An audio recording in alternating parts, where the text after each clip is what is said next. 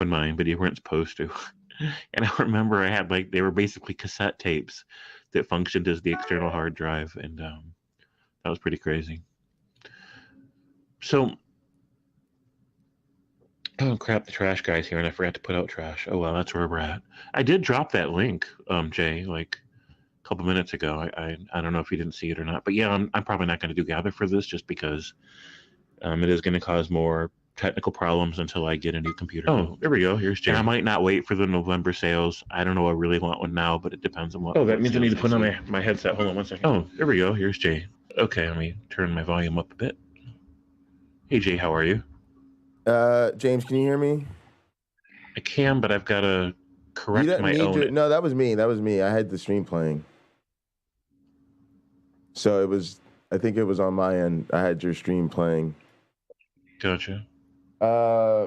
Yeah, so sorry, I literally just went live myself. And it's kind of weird because I was actually planning to talk about Stephanie Tretton today. Nice. I'm hearing an echo. I don't know where that's coming from. But so first let me say about Gather, I think part of the issue is there we go. Go ahead. When you're two places at once, yeah, there's still an echo. I don't know. You were probably fine before, James. You probably should go to whatever you were doing before I called in. I'll fix it. Yeah. Sometimes people are like PineCreek. You know, I should have muted the stream first. We just need a minute. But yeah, so the Gather thing, I think, is a sound issue. I really don't think it's Gather. It's more likely to be StreamYard. One thing I will say about Gather is that it has been really good about sound. And I use it a lot, right? I use it on the phone. I use it on a tablet. Right now I'm logged into 4 Gather accounts at once, right? So it's, if it was bad, right, it'd be hard on my internet, right? It'd be like, yeah, you're doing a lot, but it's actually really good. I think what the issue is something like Voicemeeter becomes an essential tool when you guys using this. It's a little bit weird.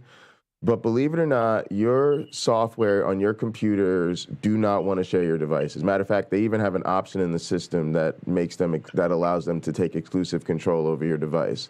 So once StreamYard says, I'm listening to your headset or your microphone, it does not want any other software programs listening to your headset or microphone. And it might have an issue. And sometimes the issue is just the bits of the programs fighting over who gets precedence for your audio. And then sometimes it's you missed something, right? You didn't realize that you weren't live and sound wasn't coming through in StreamYard or wasn't coming through in Gather, or you weren't piping the guest through, right? And so we need to just set 5 or 10 minutes aside. There's always a tool for this, and that's what Voicemeeter does. Voicemeeter says, I will take your mic, I will take your headset. I will then give you 3 totally independent virtual mixes. You can send one to StreamYard. You send another one to Gather, and then but you just gotta when you're done with your stream today or later, end 10 minutes early so you're not ready to pass out, and then hop in Gather or something, and I'll show you the Voicemeeter tutorial, right? Because it'll only take you 10 minutes, and it'll just solve this problem. You'll never have this problem again. You'll be like, oh my God, I wish I did this a year ago. I'll be like, yep. Nice. But yeah, it's pretty simple, but I appreciate you jumping in and with the technology, and definitely appreciate the feedback, right? Because I need to know what issues people are having, especially streamers. So I want to try this, see if that corrects it, right? Hopefully it does. Right. But yeah, I appreciate you and always just thinking what do we got to do to fix that? And yeah, this is another thing, man, is everybody needs more technology. I say this to my advisor all the time. Jay needs more computer. That's like our motto, right? Because we live in this sort of technologically mediated world where the speed of your internet, the processing power of your computer literally becomes a barrier to certain things. And then often I think as content creators, we rarely realize what we're doing to our computers.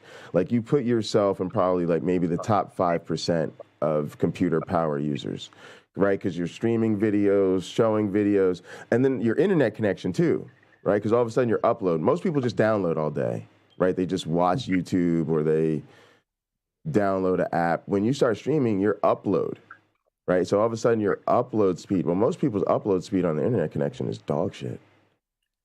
Again, because they don't need it, right? They're downloading all the time. So, we need better cameras, faster internet speed, because we got to get the upload speed without lag and delay, right? All that makes a difference, how fast and interactive your stream is and all this type of stuff. So, yeah, I think even those of us that just want to wax and build community, like Uncle Bobby, I'm slowly helping them realize you jumped into a technologically mediated world, and your drawing power, in some sense, is going to be mediated by your computational power. Right. Yeah. But it's something for everybody. I literally tell my advisor the same thing. You see what you can do, and you can think, oh my God, Jay, you've got the best, fastest, biggest computer. You've got so much equipment. And all I'm doing is complaining about what my computer can't do because somebody else's machine is bigger, better, faster than mine. Right. So we do the best we can to try to create this content.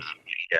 So, we learn from our technical limitations, and we grow from there. And so today's topic. We also did the right thing when if you're having an issue with the new technology, just go with what works stable, right? So jump in StreamYard. It's where you don't have issues, and you're just trying to put on a thing for your audience. Yeah. Yeah, I'm being a bit of a gather apologist. I get so hopefully people will be able to follow whatever format they have today, and the stream goes okay. Because I don't want a lot of gaps in the sound today. Yeah, absolutely. The topic's important for me, so it's forgiveness. I was thinking this morning about, and last night I went to bed thinking about it, and this morning I woke up thinking about it, and it's even though... Hang on, James. By the way, cheers, because I just went live. I literally just started my stream, so cheers, man. Thanks so much. I have serious thoughts about Stephanie, but I want you to lead it, and then I'll tell you what I think, if you don't mind. All right. So it's multifaceted, right? So no matter how good or bad Stephanie's reasoning is, or past behaviors have been, or current behaviors have been, or like last night's or day before's or whatever, that doesn't excuse me from my ethical obligations to be a leader in the community, and to be able to be the guy people expect and rely on, right, in terms of my mode and my personality, and the way that I relate to the community, and the way that I address issues. If people never know what to expect from me, then... But this is a topic I kind of disagree with you about. Okay. Yeah. So, number one, I feel bad. Because even before going on Stephanie's stream, I was actually saying earlier in my stream, and I think it was maybe even before you joined into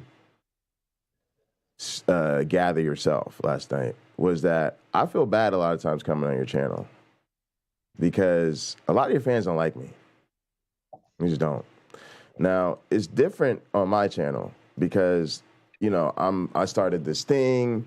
I'm trying to promote people. And so in my community, everybody knows James Apperson. And for the most part, everybody likes James Apperson. And if you don't like James Apperson, there's the door. Plain and simple every time, right? Because I'm friends and community first. And if you don't like my friends, then go somewhere else. But I've noticed that a lot of people who are, quote unquote, in the community, they have James Apperson streams every day.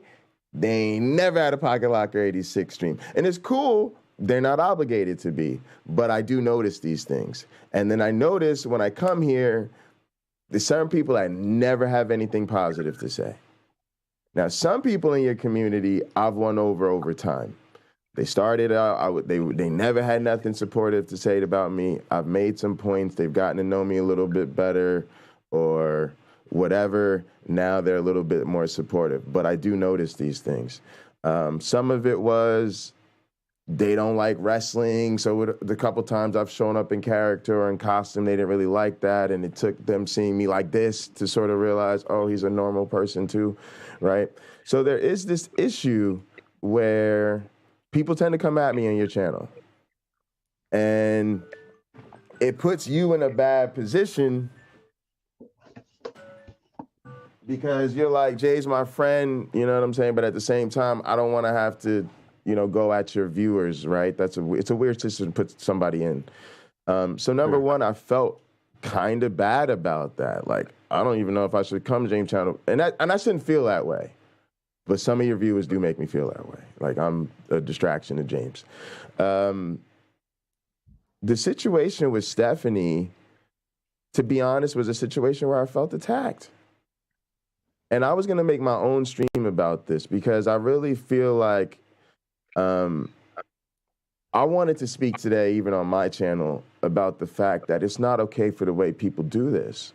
Like I made this point briefly last night, James, but we teach children and we do science experiments. And that makes us subject to attack. People literally attack me just because I'm an evolutionary biologist or an atheist. Sure. And people, that was an attack. When somebody comes through a conversation that atheists and skeptics are having about the pandemic and about their personal struggles, their personal isolation, their losing family members, you and I are talking about the isolation we've been dealing with for years now. And they want to come through and say masks don't work. No, it's an attack, James. It's an attack from a troll. It's an attack from a troll. And what happens is you, as a small content creator, are really excited about your viewers. You're that type of interactive. You're the type, I look up and I see my channel count. I don't care. It's going to be 3, 4, 20, back to 12, up to 19. I don't care. It's just going to do that all day, right? But you're not like that, at least not earlier, right? I remember it's phases, right? You get different as you go on, right? The first couple months, you're watching that number like a hawk. You shouldn't be, James. You should just be focused on your show, but that's later. But my point is, when you see 6 people, you in your head are trying to figure out who they are. Is it Tux, Cameron, Melody? Like you said, you're going to go through the list of names. You're trying to call everybody out, right? So you make this personal investment in all of your viewers.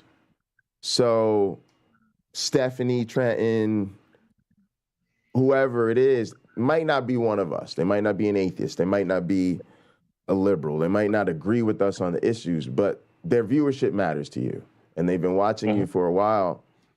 Some of them viewers are just incompatible with our community. And they're always going to put you in that situation.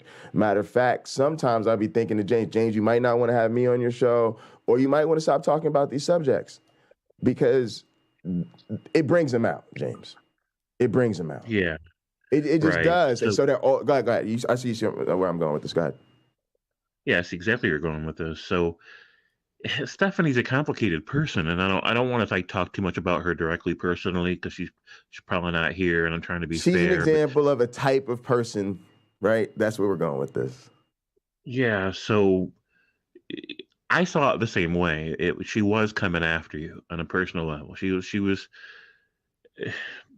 I mean, when she came at you about this stuff the other day on your stream, like, I think it was your channel. Sometimes I can't remember where we had our conversations, but I thought it was your channel. But anyway, she came at you the other day about this, and her position was awful, but I didn't give her any grief for it. You gave her some grief for it, and then I supported that because her position wasn't reasonable, and there's no place for it in our community really. It's like some people just.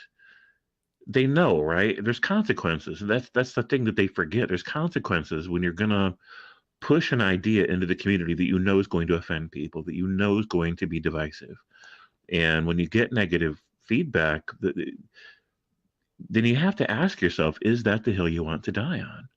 And I didn't take it personal, and I didn't yet realize it was a triggering issue for me. I just knew that I was pretty unimpressed. So today when she started, or last night when she started all over again with that on my stream, I'm like, again, really? After all the negative feedback you got from us the other night, really, again? And she's coming after you. And like, I mean, she's literally proud of the fact that she took a stand against reasonable precautions during the early stages of the pandemic and then later stages as well. She's proud of the fact that she wants to like confront us as this beacon of wisdom and righteousness on the pandemic issue. Like, how come you guys can't be as smart as me? How come you guys can't be as wise and as good as me to realize that, you know, you don't need those vaccines and masks and all this other stuff? And I'm proof of it, she said. I'm proof of it because I never got terribly sick from COVID and I wasn't, you know, doing all these precautions. And I'm like, I just think it's sad that someone doesn't understand how science works. It doesn't understand like such basic concepts. Don't know. I don't know anymore, James. I don't know because I think they do. I think it's something deeper because, James, they use the science. That's the point I tried to make. When they come and say masks don't work, just ask that question. How do you know that, right? Because they're going to cite a study, a scientist, a doctor. So maybe, I get you, they clearly don't understand how science works, right? But at some basic level, they understand it enough to weaponize it. It's sort of like pro wrestling fans, right? I, as a pro wrestling fan, want to say when somebody comes at me and they crap all over pro wrestling fan, they quote unquote don't get it, right? I don't know if that's really fair though. Sometimes I just think they want to shit on pro wrestling. They get that it's worked. They get that the ending is pre-scripted. They get that the dudes don't really hate each other. You know what else they get? They get that it really hurts. They get that these guys are incredibly athletic. They get that their bodies look like our freaking institution sculpted them, right? They get all that. They want to ignore all that because they want wrestling fans to feel that they're smarter than them. They want wrestling fans to know they see behind the curtain, and they think wrestling fans are stupid for buying into it. So and I get a lot of that in our community, and I just go, cool, you're not a wrestling fan. But I'm not going to sit here and say, well, let me break it down for you and explain that the ending has been worked out in the locker room between the two wrestlers, the referee, the producer, and the writing team, right? Like, I'm not going to go through all that because they do know. They do know. They just don't like it, and they want to remind those of us who do. Right. And that's what I felt. But sorry, go ahead. I was just saying that's what I felt. Yeah, that's what was happening, I think, with Stephanie as well. And she's a complex person. I don't think that her personality is a troll. I just think that she trolls on certain issues, and she picks not smart hills to die on, like this issue. Like, this isn't the time for that. This isn't the place for that. Don't bring that here. You made it clear before, and I supported you in that. And then I made it clear last night, and she kept pushing. And I'm like, if I had known, if I would have been self-aware enough to recognize that the pandemic stuff was a trigger issue for me for my PTSD, and it should be, right? Like, it makes sense that it is, right? That I take this stuff personal because it is personal. It has greatly affected my life and other people's lives. And she's on exactly the wrong side of it. But I didn't realize how much of a PTSD issue it was for me until after I'd already worn myself out ranting about it. I'm like, shit, you know, that was a PTSD moment for me, and I could have handled that better. And so I felt bad. I can't justify her choices. I cannot. Her past choices in regards to the pandemic, or her current choices in terms of like the antagonism that she brought intentionally to our community repeatedly after she was made known that she shouldn't be doing that. But I could have handled it better. And that's what got me thinking today about forgiveness and about what it is and how it should work. So here's some interesting things. I'm going to throw a couple monkey wrenches in this at you, James. And you know I love you. You know we're friends. You know it's all good. But I'm only throwing them out there because they're things for us all to think about as we do this, because we're all trying to get through this together. And I'm going to find myself in the situation that you find yourself in too, right? So it didn't feel good to hear you apologize to her today. No. Because it felt great when you stood up for me yesterday. You know, believe it or not, I'm constantly out here standing up for people and fighting. And I don't often hear people fighting for me. And, you know, especially after the Kent Hovind things, and a lot of times, I just feel a lot of times people are trying to correct me all the goddamn time and forget that I'm out here fighting for something, and y'all supposed to have my back, you know. And it really did feel like you stood up for me yesterday, and that felt good, you know. And I don't regret that. I don't regret standing up for you. That was the right thing to do. I just went overboard with it. You feel like, so that's the other thing. I don't think you went overboard. And I also think it's important to get rid of people like that. I'm part of the reason I made that podcast. Jay does not want you to watch him. It was very serious.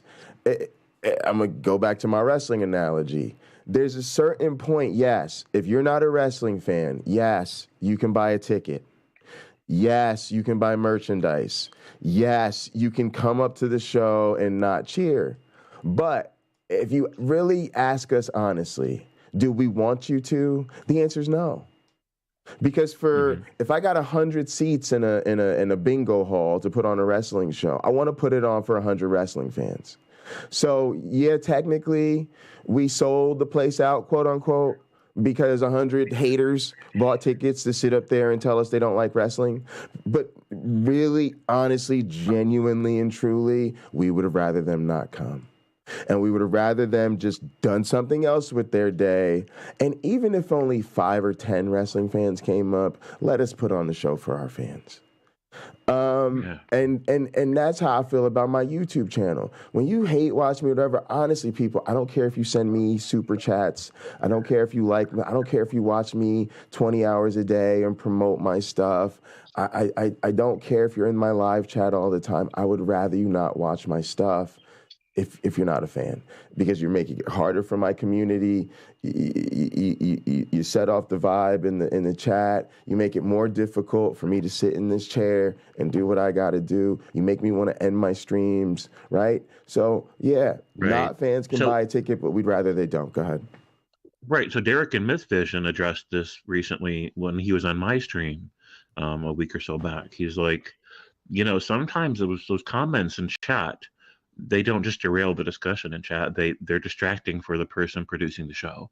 So Derek, he appreciates all the love, and he appreciates people having conversations in chat that are on topic, right? And hopefully that happens. But he's like, man, what you really notice is that one comment out of the whole stream where somebody says something negative about you or your guest or whatever you're doing, you know, and it's like, then he's like, you know, wish he hadn't seen it, right? Like, because it's distracting, and then starts making him like feel all kinds of ways. And he's like, that's bothersome, right? And as a moderator on his channel, I try to like be more and more diligent about that. And because if people are saying bad things about the guests, or people are saying bad things about Derek, or bad things about the topic or the show or whatever, I want to shut that down quick, right? Like, get rid of it.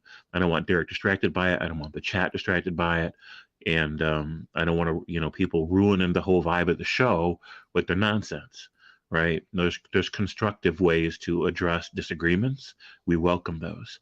But these destructive ways, we don't welcome those. And that is what Stephanie was doing. She was doing it destructively instead of constructively. And also, like, it just wasn't even the time or the place for the things that she was saying. It just wasn't. And not that there's ever a time really to say such awful things. There really isn't. Go ahead. James, sometimes I don't like talking to a wall, right? I want people to understand this in the audience too. I don't like talking to a wall. And I'm used to meetings and stuff. So I like when I'm talking to somebody to just hear their voice once in a while. A little, amen, brother. You know what I'm saying? So I'm not trying to cut you off. I'm just trying to, I haven't spoke up in a while. James, go ahead. Right. So, and yes, Manny, Melody is quick with that wrench. Melody reads and responds so quickly. I'm just not finishing reading. I jumped on it. She beat me. I was over here getting to it. And she beat me, man. It's a race, James. We're racing. We're competitive minds over here. Yeah, she's wicked fast, man. If she's on the job, like, I rarely get a chance to, like, censor somebody because she's already done it. Like, Melody stealing my mod thunder. But, I love her for that. She's on the job, and I honestly think that when Derek gets bigger, he should pay her. Oh, like he should hire her because Dude, she's we really have great. mods who compete to be the best mod. I mean, it's just crazy. Yeah. It's just crazy. And they're all our friends. Crazy. Crazy. Friends, because we haven't. Right. So here's the thing. Part of my value system is that, and part of my perceptual paradigm is that everybody is my child when it comes to the framework that I look at them about how I'm going to respond to them. Like they're not my child in any other context, but they are in terms of if my son or my daughter said or did whatever thing, what would my response? How would I handle it with them?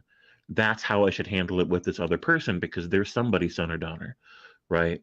But if the behaviors of the person are outside the context of what my children would do, like if they're grossly monstrous, and I think that's, I don't think that I can assign that label to anything Stephanie said.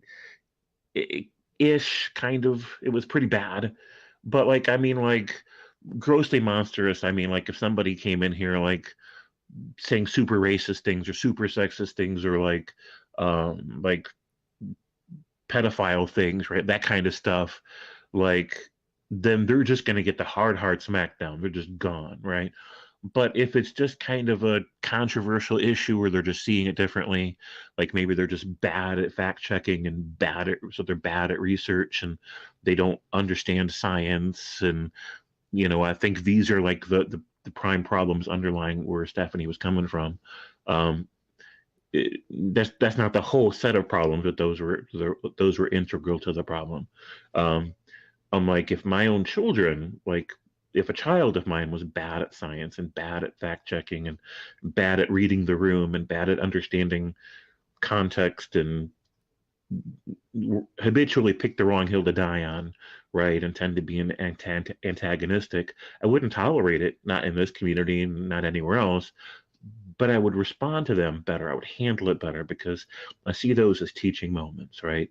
And maybe I could have helped planned a stream for teaching people how to do fact checking and research responsibly, right? And planned another stream where we explain how science works. And maybe I could have educated Stephanie on these issues. And then maybe she would start to come around. I don't know that she would have, but maybe, right? But instead of leaving the room open for that possibility, I slammed on her so hard she just never coming back. I even told her to leave, right? And it's like I missed a teaching opportunity. But see, James, these are all the tough things. In some sense, those were wins. Because, and again, we probably just see it differently and it's cool. And the only reason I feel it's important to get my 2 cents is because I'm live as well and we co-streaming, right? And I should say that to people so they understand. The thing is because... One, it went too far. And I don't know if you noticed this, but before you said that, I was going to kick her. A bunch of us were going to kick her. And it was really good that you said that because before you said that, she actually said to you, she said, James, are you talking to me? If so, I'm out of here. I saw that.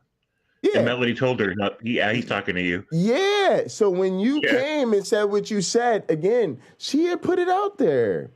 So come on, that's the taunting thing again. You got it right. That's taunt. And here's the thing I was gonna get at, James. One, I draw a lot of attention, and let's call it out. Sometimes it's because I'm just a certain persona, right? And people don't respond well to, right? And when you're a heel, you can't complain that people don't like you. You just can't. You don't get to call yourself a bad guy and then complain people boo you. You just don't work like that.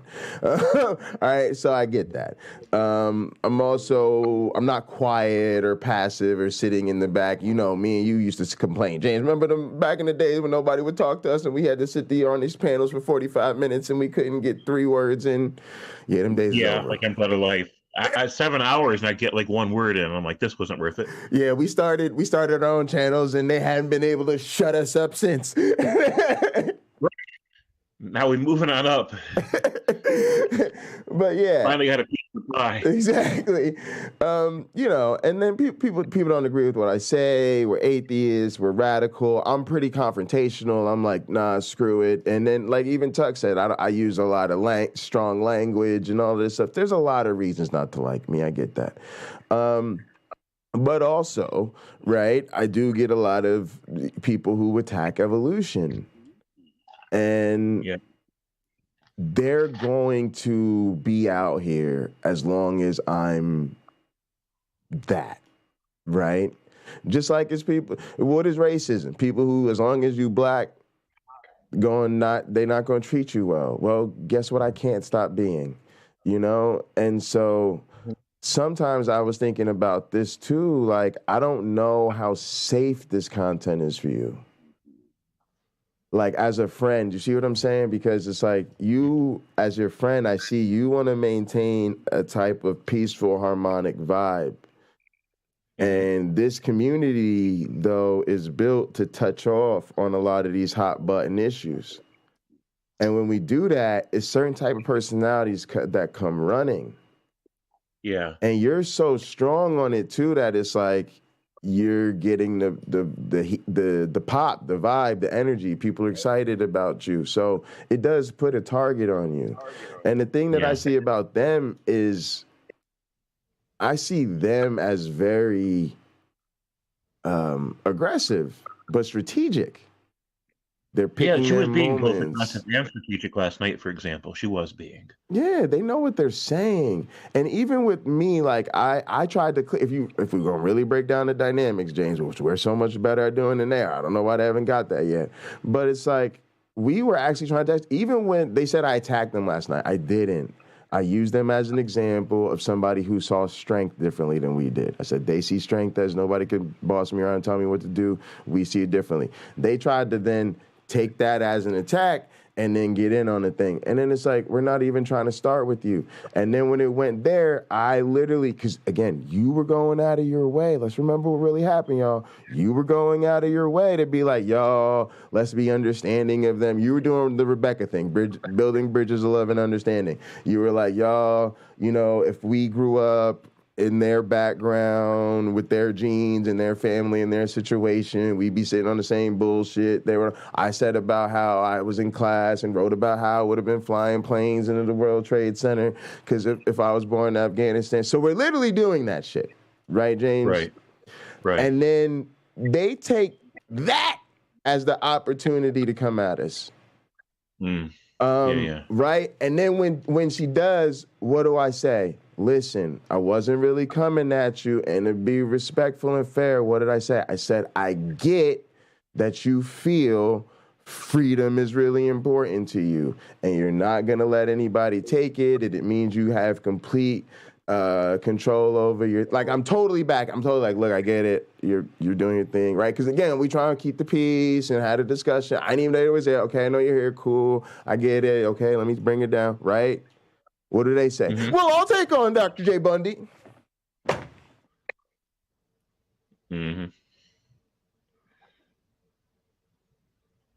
So again, this is what I'm saying, James. We gotta call it what it is, James.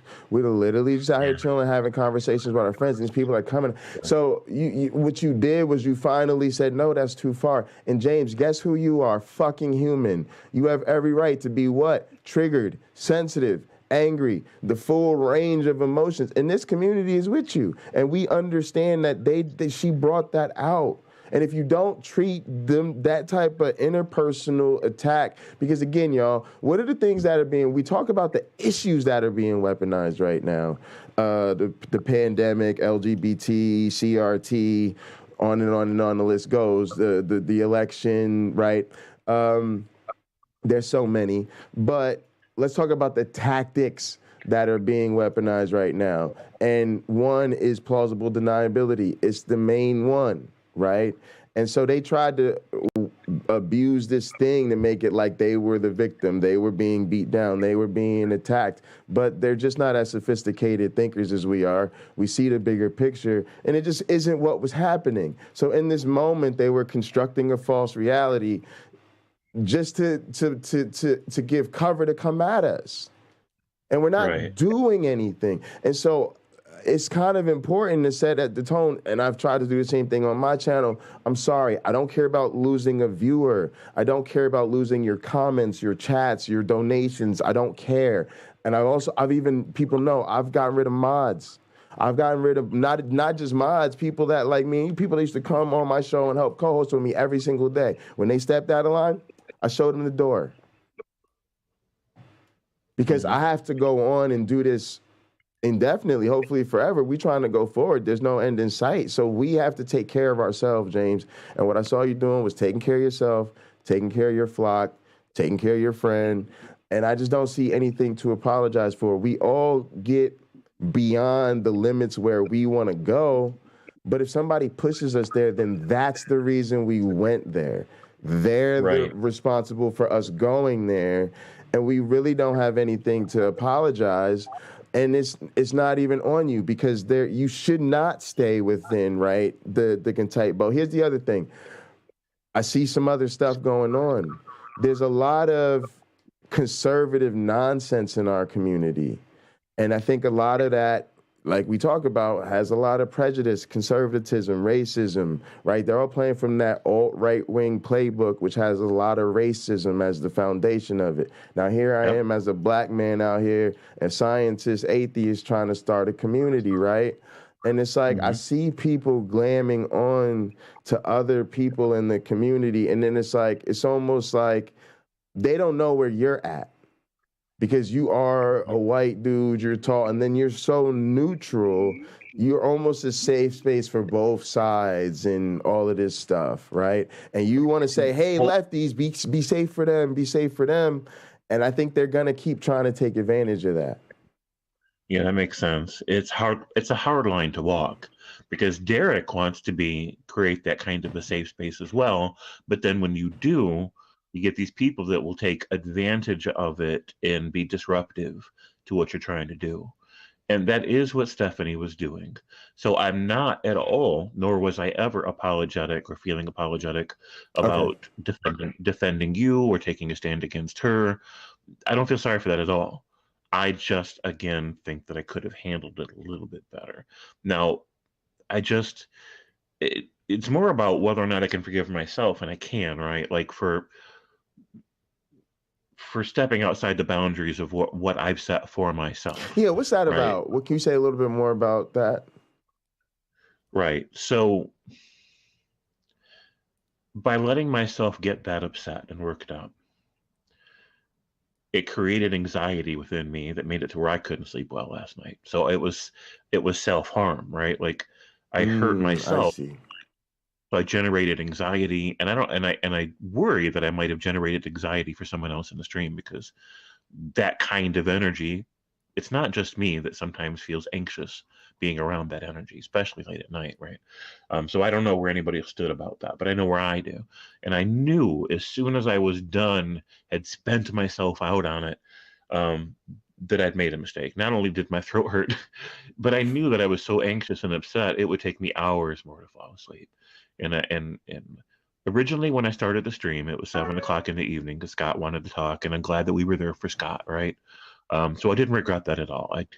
Did I mean to stay on for 5 hours? No, but it's just, I knew that I had a busy day today scheduled, and there's still some things I got up early today. I did some things I had to do. I'm still going to do some more things I have to do, and but today would have been easier. Like if I just gotten enough sleep by not being anxious when I went to bed, which I wouldn't have been if I wouldn't have got triggered and went off for like a while. And so I harmed my state of wellness. And so that's not okay. So I'm like, I think I missed an opportunity to be a little bit better. I think I should have been maybe 80% of how brutal I was, maybe 80%, not the full 100.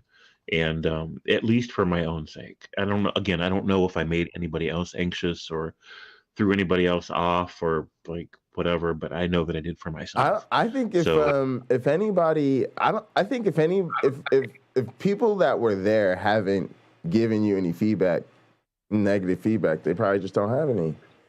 But I get what you're saying, and I've had the same thing before. It's like I was trying to do the right thing, but I stepped on the gas too hard. You know, it was too much. It was overkill. I had a good point to make, but I overdid it on making it or whatever. Again, I think people bring that out of you. But I get what you're saying. You're trying to hold yourself accountable for handling in the future. But how do you feel about that? Because I don't know. I'm the type of person that comes from, I'm going to sound old school or whatever, but it's like if somebody intentionally antagonizes me and they bring out my anger, that's what they asked for. But I don't enjoy having my peace robbed. Go ahead. Right. So they stole some of my peace, and then I stole the rest of it from myself in their name. And that's what I'm not okay with. So it's like, when I look back, what could I have done differently? It's like I should have nipped it in the bud sooner instead of just letting it play out a little longer than it needed to. And I should have just set that boundary, a healthy boundary. This isn't the place for that. And I don't agree with it, but we don't have to have that discussion here. That's not the topic tonight. Sure. Not the vibe that we're going after. This is my channel. This isn't woke. This is not welcome behavior. Let's stop it now before things escalate and there's going to be problems. And that's what I should have done. And I should have said, that coming at Jay on my stream isn't okay. Doing it repeatedly, like 2 days in a row, isn't okay.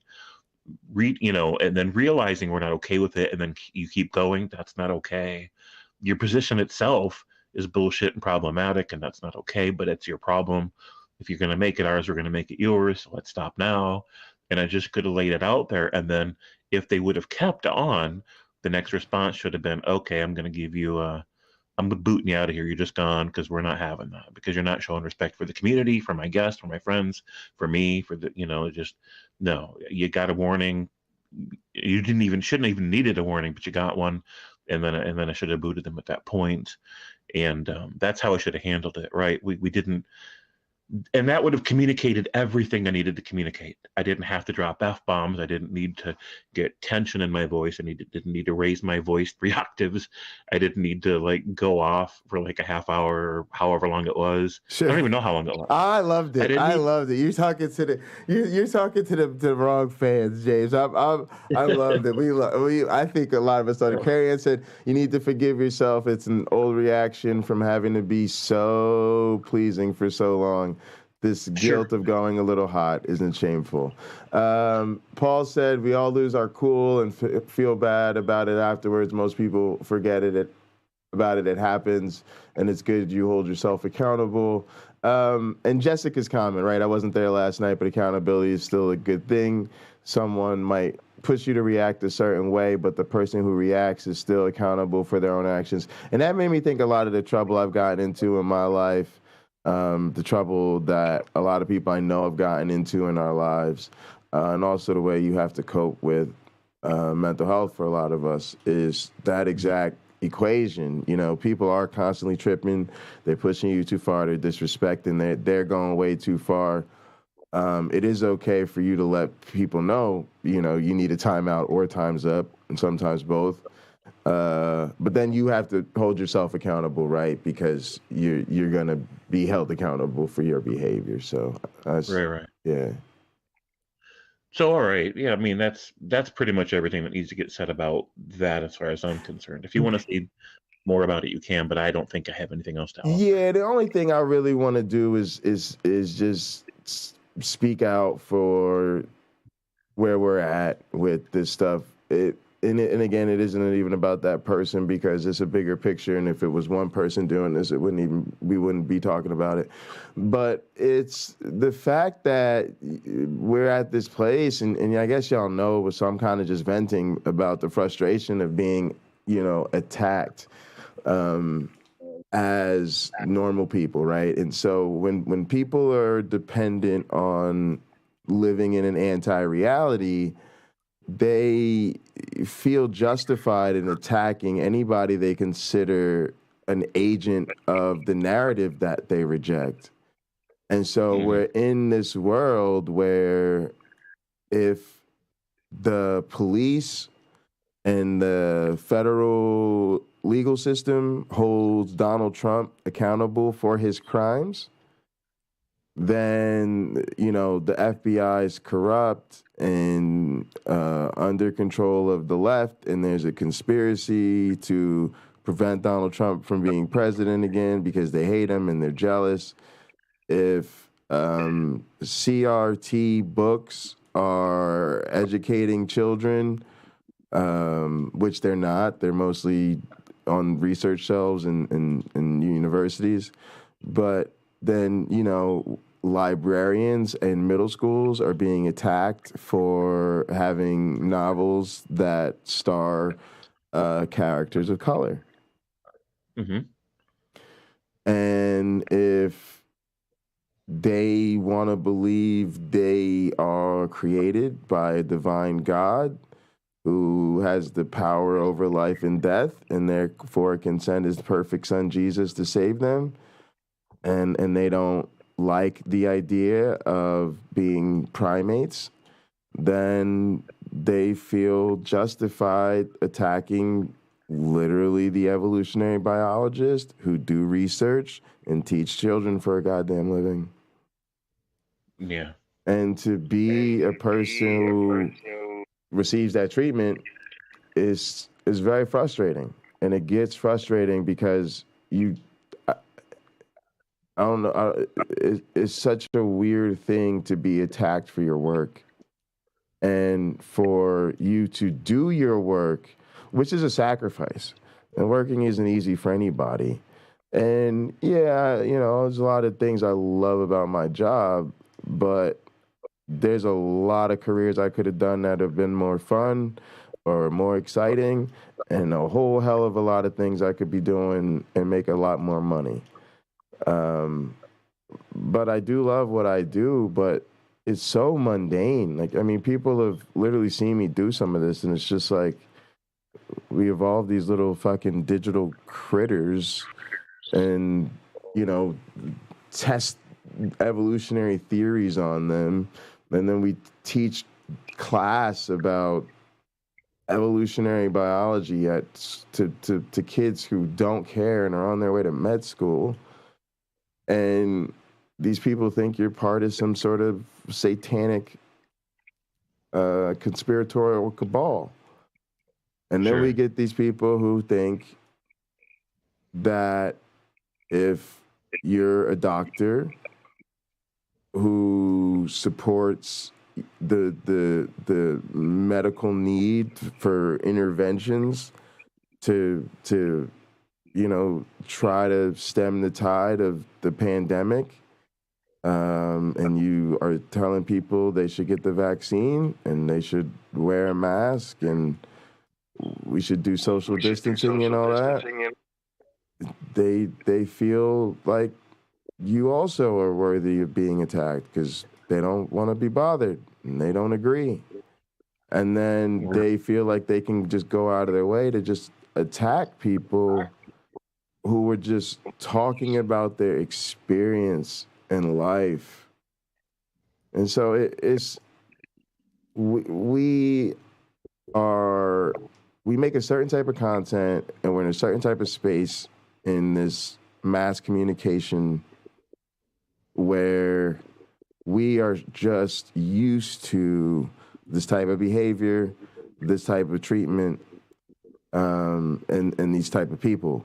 But I've been reflecting on it too, and it just really made me think, like, God damn, like, we shouldn't over normalize or just get too comfortable with people who are this way, because it's such a sick thing.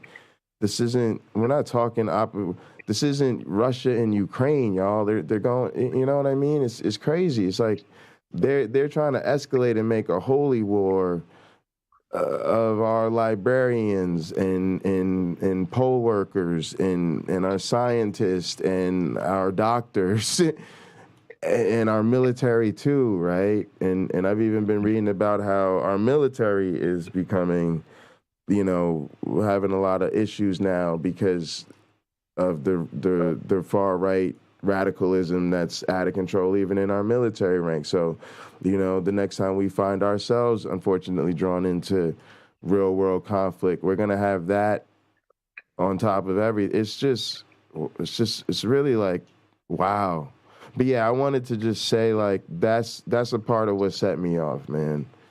We're in the Yeah, middle I of a understand. pandemic, and you're coming around talking about masks don't work, and you should just be ashamed of yourself for having the audacity to even be that way. And to me, it's not quite ignorant or stupid. Stupid people know they're stupid, and they're trying to get information. These are people who just have gone out of their way in the wrong direction. So it seems like they know exactly what they're doing it. But go ahead. Right. So I'm gonna share this screen. And also, James, I get, think you meant to apologize to yourself and maybe your community. yeah, that's what it primarily was. It was myself and my community more than anything else. So here's a screen that a friend shared with me, trauma responses. And if you look under fight, anger outbursts, right? Controlling the bully, in quotes, the bully. Explosive behavior, irritability, judgment, slamming doors, and self-harm. So some of these more so than others, but this was the mode that I switched into once I got going on this issue. And until I didn't even realize that this was a PTSD issue for me, the one that she was talking about, until after I realized I had just had a PTSD trauma response. And the self-harm came in the form of stealing my own peace and causing myself anxiety, knowing that that was going to compromise my sleep, which was going to compromise various aspects of my health and the next day's function. So that's where I'm at on this. It was a trauma response, right? And if somebody would have had my brain hooked up to a proper at the time, they would have seen that it was a trauma response. And that's the thing. Like, never discipline in anger is a lesson I learned early as a parent. You can, so you may be right to discipline, you may be right about everything that's going on, but if you discipline in anger, that's a bad habit, and it's a bad example to set for people, right? Especially for your own children. Even if you're right about it, you're going to take things far, and it means that you yourself are demonstrating a lack of awareness and self-control, and that was my problem, and the anxiety that caused, at least for me. So that's where it was about that. Still where I am. I have another question though. Where are you at on part of what how I see this is you're also doing a show, right? And part of that show is, I always say, character driven. This is one of the things I criticize my club for, actually, is when they have this idea of making content, but they always want to make content that makes us look good. So in an effort to do that, they over sanitize it, because looking good isn't what makes us interesting. What makes us interesting is that we're a legitimate MC in this crazy community of GTA motorcycle clubs, and we've been around for 5 years. We've been through hell and high water together, and there's always fucking drama, right? And right, a lot of it's petty drama. I've heard you talk about it. It's literally always almost petty drama. Didn't have to happen. Wasn't a hill to die on. And they do that, right? So yeah, but here's the thing, right? I always just say, like, when we watch our favorite shows, right? Let's say like Game of Thrones, right? It's all about the Red Wedding. It's all about the big battle scenes. And so I just think sometimes you're an entertainer, right? And part of what your audience wants to see is the full range of emotions. And so sometimes those are brilliant streams because, you spent yourself. So I have these times where I've sort of realized I might not personally be happy about something going on in my life that makes me snap on stream or want to fight somebody or literally break down crying. But I've come to understand that it's also part of making an excellent show sometimes. Right. I agree. So there's that. Like, maybe it wasn't as bad as I felt like it was looking back. I don't know. I set it to private so I could reflect on it and maybe do some edit later. And what's that? 2 or 3 days in a row that you just had to be there? Yeah, you just had to be there. So if you weren't there, you missed it. Sorry.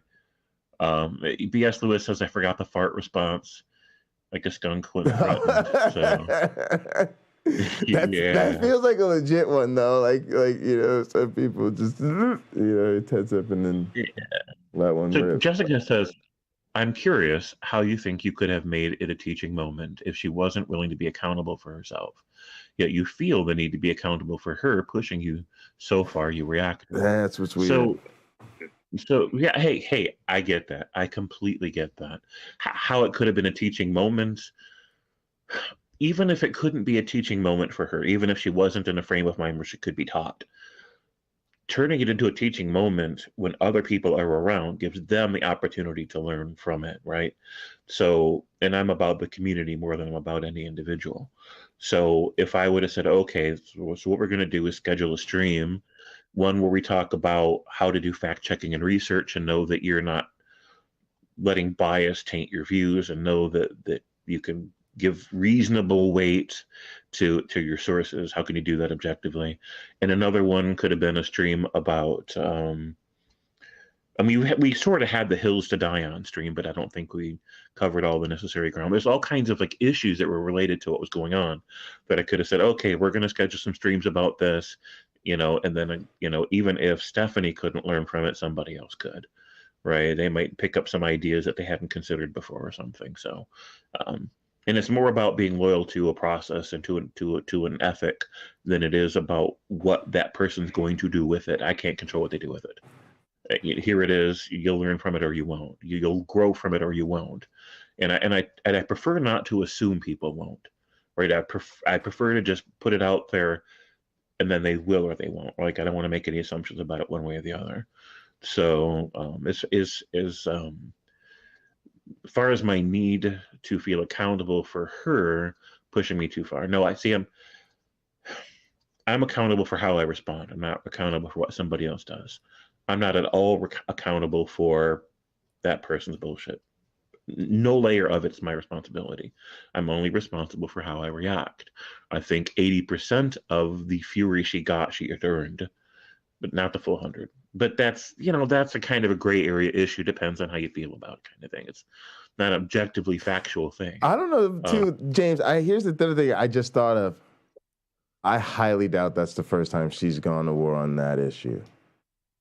Oh, of course it's not. Of course it's not. So, you know what I mean? So there's also the fact that this is probably a pattern. Yeah. Right. So it's a pattern of behavior. And the thing about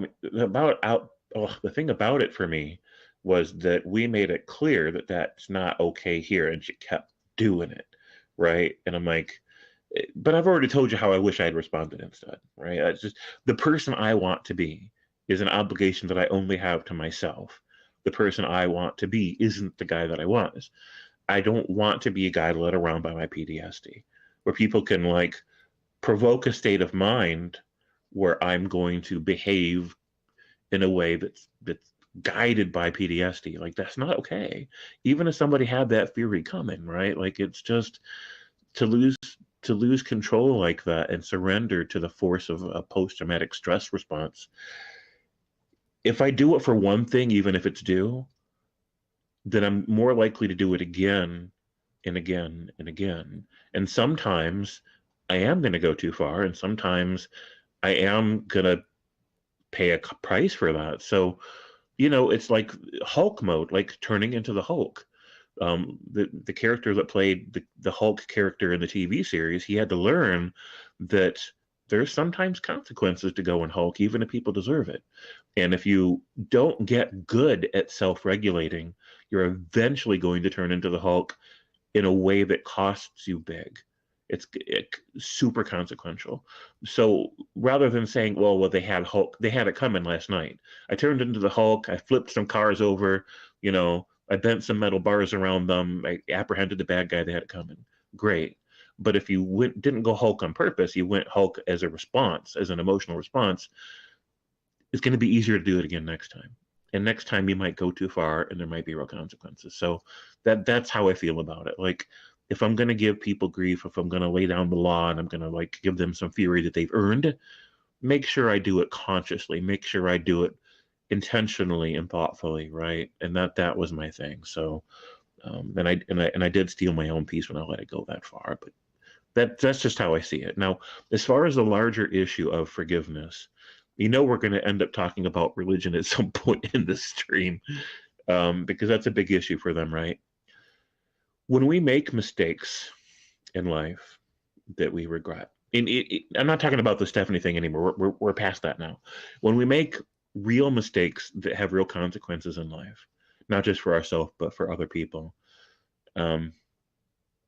there's a lot of people out there that are like Ray Comfort. I don't know who here has ever seen Ray Comfort do the Ray Comfort thing, right? Where does anybody not know what Ray Comfort does? You know where I'm going I with don't this, know. right? I don't. Oh, we should watch it. You know what? Why not? That's probably not copy protected material, right? It should be fine. Yeah, it should be okay. It should be okay. Okay, so I'm going to pull something up from Ray Comfort. Like, a lot of people might not know that he does this, and it is such an awful thing to do. I'm going to go history because I know I've watched it before, so I must have it in here. So, Ray Comfort. Oh, James, there was something else I wanted to talk to you about. Which is I call it my fake board. So one of the things I had to do is go to a dispensary to like pick up weed, and basically they like told me I couldn't go to curbside because I don't have a vehicle. And so I called to ask about this, and they told me that if I even just had a skateboard, I could do curbside.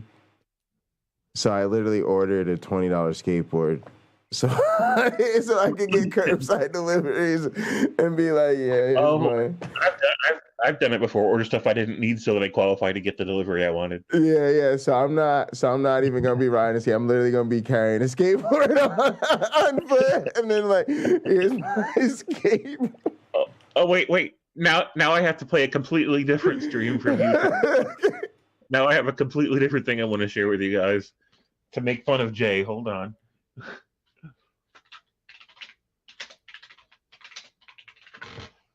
Okay, let me find it.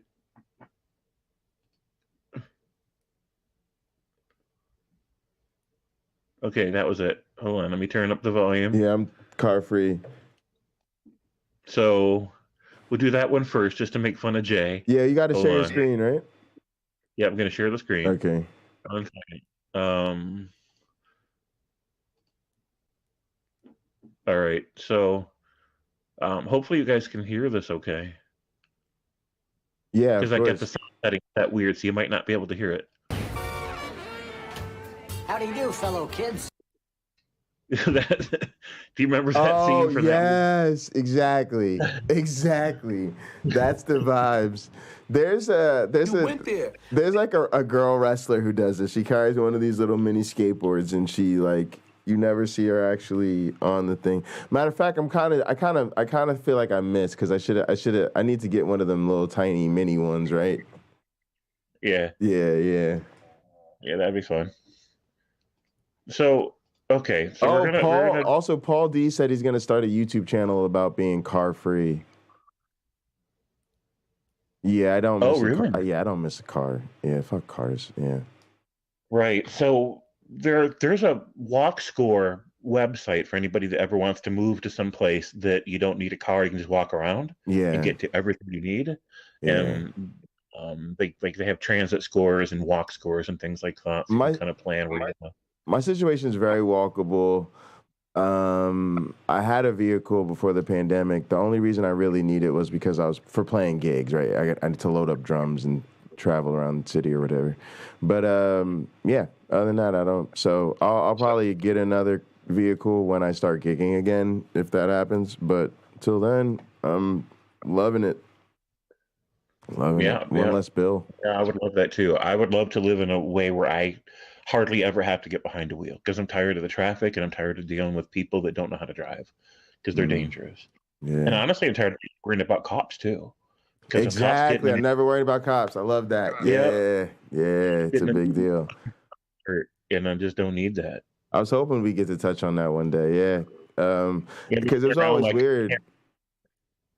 Yeah. I was just gonna say it was always weird. I prefer driving at night because it's harder to be racially profiled at night.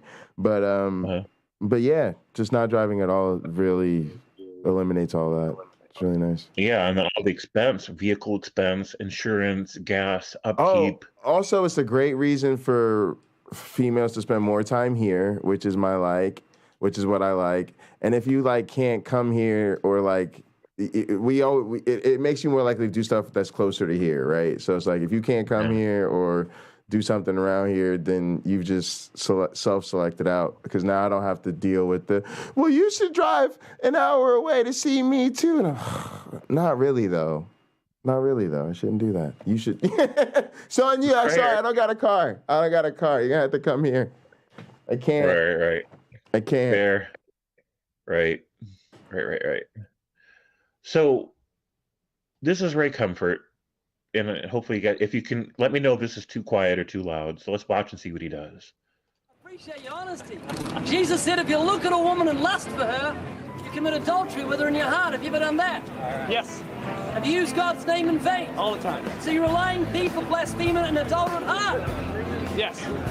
If God judges you by the Ten Commandments, would you be innocent or guilty? I'd be guilty. Heaven or hell? Really, neither exists, so it doesn't matter to me. That wasn't the question. If he judged you by the commandments and you're guilty, would you go to heaven or hell? This is the answer. You can say, go with hell.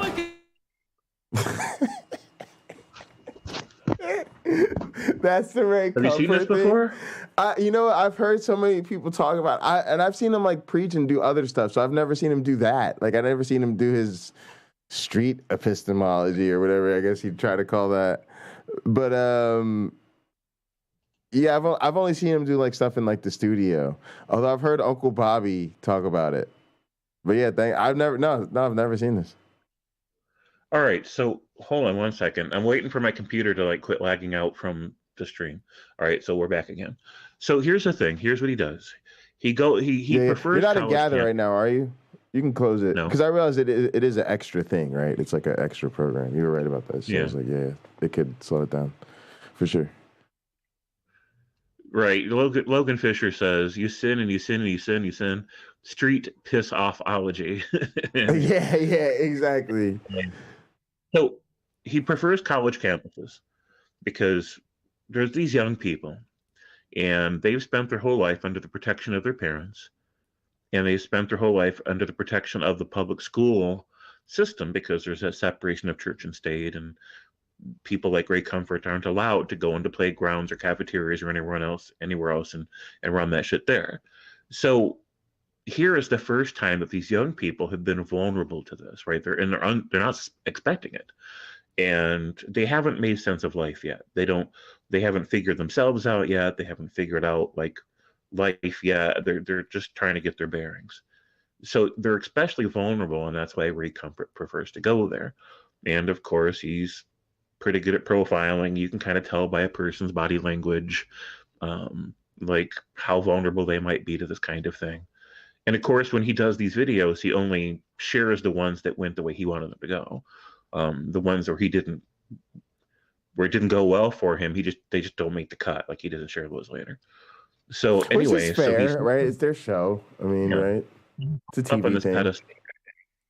A lot of times he'll actually set up this place where the student stands on this like box or whatever, and then Ray Comfort's got this like loudspeaker, and so he makes a show out of it, a spectacle out of it, so that the students' peers will gather around to watch this weird spectacle. It's a mildly amusing thing happening. So he makes the student feel exposed and vulnerable, right? Like their peers, whatever they say or don't say, if it goes badly for them, like they might not live it down, really exposed and vulnerable. And so then he asks them these loaded questions. Have you ever stolen anything? And then the answer is, of course, yes. And, even if you were 8 years old and it was a candy bar, right? The answer is yes. Yeah, right. So then he says, what do you call someone who steals? They're a thief, right?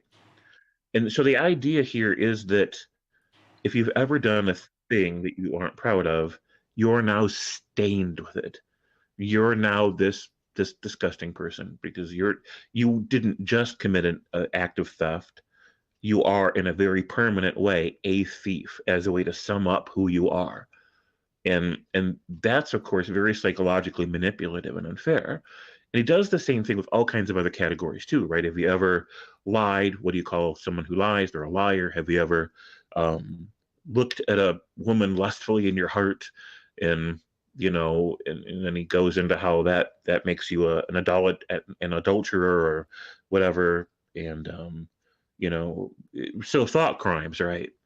And so he just goes through this whole thing, and the idea is to make this person feel disgusting and stained and like just awful about themselves and exposed for their awfulness. Like they're permanently all these things. You're going to go through the rest of your life and you are a thief, you are a liar, you are all these other things because of something you once thought or did. Petty stuff. And then the idea is to, now that he's saddled you with all this psychological weight, all this shame, right? All this sin stain that he puts on you, like you earned it for yourself, right? But he's psychologically manipulating you into this framework with these logical fallacies and these unfair gimmicks. And then his religion offers to clean you up. Look at how yucky you are. People are probably going to notice it. Even if they don't, you're going to notice it about yourself.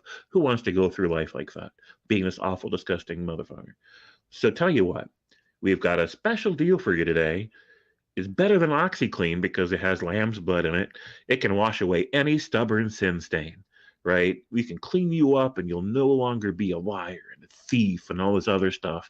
All you have to do is accept that this ritual sacrifice in the Iron Age has cleansed you of all of it, right? So that you can forgive yourself, and so that other people can justify forgiving you as well, and so that you won't be carrying it forward. You'll be cleansed, and all those stains will be gone, right? And it works on some people, right? And it's like, do you have any comment on that before I continue? Oh God, briefly. We talked last night about you grow up on this tip where because they're teaching you that I'll never steal, I'll never be a liar, I'll never be an abuser, I'll never be an addict, right? Yeah. And you look down at people who do, and then for people like you have to learn to actually you did those things, right? And part of they still want to beat you down over those things, but that's now your strength. Is that you learn to be those things. And so it's just interesting that they're still contextualizing it that way, where for me, it's now interesting where we have the strength of the humility of saying, well, I've been a liar, I've been a thief, I've been a cheater, I've been the abuser, I've been I've been the criminal, I've been the psychopath. So, it's just so much more of a human understanding. And I think you actually are better off. You'd be better off if they teach you how to deal with the fact that you probably are going to be all those things rather than the other way. But yeah, that's it. I don't want to get sidetracked. So yeah, that's it. And perfect. Thanks for asking. Let's move on. All right. So here's how forgiveness should work. And I don't mean this in terms of like questionable, arguable stuff that we can like debate. I just mean for anything that's real, for anything that's meaningful. Let's say you've done something you're not proud of and it still bothers you, and maybe it should. You've done something to somebody in your life, or you may have done some real damage to their mental health or psychological well-being, their ability to function in the world, whatever. You may, and it may still be bothering them, or they may still be paying some kind of consequence for that. Or even if they're not, it was still pretty shitty and not okay. So the right thing to do, the way to resolve that, is not to indulge in some weird religious narrative where some sacrificial scapegoat did some blood magic thing that like ritualistically cleansed you of your responsibilities or whatever, as long as you like choose to believe it really happened in the absence of any good reason to think so. It's not that at all. It's not some weird nonsense, right? It's not to indulge, in some religious ritual voodoo crap. The right way to handle it is to say, okay, I'm going to go find this person and reach out to them. I'm going to see if they're interested in opening a brief dialogue. Let them know that I'm sorry. I did this thing. You may or may not remember it. It may, if you want to talk about it, we can, but you don't have to. But I want to let you know that I did this thing. And in retrospect, it wasn't okay. I shouldn't have said this, done that, whatever it is I did. Be specific. And it bothers me, and I just want to let you know what bothers me, and then we can talk about it if you want to, but we don't have to. And then just see where it goes from there. Let them decide if they're up for that conversation or not, right? And if they are, let them direct how the conversation goes. And for most people, if they're willing to have the discussion with you, they'll appreciate it. It'll mean something to them.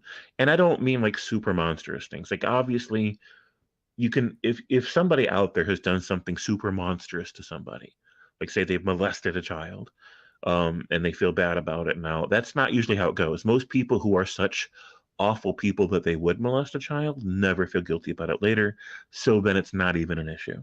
But let's say in some rare occasion, from rare example, somebody feels super bad for doing something super horrific. They should still try to reach out and make amends, but they should understand if the person isn't willing to hear them out. Most people won't hear you out if you've done something terribly damaging to them. And they don't owe it to you to listen, right? They don't owe it to you to forgive you or anything else. But the important thing, no matter how minor or how major the thing that you've done in your life, if you really have grown as a person, if you really have become somebody that would no longer do, and usually we're not talking about extreme things. Usually we're talking about things that you just weren't fair to somebody. Most of this covers the territory of you lied to somebody, or you betrayed their trust, or you bullied them, or something like not something like super psycho, like right, just like normal human mistake, and now you feel bad about it. This is most of the territory that this point covers. And so we'll kind of shelf the extremes for a moment. Like those can be treated as their own issue. It's a kind of a side discussion for the extreme. I also think of it too as you were probably underprepared for the situation, and if you would have known better, you'd have done better. Sure. Even at the time. I mean, a lot. I don't believe in free will anyways. It's just all physics. So, if somebody was prepared better, they'd have done better. That's always true, right? Like, our experiences are formulative in terms of the way that our psychology forms, and then in terms of the way that we behave. But setting aside the free will issue, which is just kind of a side point for myself, yeah, if you would have known better, you'd have done better. Some people just don't have a conscience, right? Some people just don't. But here's the thing. For the people out there that are super monsters that don't have a conscience, none of this applies to them anyways, because they're never going to feel bad enough to, for the same reason they did the super evil thing in the first place, is also the same reason they're never going to have this moment where they feel like they need to make it right to somebody and they feel they're carrying guilt and shame. Because if somebody makes it to adulthood without a conscience, you don't grow one later. If you make it to adulthood in the right portion of your supramarginal gyrus in the brain did not form, it's not going to form later. It's too late. It's like having a hand that didn't form. You're not going to like have a shriveled up nub when you're 20 and then have a fully formed hand when you're 30. It doesn't work that way. The chance to grow only happens during a certain age range. If it doesn't happen, it doesn't happen. So really, it hardly ever happens that somebody's done a super, super evil thing to somebody earlier, and now they feel guilty and shame about it later. It just doesn't work that way. If they didn't have a conscience when they were 20 years old, they're not going to have one at 30 or 40 either. It just can't, because it's a brain function issue. So that's why we kind of need to set the super monsters aside as their own special issue. So we're just going to talk right now about the middle range stuff. Like you just betrayed somebody, right? You lied to them, you bullied them, right? But it's not necessarily who you are as a person. You've grown since then. You feel guilty. You feel like that's crap. I don't want to be that guy anymore or that woman anymore, or whatever it is the case. And so the right thing to do isn't to indulge in some weird religious ritual. The right thing to do is to find that person and try to make amends, and that person doesn't owe it to you to listen. They don't owe it to you to forgive you. But if you've grown into the person that wouldn't again betray somebody in the way that you did, and you've accepted responsibility for it. You've done the hard work of looking inside of yourself to recognize your bullshit and to grow from it and become better because you've owned it. And you've reached out, and they'll either listen or they won't. They'll either forgive you or they won't.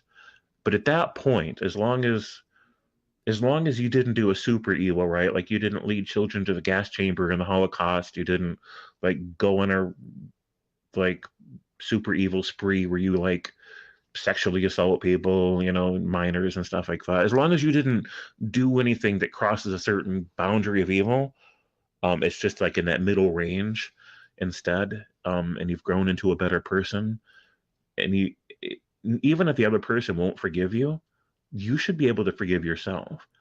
If you're not the same person anymore who would do the thing that you feel bad about, then you're just not that person anymore, right? That growing, the pain and the courage it takes to look inside yourself and take that personal inventory, right? The pain and the courage that takes, and then the pain and the courage it takes to grow from that and become the person who would never do that again, to become the person who wants to reach out, apologize, and make amends if whoever it is open to that. Once you've reached that point, you've earned your own forgiveness. You have. And they don't owe you forgiveness, but that's about them. That's about their journey and where they're at about it. If somebody can't forgive you, it means that they can't heal from it. That's what that means. It means that the trauma is enduring and they can't heal, right? And so until they've healed from it, they don't want to like file that under debt paid or debt canceled, or they don't want to file it that way. They're still wrestling with it, but that's about them. The old you may always owe them that debt, but the new you doesn't. Does this make sense? I mean, I've heard you touch on this briefly before. Yeah, I think it's huge, though. I think this is the struggle in life. I think this is, it's the thing I certainly struggle with. I think some people can't do, and it's why I take issue with, the cancel culture and the don't talk to this person, don't have a conversation with that person, because people have to live, they have to move forward. And I almost want to say that the people who don't let people move forward, you're killing people. If we're honest, you're just killing people. Right. People you mean like cancel culture? Yeah, because people make mistakes, and unless you think they deserve to die from it, you got to let them move forward. And I've even heard people say things like, so Alex Jones is a fuckface, right? And he weaponized the shootings and all of this shit and lied, and now they came after him for all his money. And I heard somebody go on like, well, should we now be concerned about him and others like him taking their own life? It's like, well, look, they just need to be held accountable for what they did. But we shouldn't be having this conversation because we shouldn't be abusing people because they've done something wrong in the past. And yeah, I just think it gets people killed. So yeah, people have to we have to learn to forgive ourselves. It's super hard, and we have to encourage people to move towards that, because it's really could be fatal if they can't. Yeah. Right, I agree 100% on that. So Robert X says nobody should force other people to punish someone because of what they did to you, and I half agree with that and I half disagree with it. I think it depends. I think we need a more nuanced conversation about that. Sure, me too. That's what laws and enforcing laws is, right? It's one person who is upset that someone did something bad to them, and usually justifiably upset, and then them saying, I want the law to punish them, right? James, can I drop the link so Mark Reed can call in? Oh, yeah. All right. Thanks.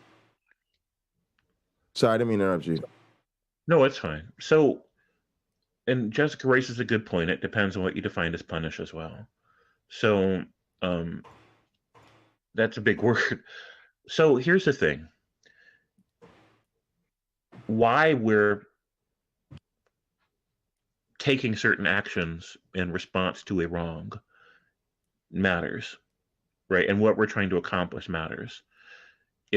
if somebody has done particularly horrific things in our society, then the good reasons, the good motivations, the good goals for punishing them would be to make society safe quickly, right? Because if those people are still out there with this certain mentality where they're going to keep doing a bad thing, we want to stop them. We want to say, okay, we want to make sure that when the sun rises tomorrow, you're not going to claim another victim, right? We have to make sure to like get you off the streets in a hurry, get some intervention in a hurry, so that one, we can hurry up and make society safer from that, and then two, we need to assess how sure can we be that you did a thing, what have been the consequences of the thing you did, what are the reasons for you doing the thing if we decide you really did the thing, and what can we do about it? Like, what can we do restorative in order to help you become a better person that wouldn't again do the thing?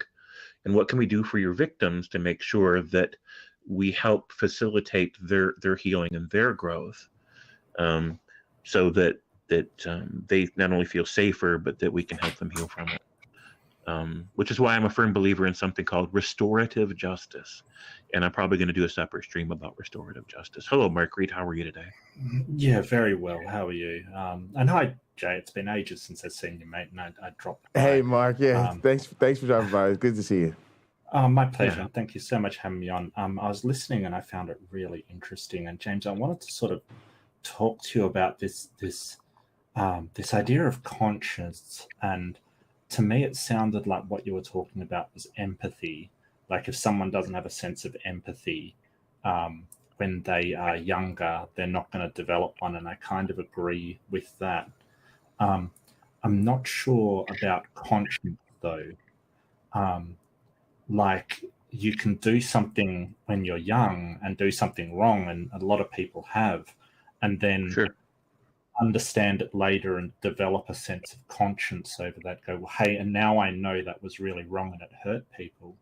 I totally agree with, if you're, I mean, technically the terms for it is a sociopath, somebody that doesn't learn a sense of empathy, or a psychopath, someone who neurologically is just born without a sense of empathy. That's not going to develop. It's just not. But I sort of take that differently than conscience. So I was going to ask how you're kind of defining conscience. That's a good question. So conscience. So my understanding of conscience, or what I mean when I say conscience, is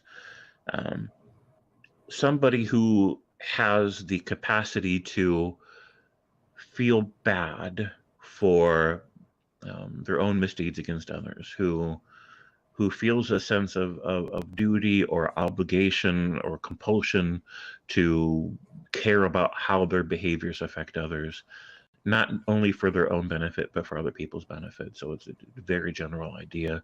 But you're right, there's a more specific and nuanced conversation that needs to be had about the difference between empathy and compassion and personal accountability and social and civic duties, and why a person accepts certain social duties and why they reject others or don't care about others, and whether or not that encompasses their entire personality, or whether or not it's situationally specific, because somebody might not feel guilty about a certain thing that affects other people, but then they can still possibly feel guilty or accountable or compassionate about how their behaviors affect others in this other way, right?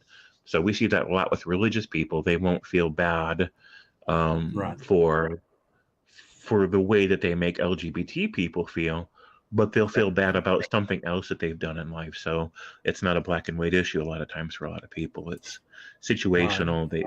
They think certain things aren't a big deal. Even if they are, they might not realize it. And other things they justify and validate as a necessary evil, but they may still possess the potential to feel, and they may often feel bad about other things that they've done. This is one of the weird things about my church, was that they were like obsessed with porn, right? And it made them seem so, I hate to say this, but like white, middle class, and privileged, that they didn't get that they were like, yo, dude, there's real problems in the world. And you guys sound ridiculous when you sit up here and confess your masturbation habits to each other out of this weird guilt trip, or oh my god, I can't believe I made out with my girlfriend this week and the devil's got the best of me. It's just ridiculous. There's people starving on the street and they're worried about slapping the ham around a couple of times. It just but James, the thing is, and I want to run this by you and see what you think, because I think that when you're talking about they as in religion, or they as in people in the prison system, I don't think that doing things is everybody is capable of doing really bad things for things that they believe in.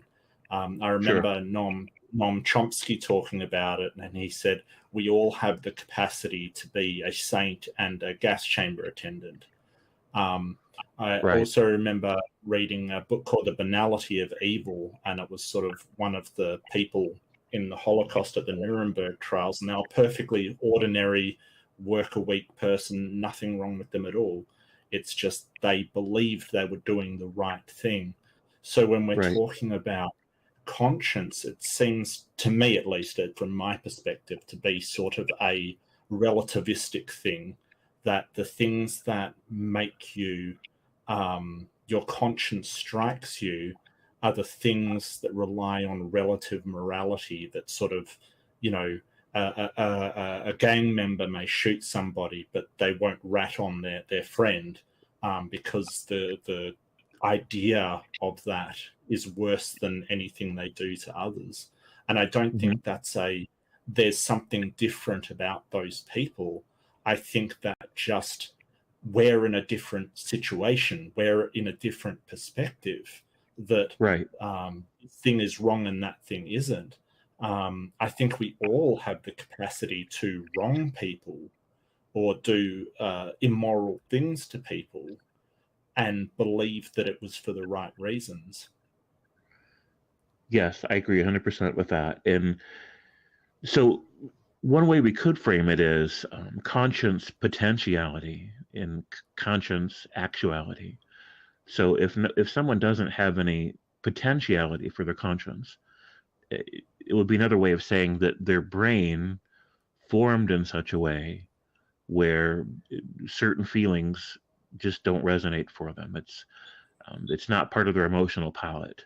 It's like being colorblind. You can explain, you can try to define red to somebody, but if they can't see it, they can't see it. You can try to define compassion or empathy for somebody, but if they can't feel it, then they can't feel it. So so those people with that problem or with those limitations do exist, and to no fault of their own. Nobody chooses not to be able to feel a thing. It depends on how their brain formed. So, it's difficult to talk about that in a fair way, because the way that I see people that are sociopaths and psychopaths is that they're a different kind of animal almost.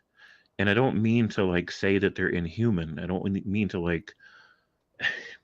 it's like the reason that we don't pass moral judgments. James, this is wonderful though. No, I agree with you. I just wanted to tag in and say that that's a good way to think about it. And I feel the same way about why biologists think about sex the way they do.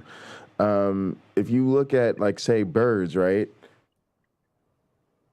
You'll have a female who spends most of her time tending to a nest, caring for eggs, offspring, and whatever, building, right?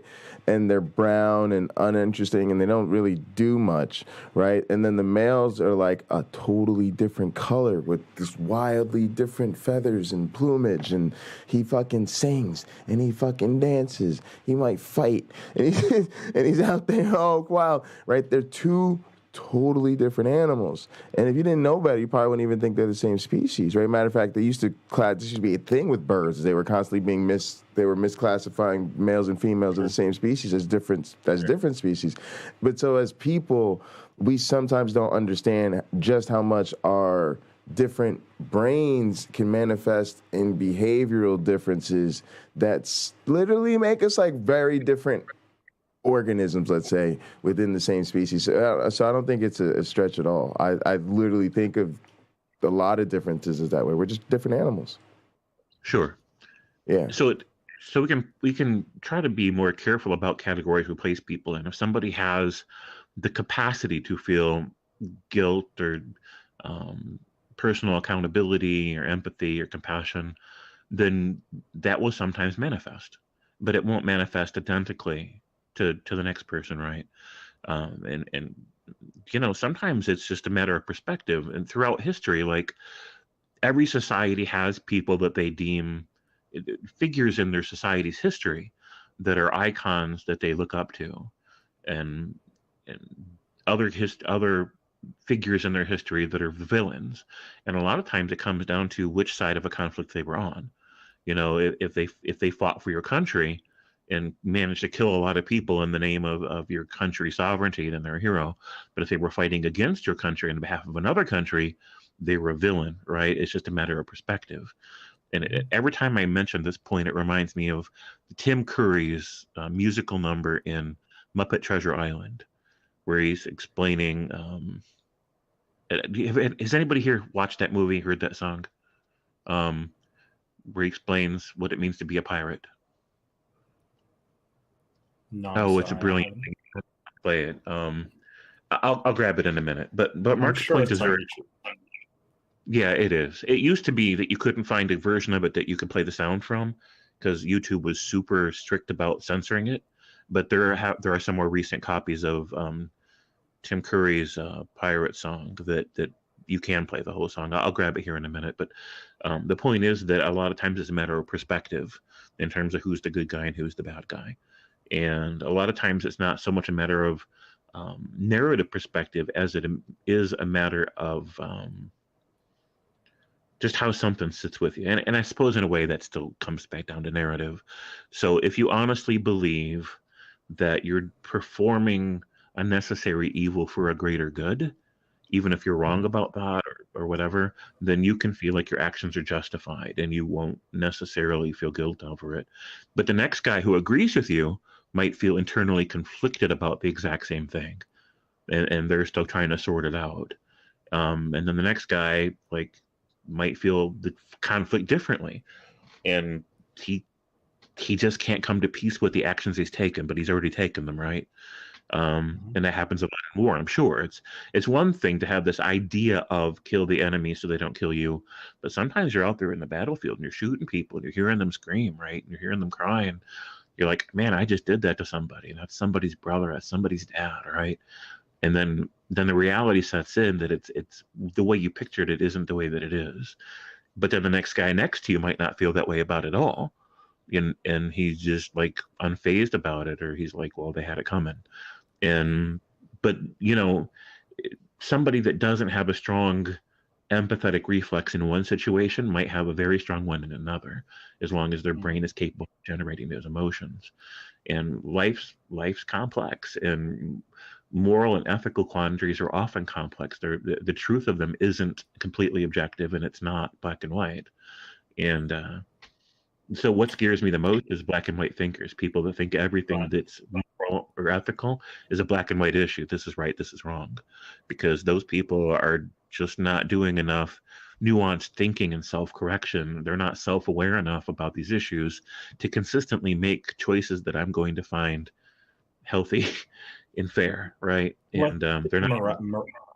I think morality is one of the most complex subjects you could ever get into. Sorry, I just want to back you up on that. It's so complex. Anybody that says, "Hey, I've got the answers to morality," is either deluded or lying to themselves. Quite frankly, it's so complex.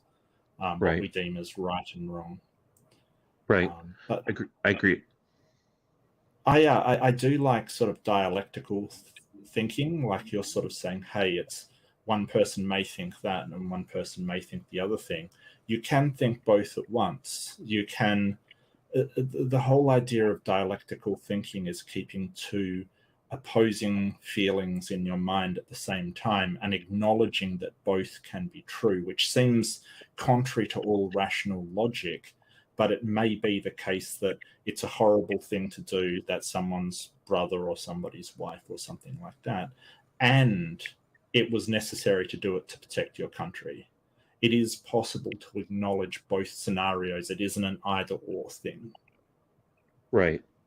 And we can understand that, but there are some people out there that intellectually they just can't process it that way. Everything has to be either good or bad. And so if they see it as only good, they're not going to have any empathy for the people they're killing at all. And maybe that's better because then they don't get quite as traumatized. They do their job better and they're able to go home and sleep well. And we probably want them to be able to resume their healthy role in our society. And it's kind of ironic. It was very ironic that somebody who's aware of the conflict, it's both good and bad, the thing they just did.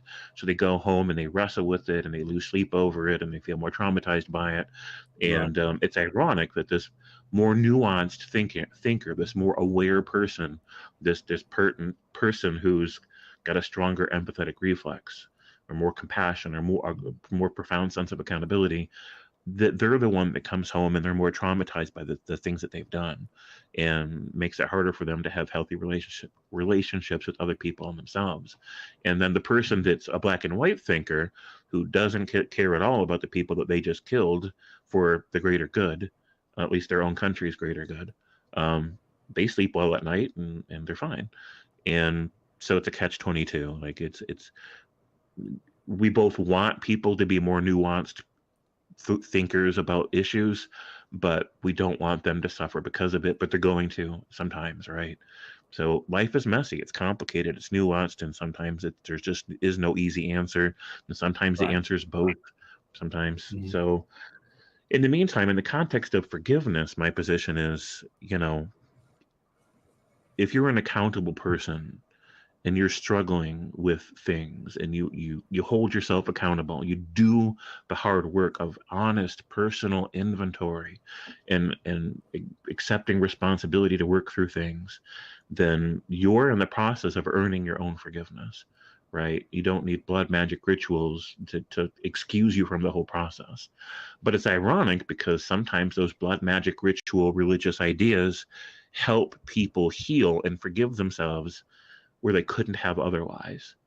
And I want that for people, so then it becomes another ironic catch-22 where I don't want people indulging in this religious blood magic ritual nonsense because it undermines their relationships to other people in other ways.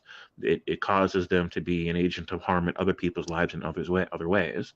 But then again, if it allows them some healing, then there's benefits there too. I disagree. I think it's a double-edged sword.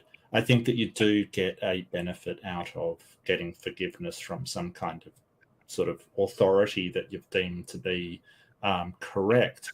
But too often I see people ahead of time decide to commit an injustice knowing that they'll be forgiven afterwards.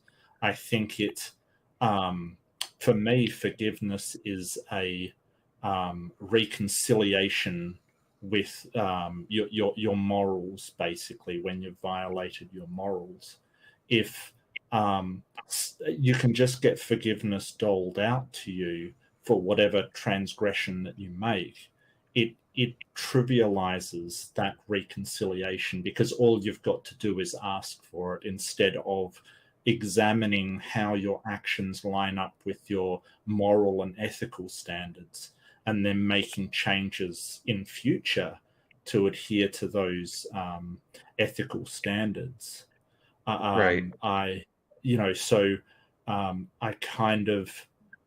don't get me wrong, I agree partly with what you say. It's sort of like the idea of radical acceptance or radical forgiveness. You forgive anything that you're doing, but when it becomes a loophole for you to commit those immoral actions, that's when it starts to get dangerous. There's a guy out there called Perry, and he basically takes the stance that there is no sin for him. He can do anything he wants because he's forgiven for everything. And it's an extreme example, but it's an example of somebody that has absolutely no moral restrictions because he believes firmly that God has forgiven him for anything he's going to do ahead of time. Yeah, that makes sense. I've seen that too. So if the point of your disagreement is that it sounds like I'm saying it's a gray area or 50-50. I do want to clarify that's not really how I meant it, but you're right. You're right to make that clarification. I agree with everything you just said. Sure. James, I was just gonna add, you've always also said you're talking about most people who the things that we're talking about them needing to forgive themselves for is within a certain range that you just consider. And you don't mean normal to be normative or excluding anybody, but just within a certain percentile, right? You just, there's certain extreme things. The majority of people are very unlikely to actually ever do in their lives. And then you're saying, so within this, right? And then what Mark is clarifying is, hell yeah. And if you get way outside that range, this might not apply to you, right? Overall, I think. Is that fair? I don't think that's what I'm saying, that there's a range of stuff. I don't think there's anything unforgivable. I think that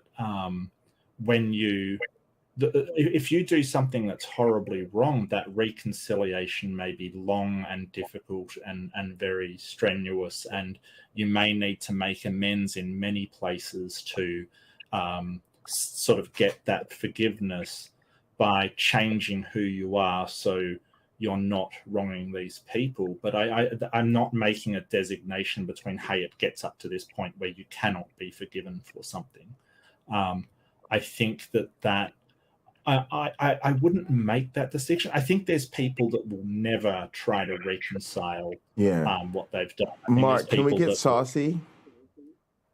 Saucy. Yeah, can we get a little saucy? James, can we get a little saucy? Okay. You mean controversial and edgy? Little bit. Can you just a little sauce, James? A little bit. Go ahead. All right. So Mark, you recently debated Kent Hovind, right? I did. And I'm guilty of same, right? So you're in light company. But he's also recently had some new stuff come out about him. I'll just say that. So people are talking about him, and I've had it kind of. Go ahead. Logia video? Yeah, and I haven't even watched all of it. I just got a little teaser like, oh, yeah, I heard there was some weird stuff. I don't know. But I guess my question is, I've had people basically come at me with the whole, if you engage with somebody, you're platforming them, you're damn near, they treat you like an accessory or whatever. One, how do you deal with that overall? And then two, do you see even a figure like that as somebody you could see redeemable somehow? Sure, absolutely. That's for the second question. Now, first off, I must admit, like, the reason why I was I was pretty vicious on him during the debate. I gave him a good mauling because I didn't catch it. I'll have to check it out. But that's okay. That's right. You don't have to. But yeah, I really was very smarmy and a bit sort of very, very caustic to him a little bit. But that's because I saw the Paul Logie video that morning and I was like, holy shit, that is a lot of toxic crap coming out about it. Oh, interesting. I for this third debate, this is my third debate against him, I really wrestled with whether I wanted to debate him or not for exactly that reason, Jay. He was giving a friend of mine, Atheist Junior, a really hard time going debate me. Yeah, I've heard about that too. And, yeah, I kind of went, well, I'll take you on because I don't like bullies. I like standing up to bullies. Bullies really annoy me. So I committed to that and said to standing for truth. Like I'll do it. I'll debate him because I wanted to basically pin him in a corner and give him a good schlacking. But that was my last debate against that man. After I saw the Paul Logie video, I've now changed my mind. He is doing an appeal, but he was found guilty. So it's very tough to know the right thing to do. On one hand, you are sort of giving him air, and I get that. On the other hand, he's running around making these claims that if no one stands up for him, he's just putting out misinformation, basically. So I'm really in two minds about that, Jay. I really am, mate. I totally get where you're coming from. Yeah, that I struggled with, but I decided I don't know. That's why I asked. And thanks for sharing. Thanks for sharing. Yeah. No, it's a fair question. And if people have said to me, like, do you have any problem debating him because he is this awful person? And I'm like, yes, I do. It has concerned me. Yes. I'm not going to say, oh no, I've got no problem with it, because I did have a problem with it. I wrestled with it and went, you know what, I'm going to counter his bullshit. But after I saw the latest videos on him, because I don't pay a lot of attention to him. To me, he's just a bit of a clown off on the side doing whatever. But that last video was like, I can't debate this guy anymore. He's a dishonest person, a very dishonest person. So I'm done with that man. It was weird for me. Because I'm, not a fan, right? That's why you're not debating him because you're a friend of his. I know in my situation, I was actually motivated because I didn't care, right? And so I kind of written him off as whatever, loser, not going to deal with it. And to be honest, I kind of I wasn't a big fan of Donnie, right? I didn't know anything about Donnie, but I wasn't a fan of Donnie's content, right? My introduction to Donnie was, I was basically a troll to Donnie. He popped up in the algorithm. I was like, oh, what's going on here? Oh, bunch of creationist nonsense. So once in a while I pop in like, what's up, losers? What kind of delusions are y'all getting in today? Like literally, it was where I exercised my need to troll right-wing creationists. And I saw Kent do a debate on there with somebody who was LGBT, and he kept asking about their gender. Well, should I call you he or she or? I think that was Daria. Yes. I'm sorry, I don't know what to call you. I just can't. Should I call you? And it was infuriating to me. And so I happened to be listening when Donnie was talking about not having somebody for Kent Hovind's 300th debate.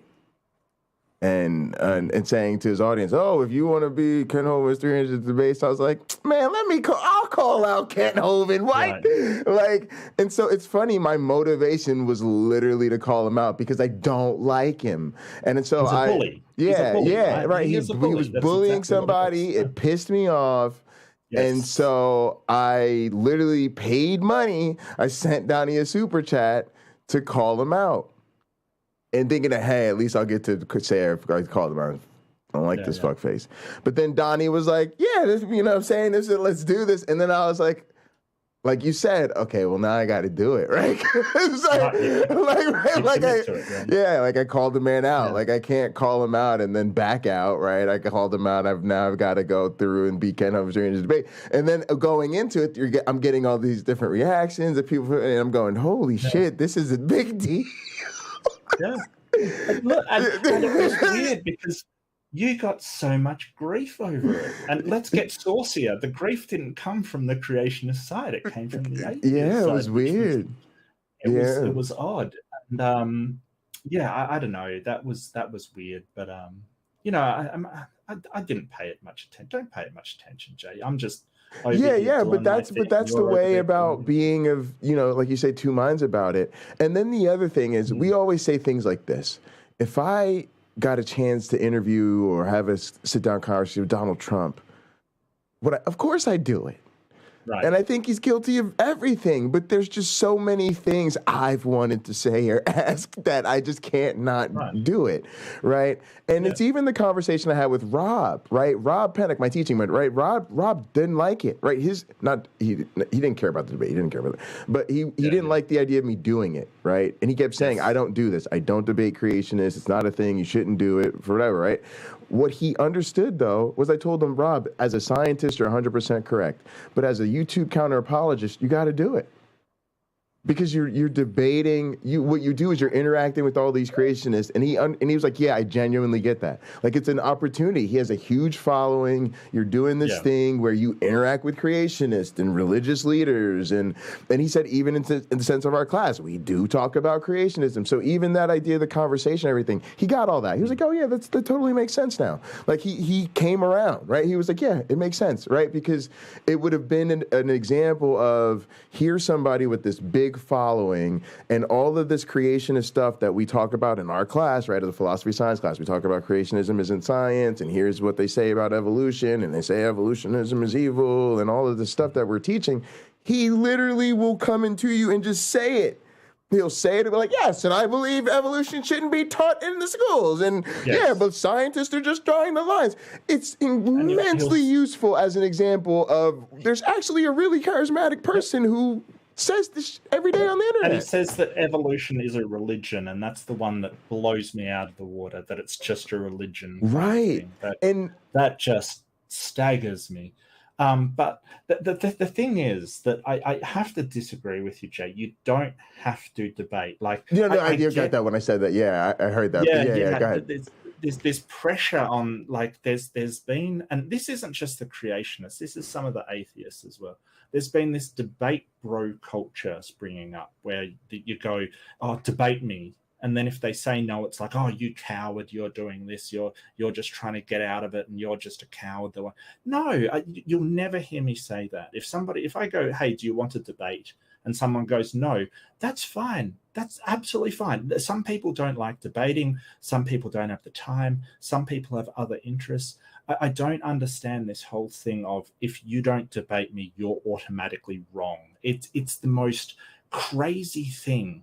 I dislike that. But it is a good opportunity. Yeah, I get that. Right. Yeah, that's what I was going to say. Exactly what I should clarify is you don't have to do it, but I saw it as a good opportunity.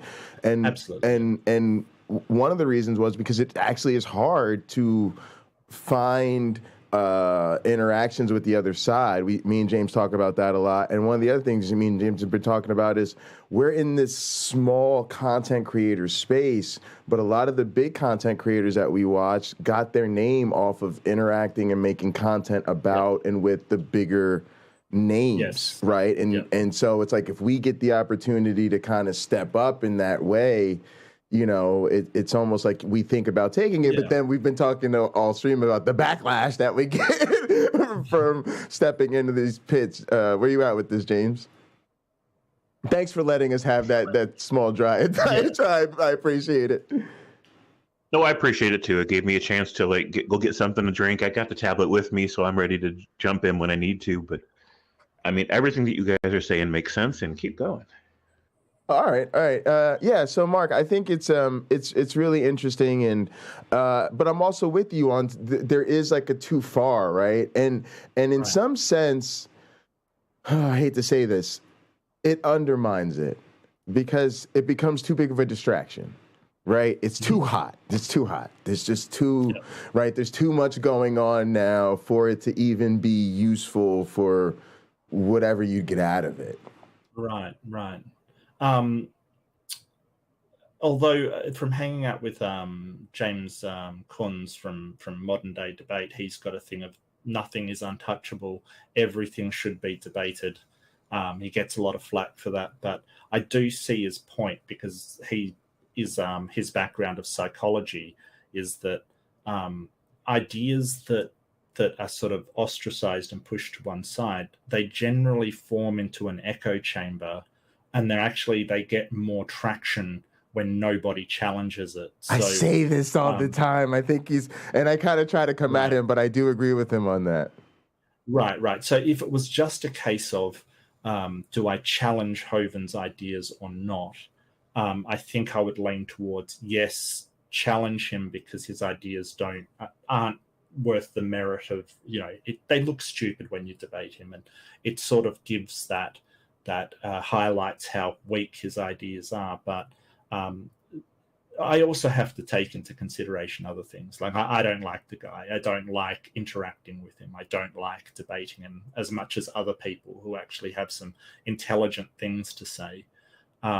I don't like punching down on Kent as much as it might appear that way in my debate. I don't like. I want to say this even real quickly, because I think, one, I'm thankful to James, and I'm so glad you called into James's show, and I want to see you guys do more, because I think you're both amazing, and then you have some great conversations. One I thought about is James is not a debater. You are a debater, and that'd be an interesting conversation for you guys to have. Yeah, sure. But I want people to understand that I wasn't trying to sign off on Kent Hovind either, but it actually felt good to be kind to him because I don't like him. Right? It was sort of like I wanted to send him to bed thinking about, yeah, Kent, I'm just gonna stay on this, and I don't, like you said, I don't enjoy punching down, and so I felt like I'm gonna avoid punching down interpersonally tonight.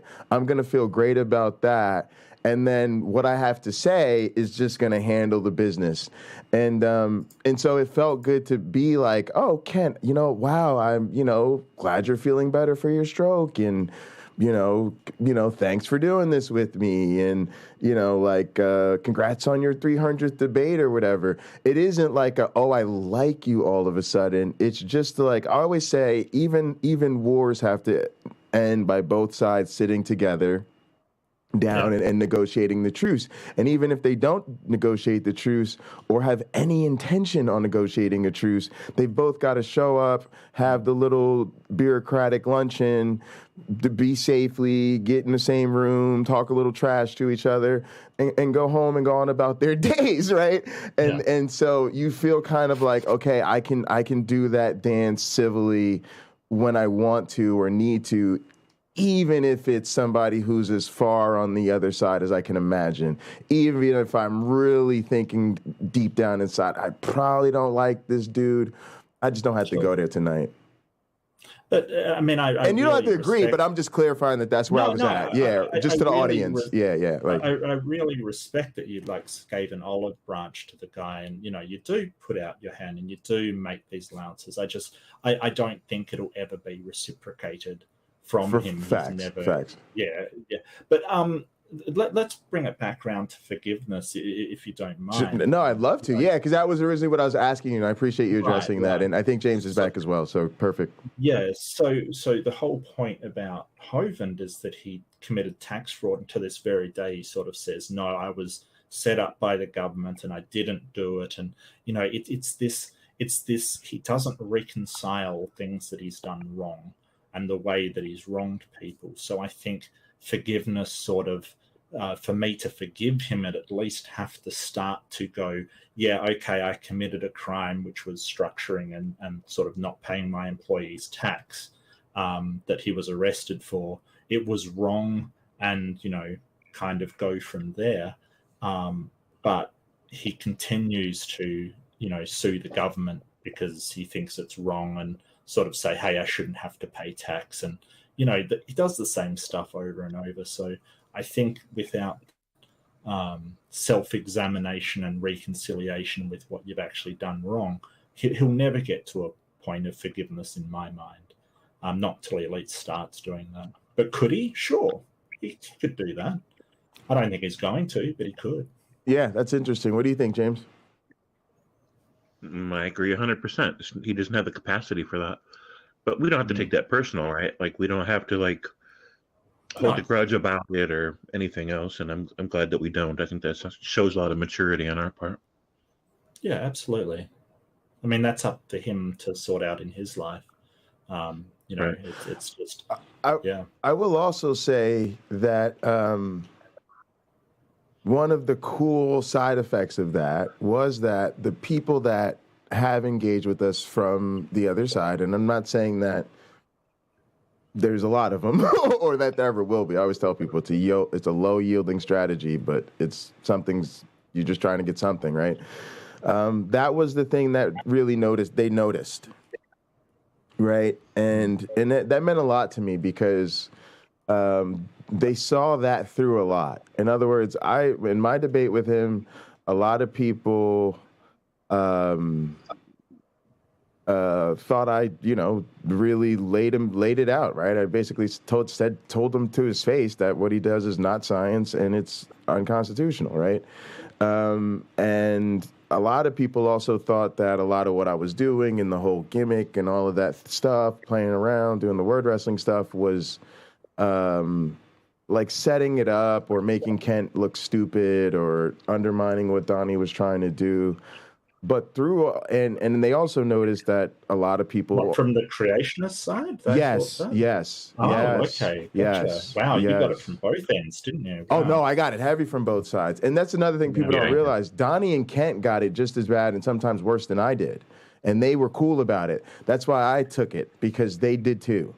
And Donnie and Kent took it probably worse than I did, because they have bigger audiences, right? So there was just more of it. Like if you go, I always tell people, if you want to know what really happened at debate, you need to read the comment section, not on my channel, but on Donnie's and on Kent's. It will change how you think about everything.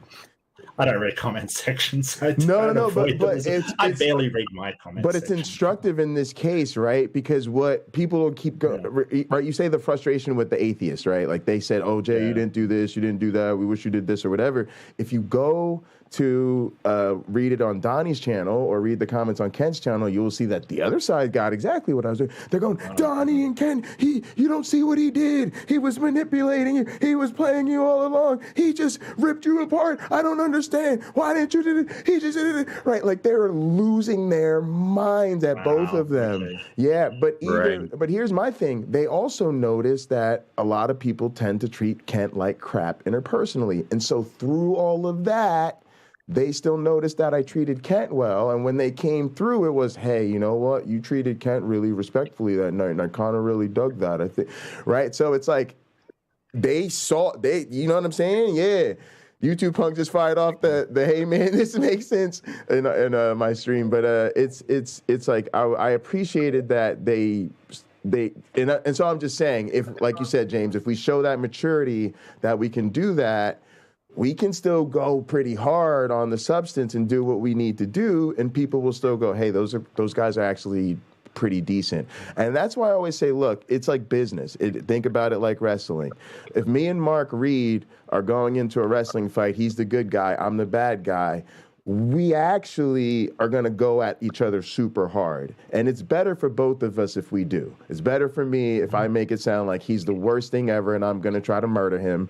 And he's better for him if he makes me sound like I'm the most evil thing that's ever existed. And he has to conquer me and be the hero. And at the end of the day, we got to get in there and we got to both get all our stuff in, right? But we got to do it safely, because we both got to get up tomorrow and do it all over again. And so I always say there's going to be a difference then in how you do your promos. In your promo, you're trying to murder the other person. But in the ring, you're trying to tell the story while keeping the other person safe.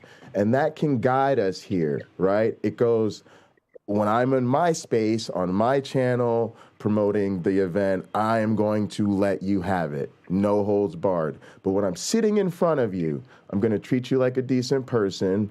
I'm going to firmly represent my side and tell my side of the story. And then we're going to wash, rinse, and repeat. And so I just think it works for me, at least. Yeah, I get that's your strategy. Yeah. You know, it's completely valid. As I've said before, there's no, you know, however you choose to debate. Sure. I don't. I appreciate having a chance to elaborate for people in James's crowd who don't know. I would say that I'm generally just professional outside of debate and cordial outside of a debate. Once I sort of get in the ring, I more see it as I generally will use a perspective of judo, I guess. Like, the force that you come with me, I'm going to redirect, and I may come back harder than what you come at me. So I really love a nice cordial debate, but I'm not afraid to get dirty either. I'm not afraid to get, you know, down in there and sling some stuff around. Mark, I must say, I really like you about you. And this is what is different about the debate me bro culture that I think you're bringing out. And this is what would be great about hearing you talk to James, because we're not debaters, and I don't see myself in debate. Probably Kent Ho is probably the second debate I've ever been in my life, and I turned them both into, you know, entertainment things, because that's more what I'm into. And so in a sense, I take a debate and then turn it into a conversation, because I don't care about debates, right? But you, what I like about you is in the debate me bro culture we have, and James and I talk about this because it frustrates us, we have to take care of the other side. I've got to do debate me, bro, to call you out to get you to the debate. But now when I get you here, I've got to actually be all tender love and care to you, or else you're just going to rage quit, or you're going to be like, well, no, or you're just going to use it as a distraction, and it's irritating. What you know how to do, Mark, is actually be like, no, I'm a debater. And that means when I show up, I'm actually not here to be kind to you or be your friend. We're here to debate. I've got my side to represent. You've got yours. If you want to be cordial and friendly, cool, because I'm going to just stick to the thing and we're going to do the thing. But as soon as you go off the rails, oh, cool, I'm going to use that to flip you. And no, I'm not coming back to trying to be nice to you. I'm not going to take care of you. I'm not going to do none of that. So I actually enjoy watching you because I feel like in our community, you're one of the few people we have who, like, does it right. I'm a proper debater, and I'm not going to take care of you, but at the same time, you're not going off the rails being disrespectful. You just are here as doing it properly, and I like that. I just think you get the respect that you show others. So if you want me to respect you, respect me, and then you'll have all my respect. You know, I will do a nice, cordial, friendly debate. If you're going to go off and, you know, start being an asshole to me, well, yeah, I'm not going to hold back, and I don't see why I should. If you know, you don't show me respect, why should I show you respect? And that's sort of the way I look at it, and that's just my personal take on it. But yeah, and I think people will probably miss that. Like, just because we take two different approaches, we actually kind of enjoy each other, watching each other do it differently. Oh, absolutely. Yeah. And there's like, this is the whole thing. People will say, hey, you have to do it this way. No, that's not the case at all. A movement like atheism and secular humanism and things like that, you need all kinds of different people. There's people like Aaron Ra who go off fiery and, you know, shake their... I could never take his style. He really rails at people. And that's fine. That's a valid, you know, sort of way to do it. There's other people who are very very cordial, way more than me, and that's valid too. There's no correct way to go about it. I think just being authentic to who you are, and that's what I love about you, Jay. You're just authentic to who you are. I appreciate that. Same. Yeah, for sure. I think I can get James back in here on this too, because this is the thing. I felt kind of bad, and I love James. Thanks, James, for sticking up for me and welcoming me onto your show, because actually it really continues to mean a lot to me, because I know that not everybody on James's channel is a fan of me, and then I bring a certain energy with my stuff. And one of the ways I was thinking about it today is, like, with this whole situation we were dealing with earlier, is James genuinely wants to have a calm thing, and for the most part, he wants to, you know, remove antagonistic tension from his stream so that he can do the James Apperson vibe, which is, you know, fireside chats with James.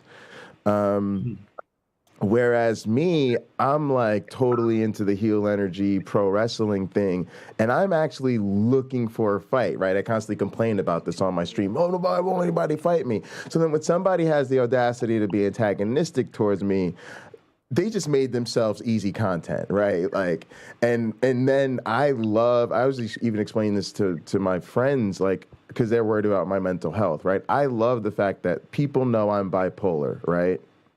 Mm-hmm. And so then when I play a character who snaps all the time, right, you really don't know, am I just working this fury, outrage you see, or am I genuinely losing my shit right now? Right.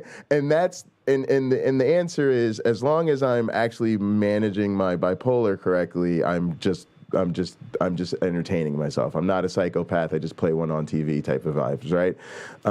But I like that. That's fun for me. It's fun for me to play with that balance. It's fun for me to say, you don't pick with the wrong motherfucker today, right? And I want my pro wrestlers to be that way, because it makes me believe them going into the big match. It makes me believe they don't like it. Even when I know they're best friends, I want them to make me believe they can't even contain themselves with rage, right?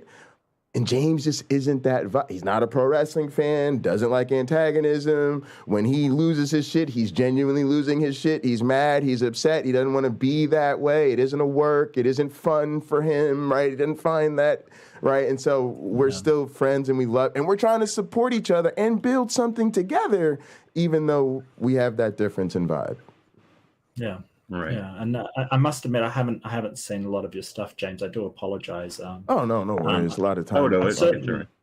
I've certainly heard your name and everything. I just there's so much content out there. I'm very new to the game. I sort of only been doing this for a year or so I'm really a baby as far as YouTube is concerned. Totally unprofessional. No idea what I'm doing. It's all fun and games. It's all Hashtag relatable. I'm telling you. I mean, I've only had this channel for a few months, and it's very unstructured. We just go live, and we just start talking, and it goes where it goes. And I try more than I used to try to keep it on topic or bring us back to topic. Mm-hmm. My earlier streams, like, it didn't matter what topic we started with. We stayed on it for 5 minutes, and we were on something else. Like, and it's fine. Like, it goes where it goes. But so there's differences of opinions about whether or not we should do it that way or not. So lately I've been trying to bring us back to topic a lot. But yeah, I'm not polished or professional. I don't pre-record or do like video editing or like do cool animations. I want to get there, but I just haven't yet. I'm still new to the YouTube game. I've been part of the community for a couple of years now. So like a lot of channels recognize my name, and I do moderating on Mythvision with Melody Joy and a few other people, and I think Titan Uranus is over there and a few others. But so James, Titan Uranus is everywhere. That yeah, he is. Yeah. James, I want to talk to you about my grandfather, and then I want you to take it back to forgiveness if you'd like, right? But I just want to tell you what, and you'll get where I'm going with this. What I love about my grandfather is he just has small church pastor energy in his life, right? And he started in his church that he's a bishop in a big Pentecostal organization, right? But it didn't start that way, right? He started as just a strong man of the church who was always at everything and blah, blah, blah, right? And then he becomes a deacon and so forth. And then he was the assistant pastor under a really big pastor who built that church called Cornerstone, named Bishop Dale. Bishop Dale was a rock star in the fucking city, in Jersey City, right? Had a cathedral-filled standing room only. Literally people, teenagers around the walls of the cathedral, fit 5 choirs, whatever, right? Crazy bands. Like, it was wild. My grandfather was the assistant pastor for 25 years, right? And so he was just that faithful, steady rock. And when Bishop Dale passed, nobody knew who the church was going to go to because he had, ministers in his family, lots of big-time ministers, and turns out he just left it to my grandfather. He just left it to his assistant pastors, right? And so the vibe in my family, though, is that my grandfather comes from, basically, several generations of storefront pastors, right? Who you can think of as literally being the type of dudes who start churches in their basement, right? That was the family vibe. It's a basement church. Yeah. It's a living room church, right? And then when it grows enough, right? Eventually it outgrows the basement of the living room, right? So then we have to get a storefront, okay? And then we get the storefront and we're doing a thing, blah, blah, blah, blah, blah, blah, blah, blah, and then it outgrows the storefront. And then you go get yourself a cathedral, right? Yeah. And what's unique about these churches, James, is that it's never about the ministry or the sermon or the program or the building or the band or none of that shit. Because these people are used to the real founders of this shit, remember when they ain't have none of that. What it was about was getting together in the living room together with your friends. Community. It's about community, and it's about the pastor's job is to just be, I'm the pastor because we started this in my house, right? And that's about it, right? And when we get together, if y'all want somebody to preach and wax, sure, I'm available to do that. Sister so-and-so want to sing a song? Fine. We're going to visit the sick today? Fine. If we're just even eating meals together, that's cool. And so that to me is what me and you were kind of about, and that's what I love about you. It's that it's not about the numbers, it's not about the the production quality, and I think that that's what you're figuring out, is that we're just here, right? And I think what you do is you give your congregation a place to gather day in and day out, often for extended periods of time. And we appreciate that about you. And you do make sure that you talk about something and that you have great, great content. And then from there, I think people are happy to just have a place to be together. So don't put too much pressure on yourself. But I love what you're doing, James. And I think even now, right, what I love about my grandfather is even now in his, dying years, I hate to say it, right, he is taking his leadership of his congregation essentially to the grave, right? We've been trying to get him retired for 15 years. We can't. They got COVID messing around trying to go back. And even now that they're moving and trying to get him to really retire, he can't because they just want him, right? When he's going, I got to get a new pastor in here. I got to get a younger minister. He's going to have to probably die before that happens because they keep telling him, we don't want another pastor. We don't want a new pastor. And so they would rather him lead their services literally via conference call, the same way we'd all be rather gathered around James Apperson's fireside chat with James not even on camera than be somewhere else with somebody different, right? So we don't care. We're not, Derek from Mythvision could go live right now, and a lot of us, James, will be like, yeah, we'll watch Derek later, right? We don't care that Derek has more production value and Dr. So-and-so on today. I could go live singing, dancing, doing cartwheels and backflips. People like, yeah, we'll catch that later, right? Like, people just want their James Apperson. So just keep going, man. I'm so proud of you, bro. You have no idea, right? But yeah, man, just wanted to share that perspective about my grandfather, man, because I feel like you're that way. He's the true man of God, from the womb to the tomb, and you're that true man of atheism, James. And we love you, and we're happy to have the fireside living room vibe. You don't need more production value from us, for our sake. But yeah, let's grow this bitch. You know what I mean? No, I appreciate that. So, the true man of not God. I can live with that title. True man of not. Boom, perfect. Well, it's really good to meet you, James. I'm amazed I haven't met you yet, but it's really good to meet you. I didn't know I'd be meeting a new friend in the community today, but that's great. YouTube Punk said James Viberson. So Iverson. So, Mark, have we dropped a link yet to Mark's channel in the chat? I don't know. Also, it's B.S. really Lewis important. said, yeah, let's drop his link. But B.S. Lewis said that, how does the WWE champion not like debate?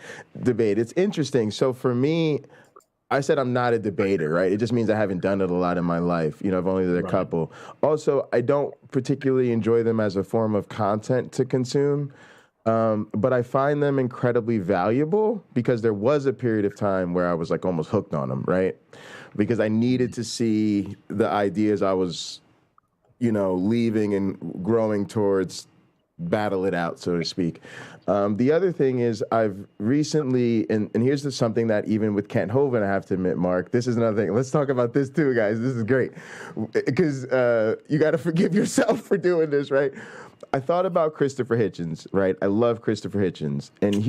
And I'll never be Christopher Hitchens. And I mean that in truly humble ways, guys. I'll never be the writer he was. I'll never have the columns. I'll never have the television appearances. I'll never write the books. But all of those things he did, most people, even myself included, didn't know he exists until they saw him do a debate. And most people still only know his intellect and ideas from those debates. And most of the debates were, it was like the bigger the apologist it was against, the more likely it is you've seen it, right? And I had to say to myself, damn, Jay, when even the Christopher Hitchens of the world, when even the Richard Dawkins of the world, and all of these other people we think of as, you know, having earned their place in our, you know, intellectual toolkit or whatever, even the giants, when they pass on, it might be their debates that last longer. It might be their debates that actually contribute more to their legacy because they're accessible to more people in a more consumable way than their books, lectures, and then certainly their classes. Y'all are not going to read my research. Most of y'all, no matter what I publish about digital evolution, you will never read it. Most of y'all will never take a university class from me. Yes, those are the things I do, and I try to do them best. Most of y'all will never sit in an auditorium and hear me play drums, right? But a lot of you found me because I was arguing with creationists like Donnie at 2 o'clock in the morning, or had a debate with Kent Hovind. And so it's just interesting how I had to like adjust my perspective of debates because of that. So thanks, B.S. Lewis, because I think it was a really good question. And so I don't really like them, and I don't find them, and I do get the argument of giving the other side a platform, but I err on the side of James from Modern Day Debate, where they're going to do the echo chamber thing on their own. It's better to have somebody qualified get in there. And then I've also accepted that it's just a great way to get to audience, especially in this community, because let's face it, the YouTube algorithm is never going to start promoting atheist content. So we kind of do grow through collaborations, debates, conversations, panel discussions, getting your name and face out there on other channels. And so that just happens to be, you know, debates are sort of a way that our community does that, even though I agree that the debate me bro culture is kind of dumb. I think World Wrestling Entertainment's a way to have fun with it. But yeah, those are my thoughts on it. Awesome. So with all that in mind, I'm going to come back to the tab real quick. Thank you for Melody Joy for posting that. And we've had a couple of questions in chat. And first I want to ask you guys where you stand on this. Our ability to forgive ourselves, should that be at all contingent on the other person, whoever we wronged, their ability to forgive us? How do we process it when they won't forgive us, but we want to forgive ourselves? Should we feel like we can and should, regardless of them? Sorry, I missed part of that. I'm truly sorry, James. Could you run that by me one more time? It's okay. So if we've wronged someone in the past and they're not ready to forgive us, and they might never be, they're not even open to a dialogue about it, and they might never be. Should we, if we've done the hard work to arrive at that place in our life where we're no longer the person who would do the thing, right? We've done the personal inventory, and we've accepted responsibility, and we beat ourselves up over it and felt bad about it. And that's how we end up in this moment where we've reached out to them. And if they're not open to a dialogue and may never be, they're not ready to forgive us and may never be, should we still feel like it's good and best and true to forgive ourselves, even if they can't forgive us for what we did? Yes, absolutely. The whole idea that I have with forgiveness is that it's from a perspective of a change of moral value, and I think that the other person may not know your change of paradigm that's allowed you to reconcile the thing that you've done wrong with the actions and thoughts you have moving forward. They may never be able to say that, but that doesn't mean you can't forgive yourself. I think that sort of inner forgiveness and forgiveness from somebody else come from sort of different places. So if you have made the amends that you feel that you should, and the done the hard work, as you said, to sort of reconcile what you've done with saying, hey, I have I have betrayed my morals, or I have violated my morals, and this is something that I have to change.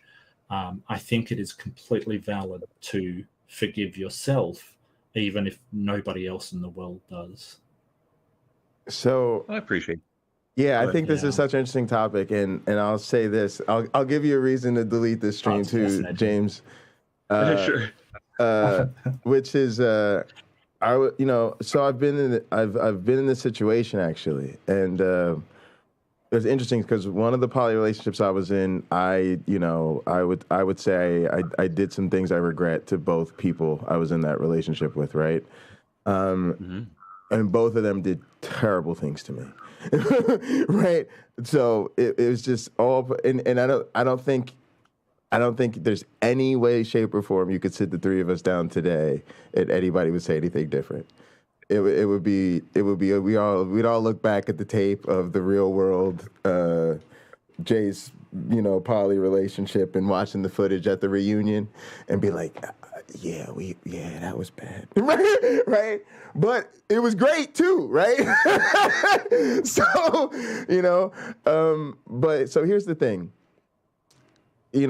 I've been in a situation where one of them has forgiven me. We've been able to forgive each other, right? And the other party, the reconciliation hasn't been there, right? And to Mark's point and to your question, it doesn't change the work that I did, right? Or the work that they did.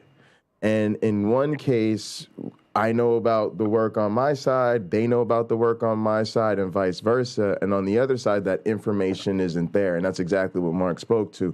So I'll never know, they'll never know, but that doesn't change what's been done. It's just interesting to be able to actually, to really be able to observe and be like, yep. And the funny thing that I really think I can contribute is, one, to say that I've been in the situation, it happens, and it can really be that case. It can be, if only the person knew, the reconciliation would be there, but they don't, right? And it's also the case that the same thing a person can reconcile over could also just as easily be a situation where that's not possible. You see what I'm saying? Right? And then the flip side is, it's the same for you. Right? So you're going to find yourself in situations where, let me take it to another example. Growing up in school, I had older brothers who tried to intimidate me because I was, romantically involved with their sisters. Totally inappropriate, totally bullying, usually motivated clearly by race. Awful, awful shit. Right? Now, some of them later came to regret it. We became friends. They apologized. No harm, maybe harm a little, whatever, right? We moved forward, right? We just moved the fuck forward. And at other times that never happened, right? And it's the same thing in this relationship. Sometime I've been able to say, oh, okay, I can forgive so-and-so for what they did to me, but blah, blah, blah. With the other side, I can't. So what I'm saying is, even as ourselves, like, because we talk about forgiveness in the terms of others forgiving us, right? Should whether or not we forgive ourselves depend on if the other forgives us or not, right? And we're kind of saying, well, when you do the work, it's independent of whether or not they forgive you or acknowledge the work, right? But it's the same with forgiving others. You have to, if forgiving someone for something is forgivable to you, or you need to forgive people for certain things they've done with you, like I've done, then you need to consider that forgiveness independent of whether or not if they've made the work, or if they've apologized. Because you may not be able to know if they've improved and become a better human being since then. And if you need to forgive them in your heart to stop being whatever, as just part of your maturity, then you might have to do that, even if you're never going to get that letter for them where they say, oh my God, I'm so sorry I did this to you, and blah, blah, blah. You might have to just act as though you did. And so it was the same thing for me. Like, I had to forgive other people for the horrible things that I experienced and say, hey, they just weren't up to the task at the time. They weren't equipped. And yeah, some of that has been acknowledged, and you can, say, oh, they really did acknowledge that they fucked up and did me wrong. But some of it hasn't been, and I'll never know if they even have wisened up to it. But I'm going to go ahead and forgive them anyway, because I just got my own growth to take care of. So it's just been, I just kind of wanted to throw that out there too, that it's the same thing when it comes to how you forgive others. And here's a question though, does somebody forgiving you for when you've wronged them make it easier? Absolutely, 100%. Yep, that's another thing I forgot to bring up with 1 and 2. It does absolutely make it easier. 100%. 100%. Yep. On both sides. Yeah. A lot of times that's the reason a person won't forgive you, is because they want you to carry the emotional weight of the wrong as a way to punish you. Yes, and that's why I was saying we can't make it about that, right? Because then they have that power. Go ahead, James. You right on it, bro. Right. So if they feel, if they're carrying this in a spiteful sort of way where they want you to suffer, and they find out that you've done the growth where you're no longer that person and want to make amends, some people are just in such a dark place about it that the reason they don't want to have that dialogue and forgive you or whatever else, let you off the hook, is because they're actually glad you feel bad about it now, because that means finally you're going to start to suffer, and they see that as a form of payment on the debt that you owe them. And they're like, he's starting to pay on this debt in the form of this guilt, this weight, and I've had to carry this pain for so long for what they did. I feel like they need to pay on this debt in the form of feeling shitty about it for a while, maybe for the rest of their life. And they might feel like, so I'm going to go home and just glad in the knowledge that now they're suffering for what they've done to me, and I'm going to be glad about it tomorrow too. And so if I forgive them, then they're not going to carry that anymore. And why should I have to suffer for years for what they did to me? And they only get to suffer for a week for what they did to me. And then I let them off the hook. That's how a lot of people rationalize it. And so there is a sunk cost fallacy there, though, because if you're not forgiving somebody and still remaining angry about it, there's all these negative emotions that you're carrying around with you.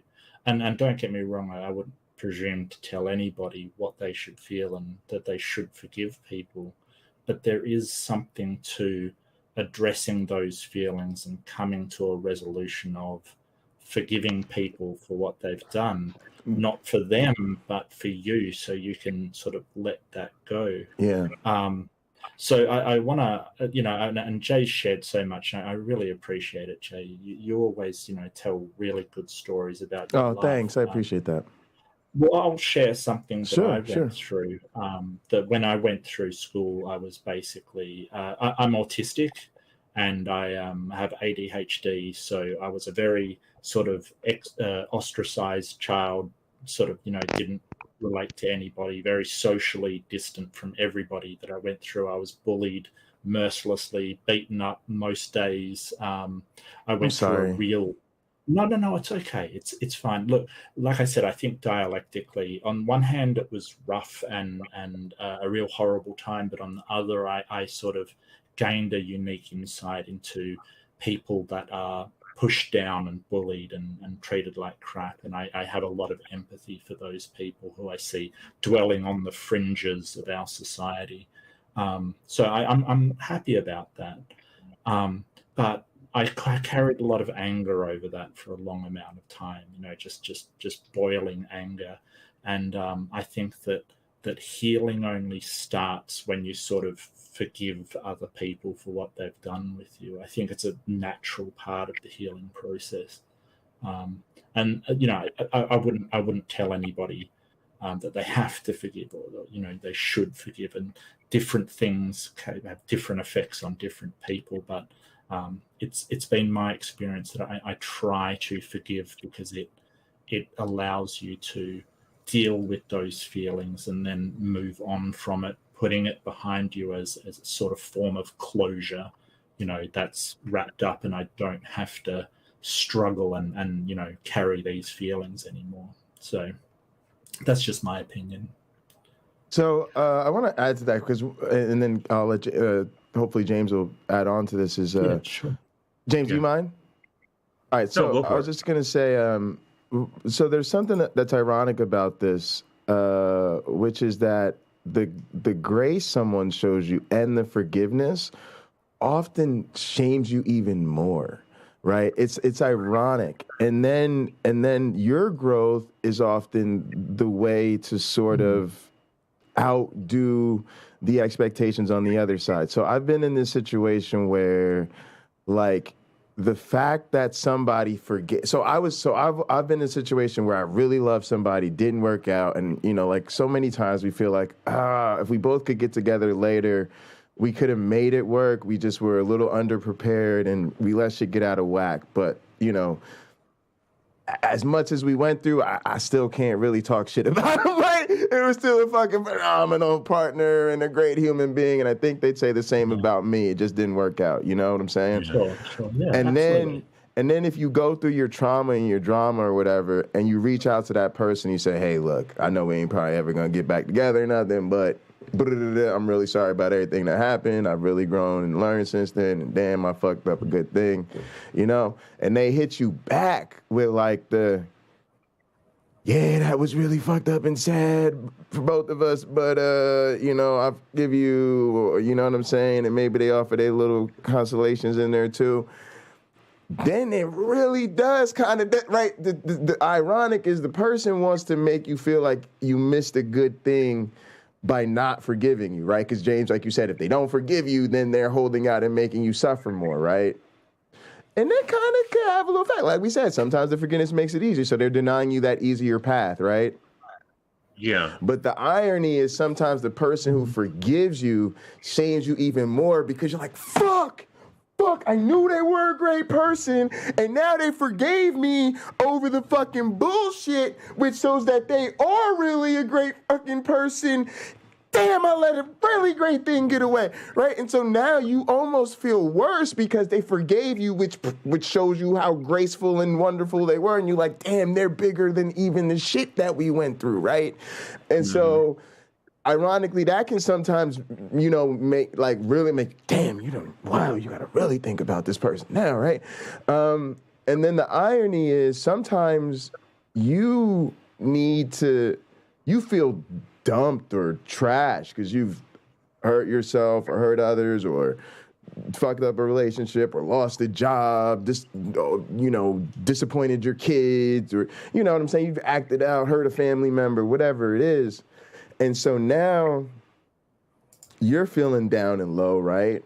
But and they might deny you the forgiveness. But ironically, forgiving yourself, like Mark said, you got to do it for yourself, is actually the only way you outshine their new negative expectation of you. In other words, the only way I become the partner who they shouldn't have let go so easily. The only way I become the family member who they really should forgive and reconcile with is when you forgive yourself, grow, become better, start doing better, and then it's like, if only they knew, right? Then they would realize, oh my goodness, you're exactly the type of person that they had a problem with originally, right? Let's just say you were a liar and you were constantly lying to somebody, and now you realize that you changed your ways, you stopped lying. Now you don't even tell white lies no more. You always find you're like the super most honest, genuinely, for real.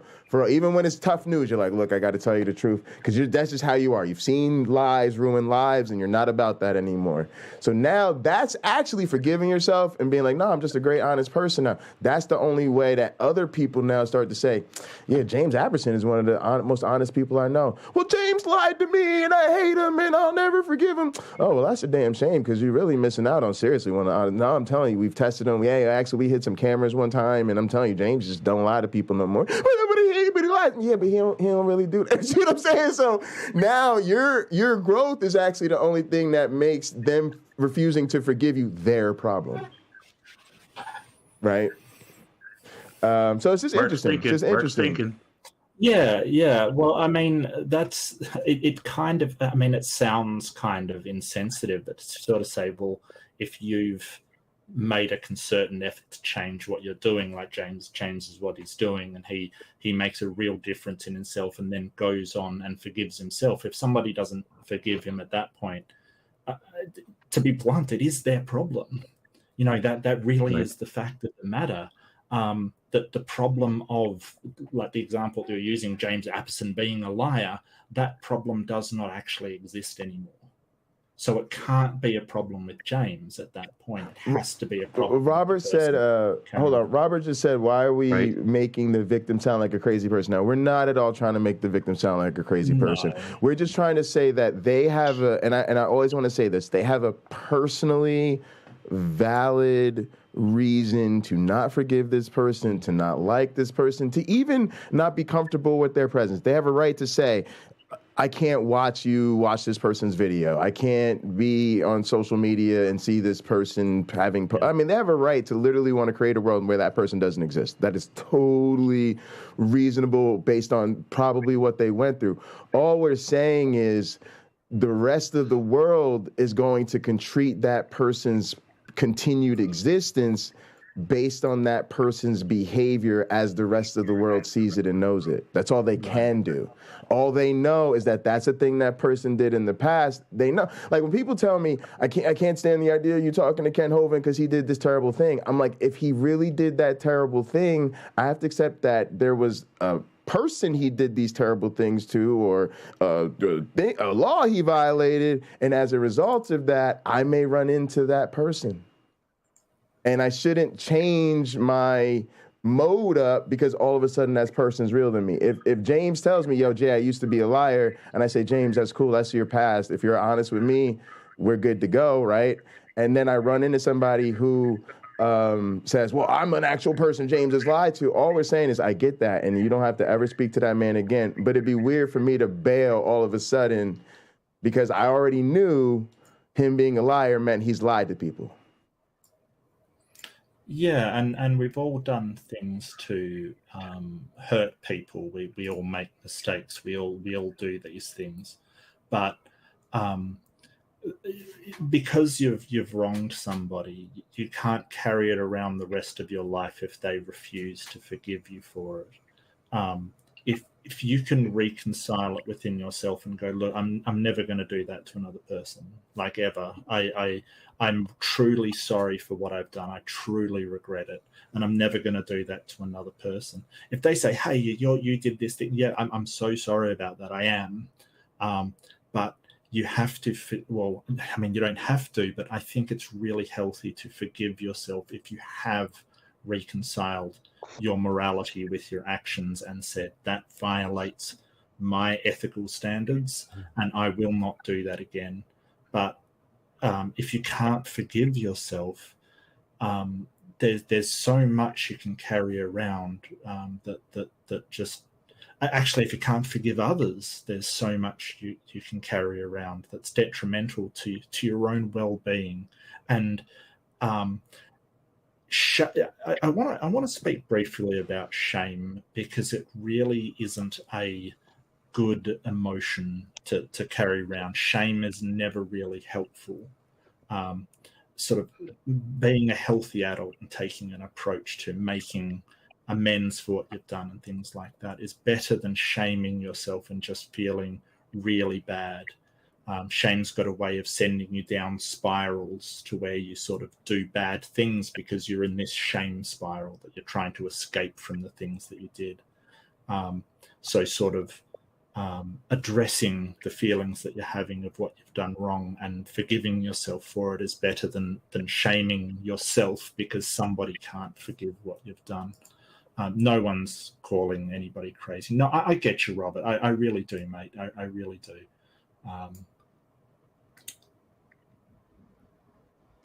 Yeah. And I kind of wanted to put a flip on it too, right? Because let's think about it not as us necessarily characterizing victims, because we all play perpetrator and victim in life, right? So again, if I could take it back to like when I was in high school dealing with racist older brothers, I understood, like James said, if last night, if you were raised in their situation with their DNA in their home, in their environment, you'd be acting like them. And I always got that, believe it or not. I knew, what they're saying to me is real fucked up, and they're bullying me, and they're making my life a hell, and I don't deserve it. But at the same time, they're trying to avoid being the guy who all their friends are picking on them because their little girls their little sisters dating the black guy. Right. And that's the thing that they just don't want. Right. And I didn't owe them forgiveness once they finally realized how hurtful that was. And sometimes I'm talking about forgiving in my 4th year of high school, the person who made all 4 years, 3 or 4 years of my previous years of my life a miserable existence every fucking day. Right. But the truth is, and I can't emphasize enough, I did not owe them forgiveness. I could have just said, fuck you, I don't like you, I'll be talking about you literally when I'm 36, so screw off, right? But at the same time, forgiving them opened up doors. All of a sudden, my crew and their crew could hang out together, and it was all good, and all of a sudden, our entire high school vibe was different because this tension and war was finally fucking over, right? And everybody who was mutual friends with both parties, which was just about everybody when you go to a small school, could finally stop dealing with it. And all of a sudden we were hanging out, going to social club. The older brother of the girl I dated for most of high school, me and him ended up going to the club and getting with girls and getting drunk together, riding around in the backseat of the same car getting high. You know what I'm saying? So it did just open up jolly joys of bridges and love and understanding, James. True. I think that's a really good question by Logan. What do you think matters more, intention or outcome? That's a really good question. I'm going to vote for outcome, but I'm going to let you go ahead and give your thoughts on that. I got mine. Mine are easy. I don't know. Boom. Cop out. Go ahead, Mark. Yeah, I think there's sort of a balance to be struck, because your intentions have got to matter. Like if you're so what we've got here is sort of on one hand, outcome is pure sort of utilitarianism, right? Which provides or consequentialism. Sorry, what provides the best outcome.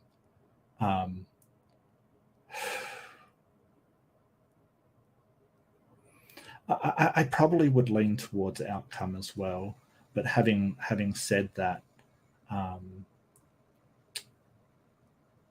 mean, if you go into do something that's horrible to somebody and you end up making them a tougher person later in your life, that's a good outcome, but it's still not the right thing to do. Does that make sense?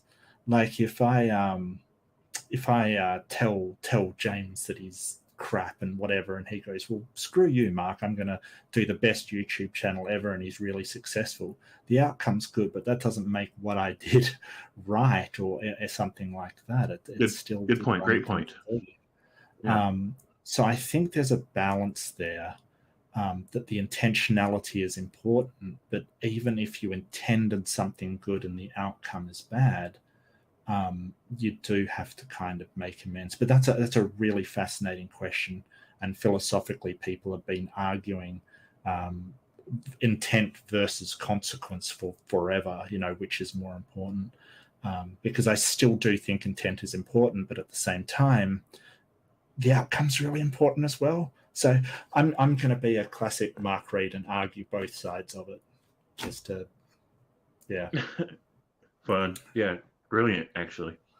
Yeah. Look, one of my friends, like, he asked a question of where we should go, this place or that place, and I was like, oh, this place has this thing and that place has this thing, and but neither of them have this, but both. And he's like, do you realize you've just argued for one, the other, both, and neither, all in the same answer, right? Right. And I thought about, yeah. I'm But I sorry, think James, I missed it. I think the only thing is weird when you expect people to be neatly in these camps on these things, on complex issues. Go ahead, James. I said the consequences of being a deep and nuanced thinker. Yeah. Thank you. You know what? It's really late. I'm going to take off. It's like 2 a.m. But I had a great conversation, guys. Like, really, it's been fantastic. I'm so glad I joined. Thanks, Mark. Yeah, I'd love to stay up, but I do have stuff to do tomorrow eventually. So, but it's been fantastic, James. Such a pleasure to meet you, mate. A really, really fascinating conversation. And Jay, much love, brother. Always a pleasure. Thanks, Mark. We'll see you soon. See ya. All right, so I want to say that there's also 2 different facets of forgiveness. There's the emotional aspect of forgiveness, and then there's the tangible debt forgiveness. And so you can be upset or no longer upset emotionally about the debt, but that can be a separate consideration from whether or not you feel like somebody still owes you something. Like if they stole $100 from you, you can forgive them in terms of you're no longer angry at them or holding it against them. You're appreciative of the maturity of this person that would never do that again. But you can say, but you still owe me the $100. What are your thoughts on that, Jay? No, absolutely. And I think those of us that realize that there are what I would consider material consequences to our poor decisions should try to seek some sort of restorative action. So for me, it's basic things. You know, if I worked, I feel part of my call to Counter-Apologetics is I felt called to evangelism. And so I went around at some point even telling people spreading the gospel is my job. Then if that's not true, I should probably try to do some effort on the other side of this, because you know what I'm saying, I was sitting on some bullshit and spreading that bullshit. You should help out now that you realize that was bullshit, because you certainly were part of the problem. You might want to be part of the solution, you know. And I'm proud to say, even in some, like my legal cases where I had to do some group stuff, you know what I mean, and go through some of those things that when I took what was required of me by the system, I voluntarily did twice that, right? And I did it because I got to stay. One, I wanted more tools, right? I was like, this is good for me. I'm learning. I'm really trying to be a different person. I finally found myself with some in a group situation with the shout out to let's say CBT, like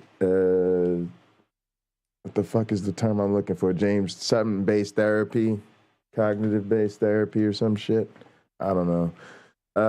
James, Cognitive behavioral therapy. Cognitive behavioral therapy. Boom. Appreciate you, my brother. Shout outs to cognitive behavioral therapy and group, social shit, all that type of resocialization, teaching. Because that's teaching you the social skills that the formal system didn't teach you, right? So I finally get into that. I want some more one-on-one counseling. I want some more books, some more tools, right? I went through the book you got to go through. I give me some extra books to go through, learn some more shit. And most importantly, now I'm here as like one of the vets, you know what I'm saying, when the other motherfuckers coming through. So I'm trying to get myself to lower chance of reoffending, right? Or whatever the fuck we want to call it.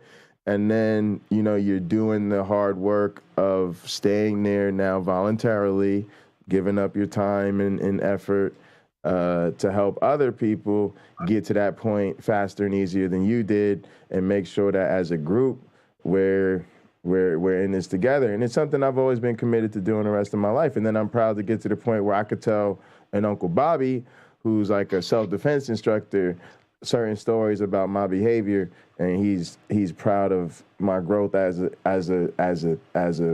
as an empathizer, right? So that's what I mean in sense of you owe me $100. Really, I owe you $100, and I should really go around telling people, almost evangelizing, so to speak, about the dangers of stealing. I should tell you, man, stealing can really be destructive to your life and the lives of people. So, oh my goodness. And let me tell you, I've stolen and I've lived to regret it. Right. And, and that because now that's the restorative part. Now you've given James back his $100 if you can.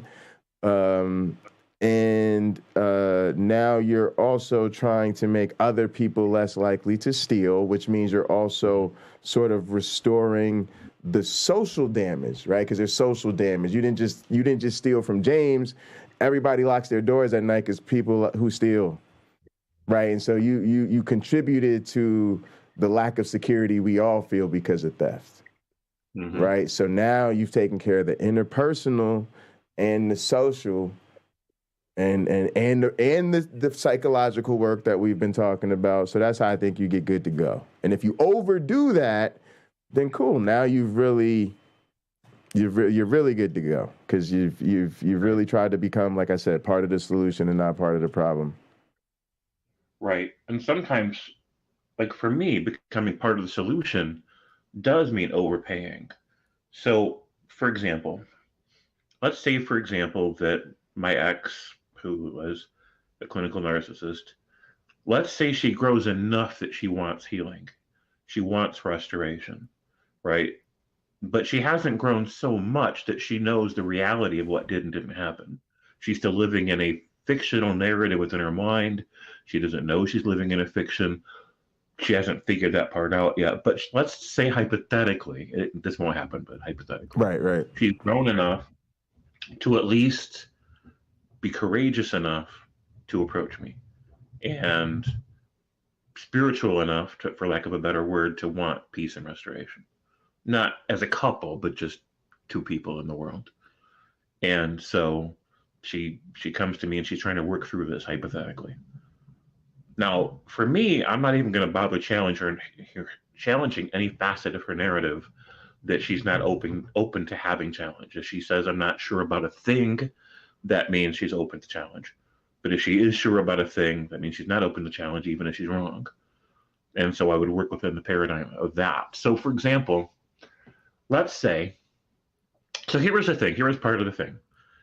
Once I realized that I wasn't in a real relationship, and this is the reality of it, I told her that I don't consider us to be a couple, right? You can argue that we were or that we weren't. It's besides the point. At this point, moving forward, even though we still live together, I'm not seeing us as a couple, right? And I'm proceeding with my life according to that. We're just not together anymore. Maybe we'll end up together in the future. Tomorrow, next week, next year, maybe we won't. But this is how I'm seeing it.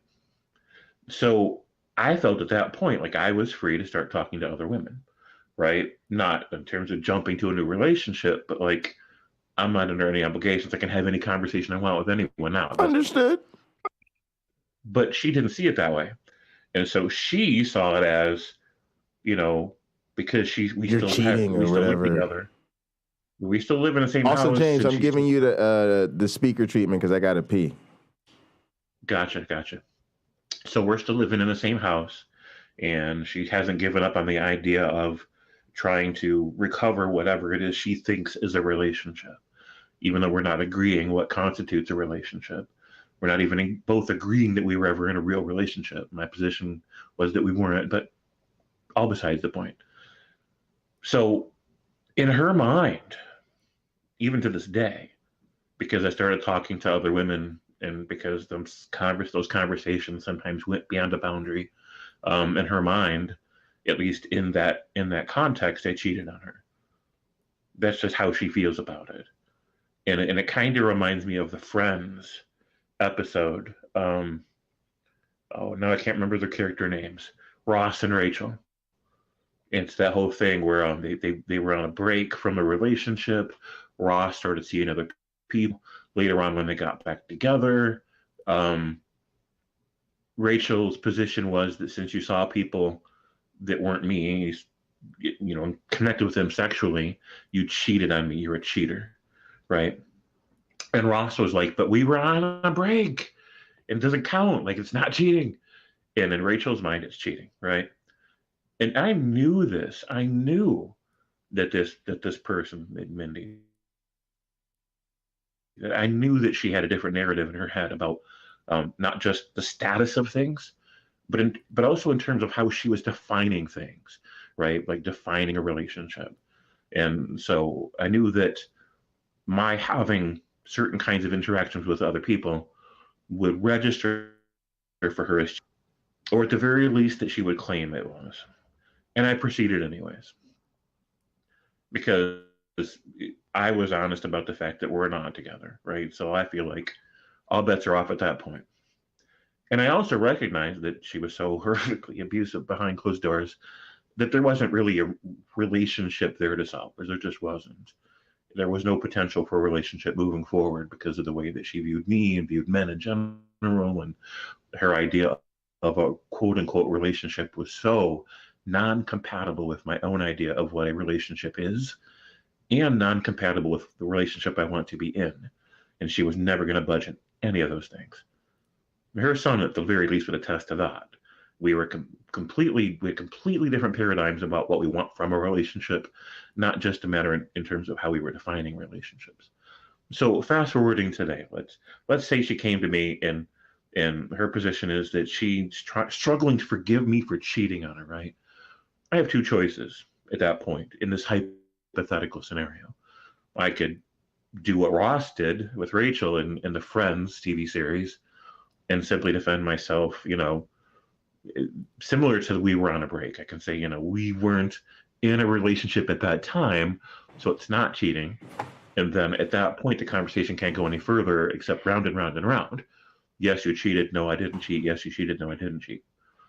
Or I could simply recognize that her perceptual paradigm, her narrative of reality as she knows it, and in terms of the way she's processing her emotions, are contingent upon satisfying the narrative. And she's trying to heal. She's trying to move on. And I want people to heal. I want people to move on. I have zero interest, despite all the awful things Mindy ever did. And I have, despite the lesser but still sometimes significant errors that I made, I have zero interest in either of us carrying the weight of it forward, right? I don't want to see her suffering under the weight of her mistakes unless that suffering is fostering personal growth, right? If it's the suffering of conscience emerging, the suffering of compassion and accountability emerging, then I would in that case want her to suffer because there's a greater good coming from that. She's growing as a person. Now, I say that not as a point of satisfaction for me that I like the idea of her suffering or that somehow it will benefit me if she grows. I say that as a point for her because there are facets of growth that she will need to go through in order to become someone who is capable of having a mutually healthy relationship with another human being. If she never goes through that growth, every relationship she ever has will be destined to failure. And I do not want that for her. And I can't protect anyone from the fact that growing hurts, especially meaningful points of growth about the way that we relate to ourselves and other people. It's not a comfortable experience. Enlightenment in that way is not some glowing, radiant sense of euphoria. It's not that at all, right? So since I can't protect people from the pains of growth, since I do want everybody to grow and grow and grow as a continuing process, and since I do want my ex, despite how abusive they were, despite how unfair they were, I do want them to become somebody who is capable of having a healthy relationship, sustainable, durable relationship with other human beings and themselves. Crucially important, themselves. Their relationship with themselves is directly tied to their ability to have a healthy relationship with other people. These are not separate things. And so she would eventually need to come to an awareness that her idea of a relationship is unhealthy. And and that her idea or her narrative that I quote unquote cheated is unreasoned, right? Because it's contingent, it's built from the unreasonable narrative she's trying to. Oh, I got echo. Oh wait, that was for me. Are you in a Gather? I'm not. Oh, hang on a second.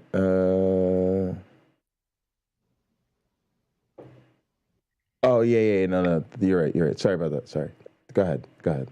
I routed something. And I see in chat improperly. some people recognize the Friends reference, and I appreciate that. Yeah, they did. I break. did. I got it. I was just taking a piss when you made it, but I thought it was great. Yeah.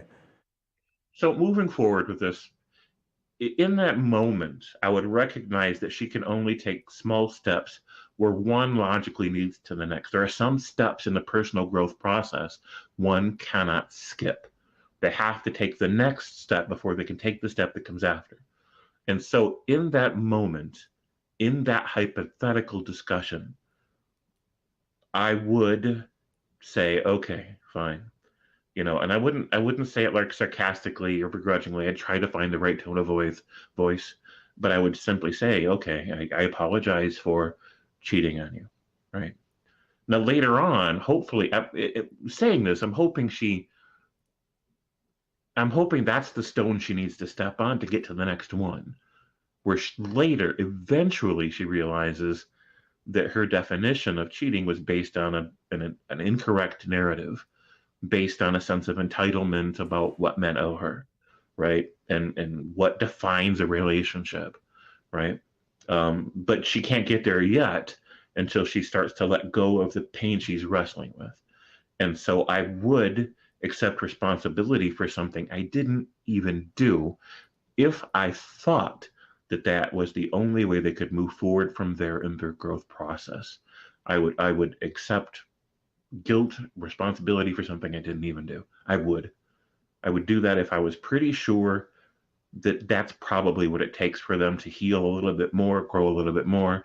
And eventually, I would expect if the growing continues, they eventually realize, oh shit, here's what a relationship really is. Here's what men don't really owe me and never did. Here's the reality of the situation. He'd already told me we weren't in a relationship. And he really couldn't have salvaged that relationship, right? Like James couldn't have, because Mindy was determined to relate to me in unhealthy ways, dedicated to relating to me in certain ways that no man should ever tolerate, right? And so then it wasn't really cheating, was it? It wasn't a real relationship. I was quite clear about where I stood with her, and there wasn't a way to salvage it while she was in that frame of mind. And so I really was free to talk to other women any way that I wanted to, right? And it wasn't cheating. But she'll have to grow more to get to those realizations. And so this is the whole thing of paying back more than I owe, right?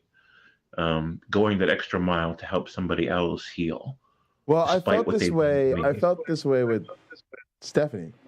You're still getting a feedback or something, right? Is that on my? I don't hear any echo.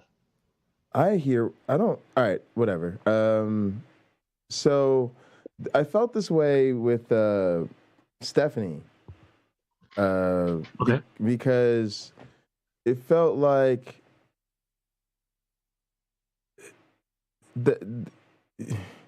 without her taking that growth step, you're making the concessions first, where all they're going to hear is, oh, so James, you're sorry for the way you treated me last night?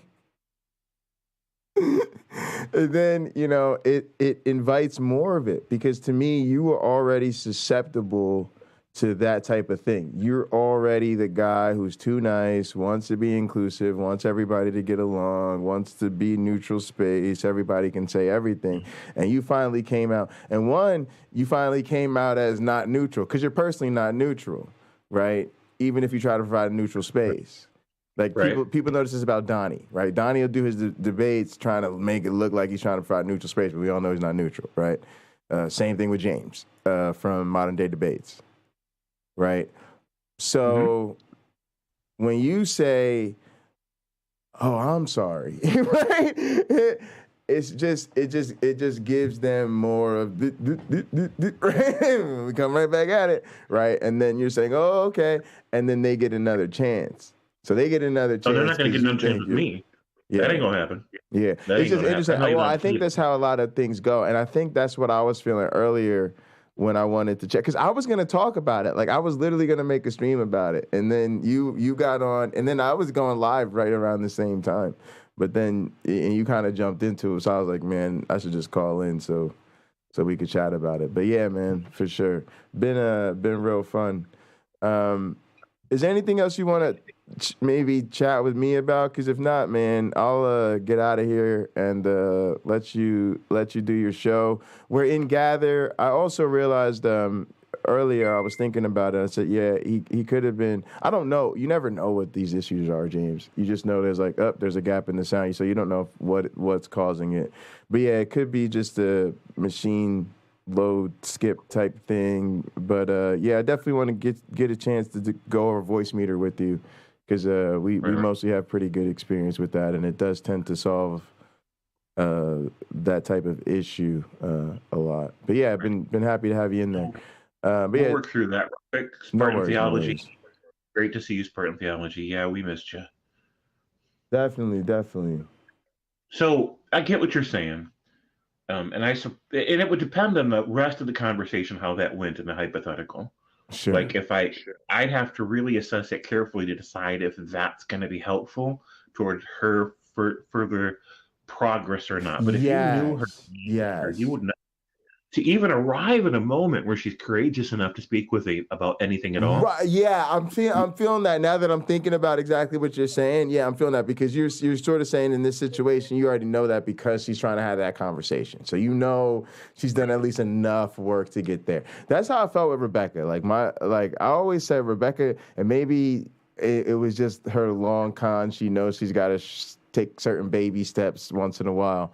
But like, I felt like when she really sort of came through my channel, acknowledged sort of the fact that there was a legitimate reason for scientists to take her comments and her content as a personal attack on their work, right? Not, okay, you may not be calling me out names by name, but you're literally undermining my work, which is the result of our human labors, and is incredibly disrespectful, especially since you have no good reason to do so.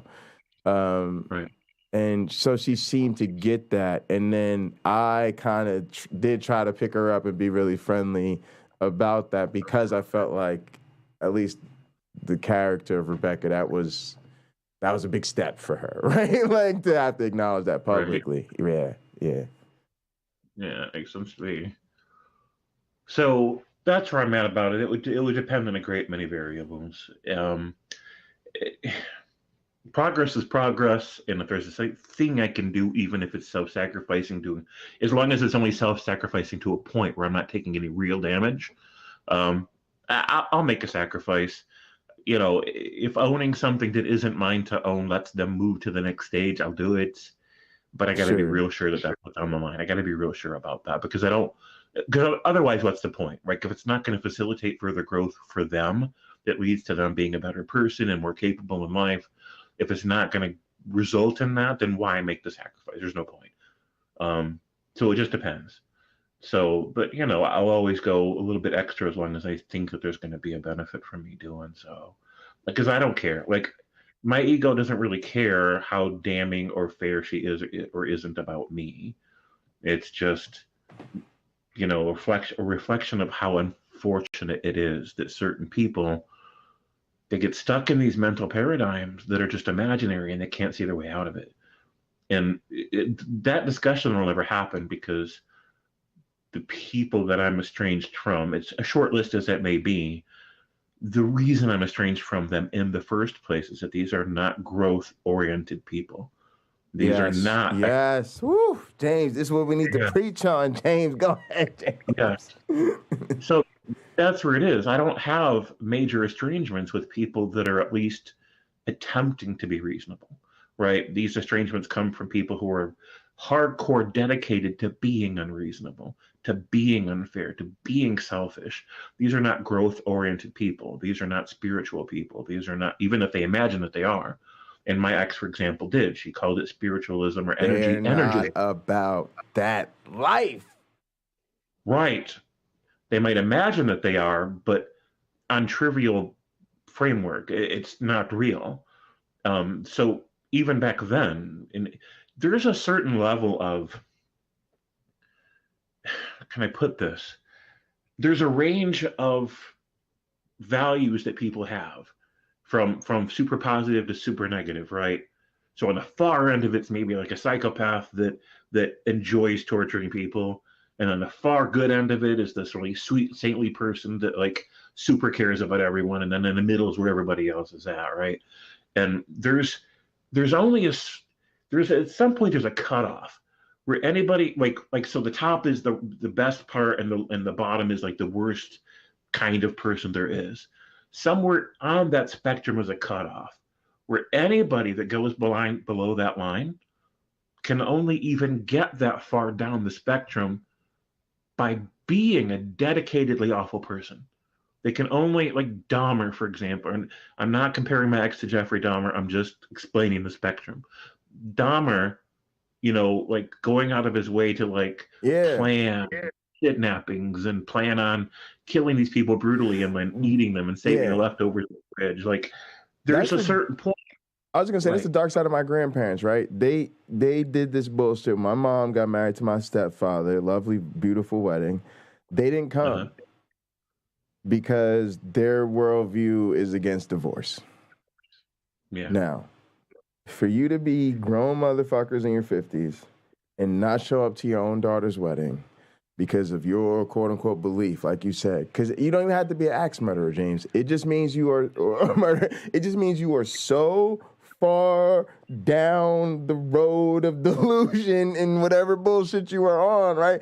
Because a normal, healthy, functioning person can't not attend their daughter's wedding because of a disagreement over Sky Daddy. They just can't. They're not going to take it that far.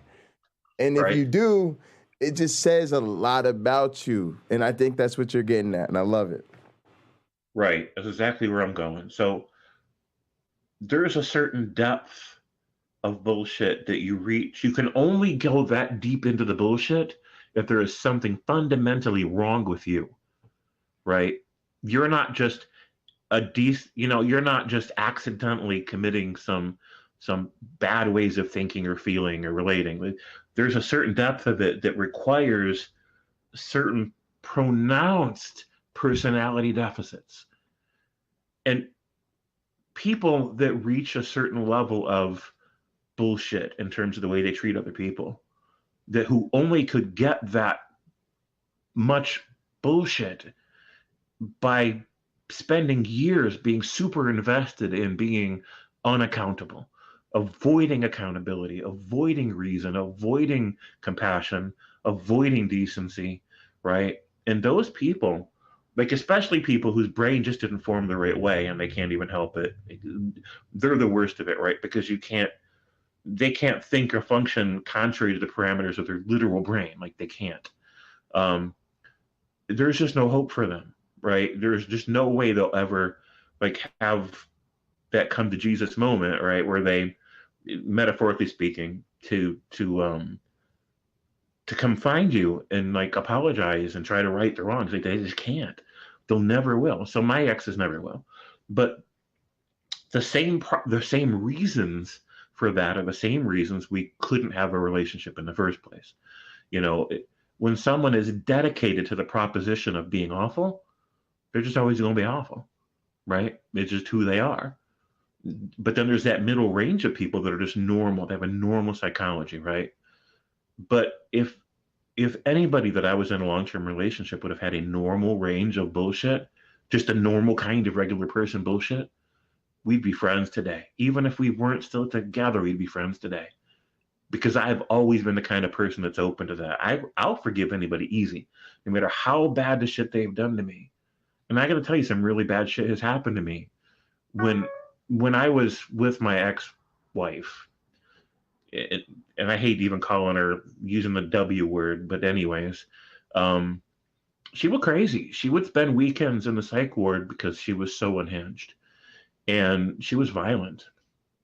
And there were times where it'd be up to 4 o'clock in the damn morning where I had to hold her down physically because she was not done throwing punches at me. And I was bigger and stronger, wasn't going to tolerate that. But she would throw dishes and she would throw punches and she would just rage at me. And it wasn't for anything that I did wrong. And she knew that. The way she put it is she had this storm of chaos in her own head that was so overwhelming to her she couldn't be responsible for it. And so either I find a way to control her or she's just going to keep going. And we tried. Man, she was on so many different psychiatric medicines, and she was in and out of the hospital, and we had kids together, which was a huge mistake on my part, but it wasn't that simple.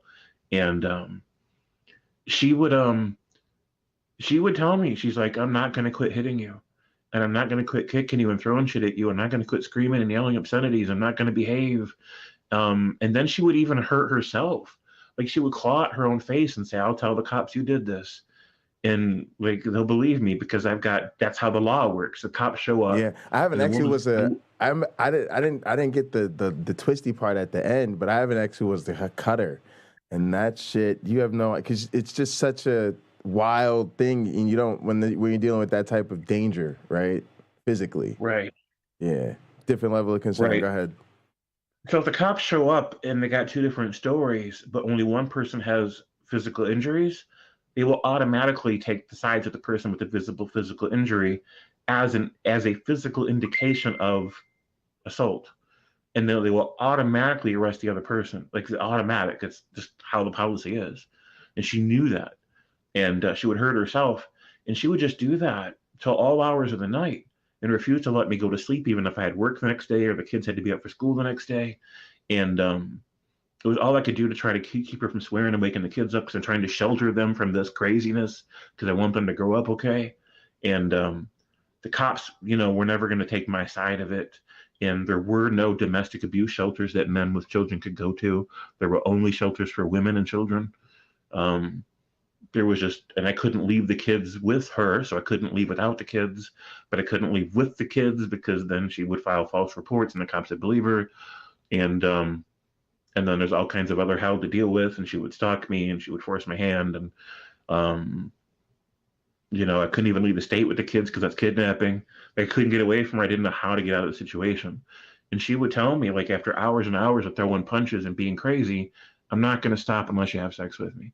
Because only then will I feel like my borderline personality disorder has been satisfied to where I feel loved and connected again. And then the chaotic storm in my head will calm down and I won't feel violent anymore. And then we can both get some sleep. And at the time, I would eventually give into that. But it wasn't until years later that I realized that's rape. I was being raped. And it didn't even occur to me. I didn't think of it that way. I didn't think of it in terms of physical violence unless sex means rape. But I just saw it as a crazy person who legitimately their brain will not calm down. They will not de-violence. They will not gain control of themselves unless they feel a certain way that can only happen through sex. And I rationalized it, and it made it easy to go years without realizing, damn, that's rape. And so now I'm a rape survivor, and I just had to come to terms with that shit.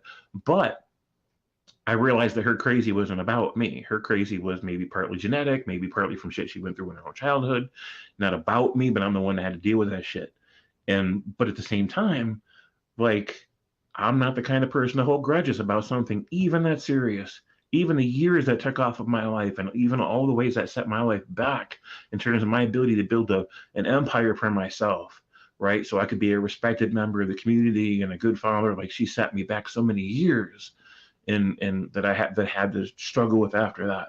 And like, even something that serious, I can forgive somebody. All they have to do is become a person that wouldn't do that shit no more and say, this is what I did, not making excuses for it, and I'm sorry. It doesn't mean they didn't do it. That doesn't mean I've completely healed from it. But I'm just not the kind of person to hold grudges because life's too damn short for that. It's not my fault she's crazy, but her crazy isn't about me, right? It's about her. And that doesn't mean I want to be her friend. That doesn't mean I want her in my life again, because I'm never going to want to be. She's always going to be crazy. But, somebody can do something that serious to me, and I can forgive it. but then somebody else can't forgive me because they feel like I talked to a woman that wasn't them at a time where they were hoping to get back with me or some shit, like Rachel and Ross, being on a break. Then that's just on them. That just means that they're not as forgiving a person and they're not as good a person. And, but the reason these people will never come to me later in life and say, you know what, I was evil and there's no excuse for it and I'm sorry. The reason I'll never own that shit is because of the same reason they did the shit in the first place. Because these people are not about growth. They're not about accountability. They're not about decency. They have no functioning conscience whatsoever. And so, of course, they're never going to show up one day in an email or a voice message or a letter or whatever and own the shit that they did. Of course, they're not going to. Because this is the kind of person. Oh, sorry. This is just what I was saying to some of us about our families. Right. It's why I'm at my family. I'm like, nah, I'll go straight holiday protest. Why? Because if y'all were the type of people who were going to grow on this, who are going to come around one day, we'd already know that by now. And a lot of us, I think, are in families where we're still crossing our fingers, like hoping one day. And I'm just like, nah, you should just saddle up that they're going to die this way. They seem to show an incredible commitment to dying this way.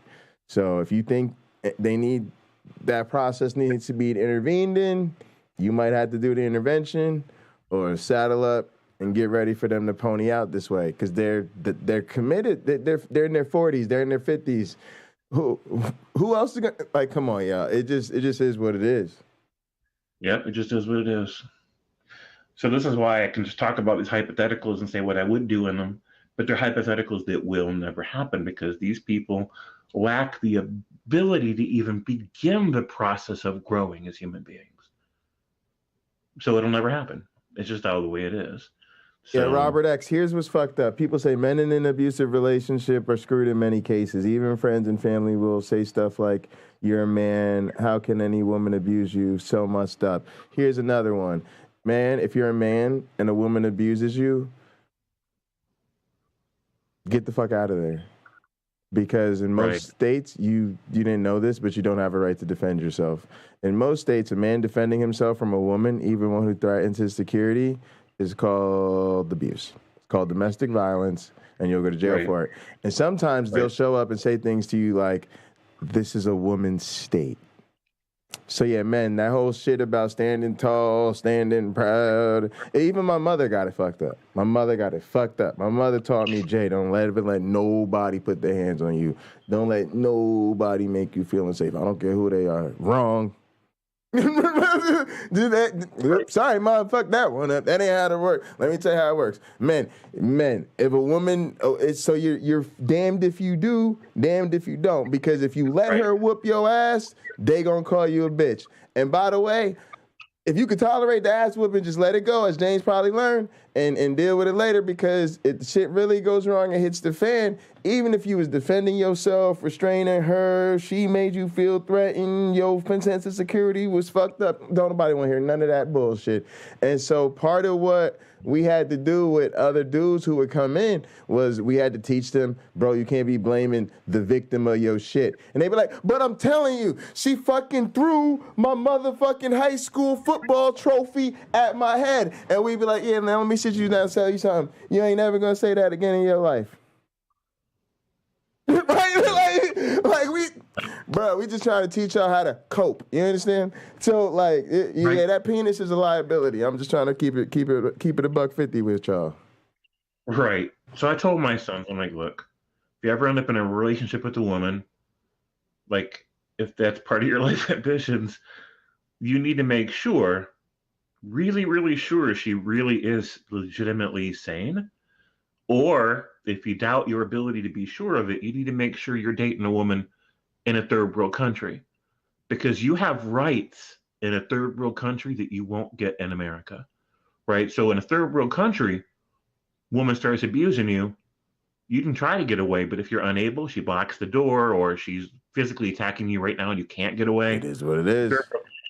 You knock her out. You can just knock her out and the police can show up and they don't even care. Like, yeah, your woman got out of hand. You handled your shit, man. Good job. That's what they're going to say and walk away. Now, the problem in those countries is a lot of them are abusive and they get away with being abusive because the law don't care. But ironic, if you're not an abusive guy, you're better off living in a third world country in a relationship with a woman, because she ends up crazy and losing her shit. You're allowed to knock her out.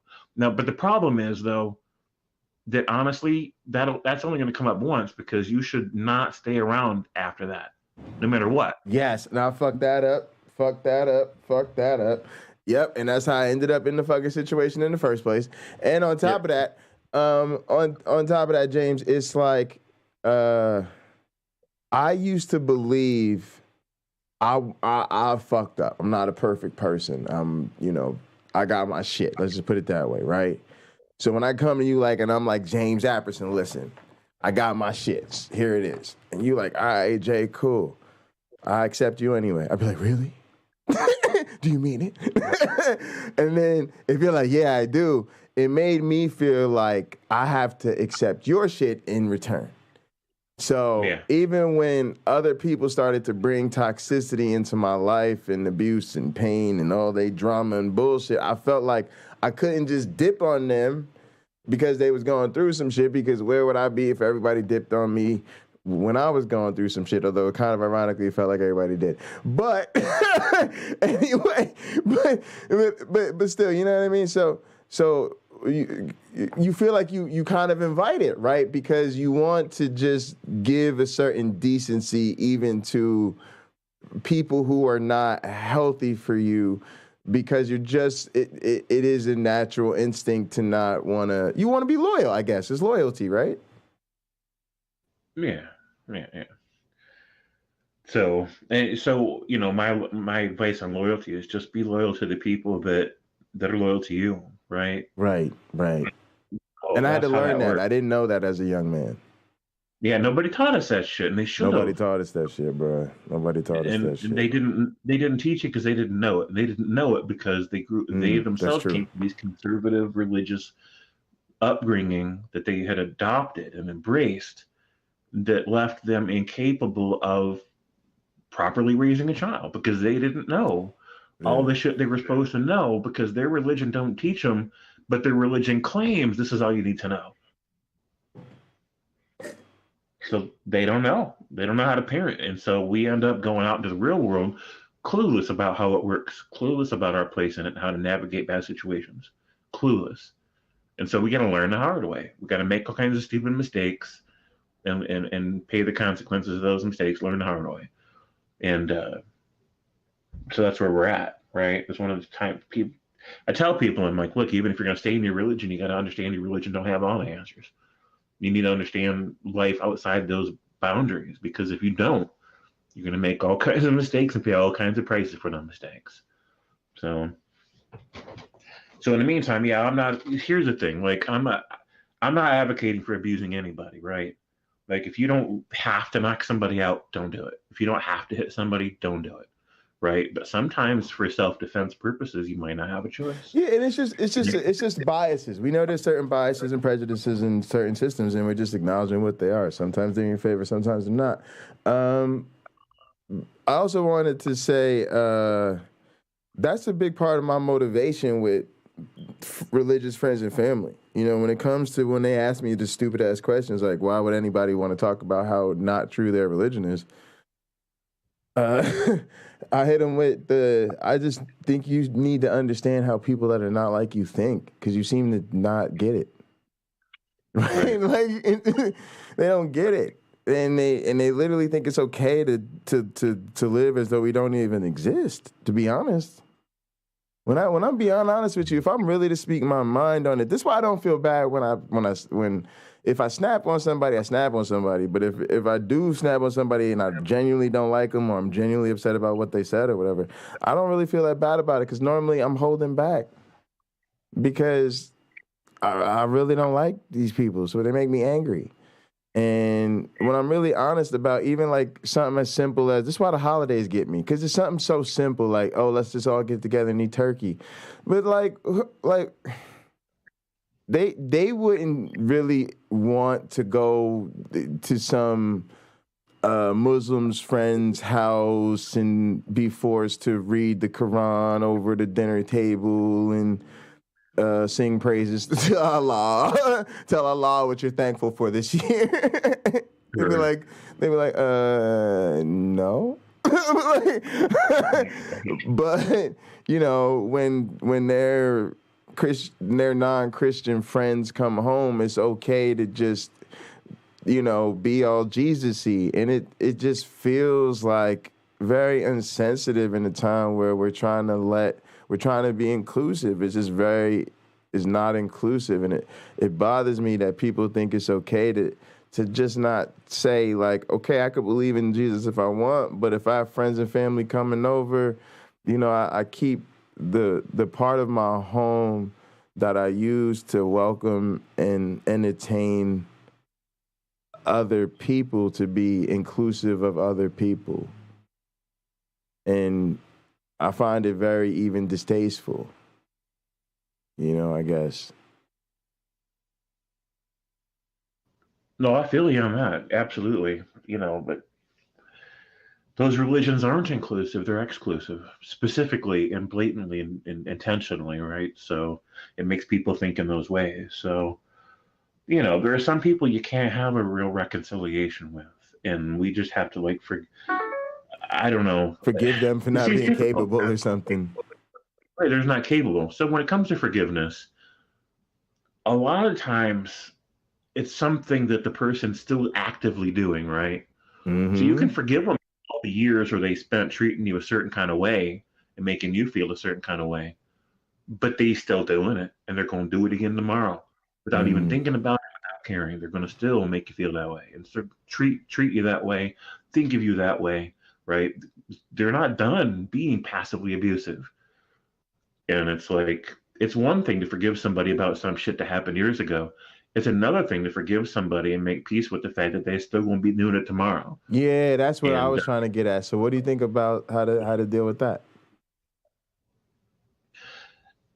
You know, the way that I deal with it is I accept that that's their limits and that's the journey that they're on. It's unfortunate. Then that means that I have to recognize that these are only conditionally my people. These are in a very limited sense my people. Yeah. Yeah. That's cool. Speak on that. Yeah, that's exciting for me to hear, because that's kind of how I feel. Like I was just thinking to myself about the families who acts like family, and in that sense, I've always saw some of most of my online relationships as my real relationships are online. And just because I work with somebody, we have the same job, or we work in the same lab, or I know you in quote unquote in person, doesn't mean that our friendship is stronger or more real than somebody I know online, because that's just going to be determined on how I feel with the person and what the bond is, not what the medium is. Right. But you know, when we're growing up, you know, or we spend years, like, because you did bond with these people when you were on their side of the fence. Yeah. And so you don't even get to choose what kind of bond you're going to have. It's already there, and now they're forsaking it. Mm-hmm. And it's like, and they're always going. They're going to keep on. They're dedicated to that. And so I kind of feel like when you talk about what you need to do or what you shouldn't do when it comes to like these people, I feel like, you know what, on the course that they're on, and it's your journey, so you have to decide what you want to do about it. I'm not saying what you necessarily should do about it, but it seems like the only way you're going to be able to even possibly avoid the continuing degradation of that bond is to have an honest conversation with whoever has influence with those people, which I guess would be your mom. Yep. That's you already know. That's what the tip I'm on, James. But yeah, go ahead. I agree. Yeah. So, and I'm letting that take its time. Yeah. So if it goes badly and it further degrades the bonds across the board, then all they've done really is play the future on fast forward. Because that's already where you were going to go if you don't say anything at all. You're still going to end up with a worse and worse connection with those people. You know, could not agree more. Could not agree more. So they're just going to play. So either they don't take you seriously and they press fast forward on the future that's already inevitable, which at least you just hurry up and get it over with, right? Or they are going to take you seriously at least a little bit, and then you had a potential for progress. That's the only way to salvage those relationships. I 100% agree. I believe the rubber has to meet the road. You have to reach that, it has to culminate, you know? We have to pay, right. We call it the blow-off match in wrestling. We have to have the big match where we're finally going to settle the score. And I just couldn't agree more. And I think all we've done is it's got to that point already. Matter of fact, we could think about it as it slowly degrades, right? But there's probably a cliff involved, because there's regions. Let's say there's regions of the graph, and there's a region you start to care less and less as you move, right? And even though you're not at the place where you've completely written off the relationship or whatever, you're beyond the region of caring, right? I've lost. That's what I say. It's already declared to the sense I'm just not interested in them, and so there's this is the only way to even potentially restore any sort of genuine interest in the relationship. Otherwise, it's just, hey, just called to say I love you, Merry Christmas, talk to you later. So you're right. So you've got more to gain than you have to lose. Exactly. And this is something that other people in the community are wrestling with. Melody Joy, for example, I'm not sure if she's still... Sure, but this is exactly what I'm trying to help people work through. And that's why even I was talking about that resource, right, with Cameron's spreadsheet. We could really probably use... I think we're the best people at this, y'all. And that's I'm getting a little bit of confidence on this too, James, at the same time. But go ahead, my brother. Yeah, I mean, that's what we do for each other, right? So, but it ain't easy. I'll admit. But we also are good at the counter-apologetics, though, James. We don't really struggle with that no more, that part of it. No, we don't. But it's tricky because, we're bringing a bazooka to a spitball fight, right? It's just, we got to be careful not to overplay our counter-apologetics with people that we don't want to alienate, right? And that's the tricky part. I totally agree. Totally agree. Yeah. How do you have that conversation? And I think, James, you just have it. And here's what I've realized. It's a couple of things that I think we may forgive ourselves about, right? Mm-hmm. Here's something I've forgiven myself about. I love Christianity. I'm in some sense, we're obsessed with this thing, right? That's why we're in this community, probably, right? Mm-hmm. And probably that's because before we were soft in the head, they got us with the indoctrination, and we were swept up in this thing. So in some way, it's as important to us as it is to them, and that's okay, right? It's okay. It's really important to us too, right? That's the part. That's the part right now. Yeah. Yeah, and on top of that, it's hard for us to stay silent because we love them, and we're watching them do something we don't think is true and is harmful. And so even though it's hard to have this conversation with them, it's uncomfortable to not have the conversation, quite frankly, right? Mm-hmm. And then also it's part of who we are now. It's just look, man, I know you guys probably not aware of this, but spend a lot of time on YouTube talking about this. and look, I just, I don't see this all the same way. And so I just think that for a lot of us, we're living an uncomfortable truth, but it's our truth nevertheless, right? And so what I'm getting at is sometimes it's just have the conversation and understand for yourself that it's hard, it's difficult, it's awkward, it's weird, and given all of those things, to me, that's enough to just have it however you need to have it. This is one conversation, y'all, where you don't have to be on script. You don't have to watch it and rewatch it. You don't have to replay the footage back time and time. There's some shit when you gotta, I remember when let me put it like this. There's no wrong way to come out of the closet on anything. There just isn't, because whatever makes you feel like you have to hide or conceal or watch or, dance around a certain part of you is pain and difficult and hard. And so anytime you finally take that off, However you take it off is good. It just needs to come off. Right? That's my perspective. So sometimes I'm like, what's the best way? Any way possible. First and foremost. Now we could sit here and talk. Let's talk about what's good and what's not good. But I just want to let people know this is such a personal thing that it's okay for you to just, in my opinion, however it comes out, whatever you got to do, whatever you got to say. And yeah, it might be awkward for everybody. And the other thing is, the only way to get better at certain things over time is through practice. And I like to say, you got to get to it to get through it. You got to get to it to get through it. Everything you want in life is on the other side of hard, right? And probably gonna take practice. So you have your early conversations, and then later you can come to your family and say, hey, look, I know I made that first Christmas kind of awkward, but it was new to me, and I'm glad to still have y'all in my life, and I'm glad our conversations have improved since then or something, right? But you just got to get it off your chest at some point. Yeah, 100%.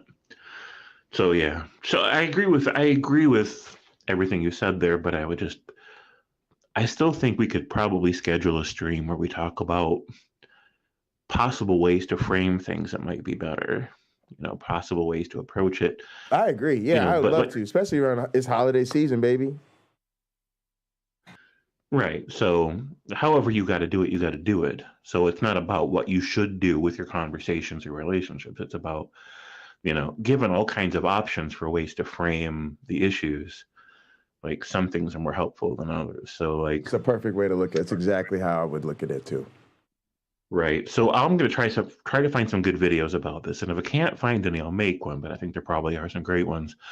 Like in a conversation like that, if you say something like you is an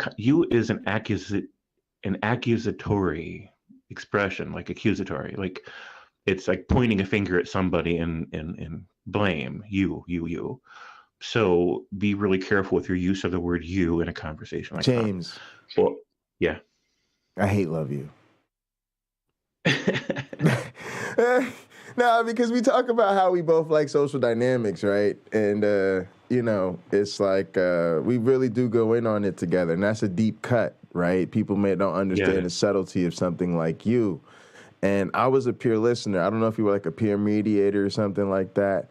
But that was a play right out of the very intense training that we had to do even in high school to become a peer listener, because the expectation is we're giving you guys the keys, right? You guys, we're going to let students come to you and talk about anything they need to. Like in my school, that was set up. So anything you need to talk about, as long as you ain't about to actively harm yourself or somebody else presently, you can let it fly with the peer listeners.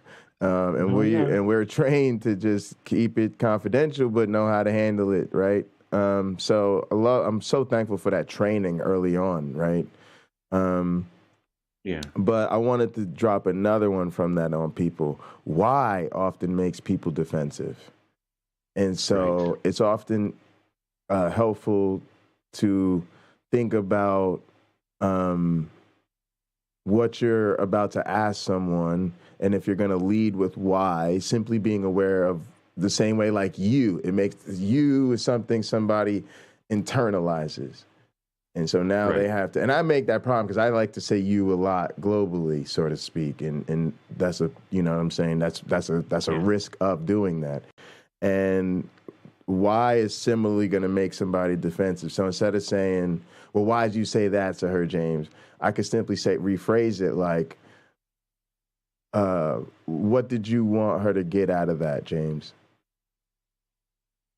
Or what made you, choose that approach that night? Now I'm just giving you the floor or something, right? Go ahead. Yeah, or you could even frame it as an introspection, right? Just about yourself.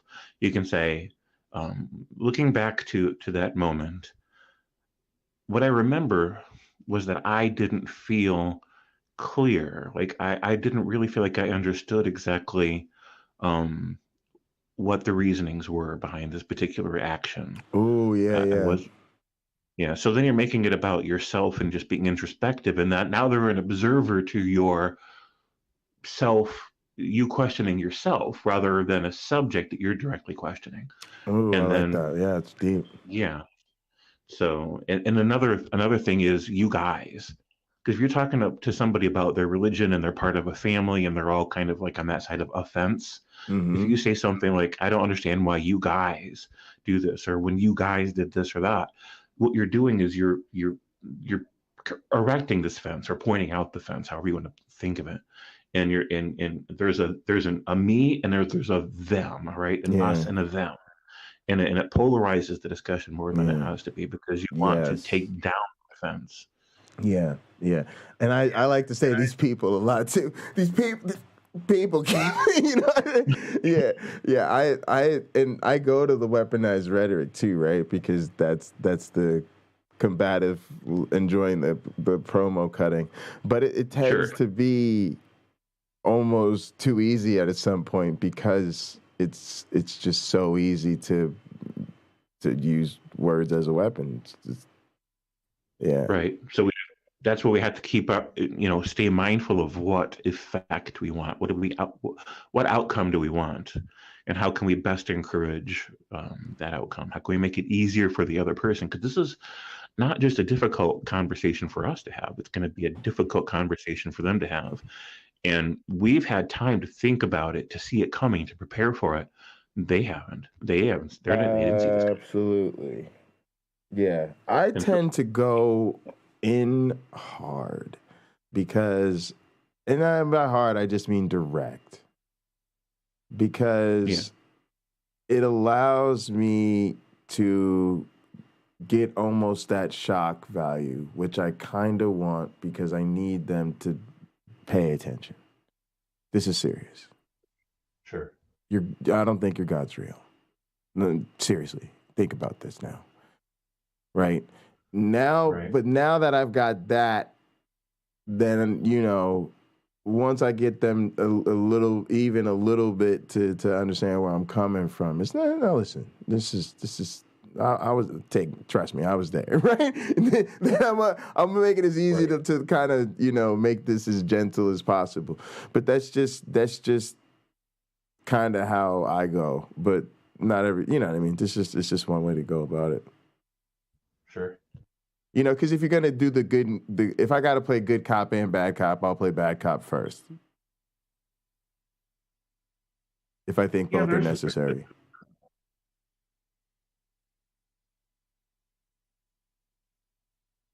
Yeah, I can understand that. But I mean, like you said, you just got to jump into it sometimes. Yeah. And then it also feels like sometimes I don't know. It's gonna be a mess, y'all. It's just a hard thing to have, and so sometimes I think if you overanalyze it going in,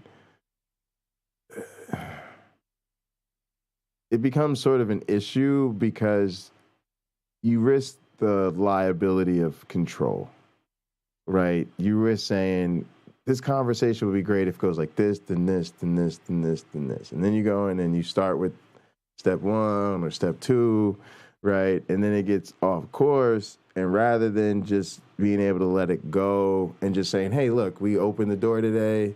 Great. Wherever it goes, let it flow. You start to feel like you're messing up or you're failing because it isn't going a certain way, or you haven't got to 6, 7, and 8. So we got to be careful about that too, because I think some of the benefit is just, hey, like, it could be something as simple as, I don't believe this stuff anymore, and I feel the need to tell you guys that for some reason. For some people, that's it.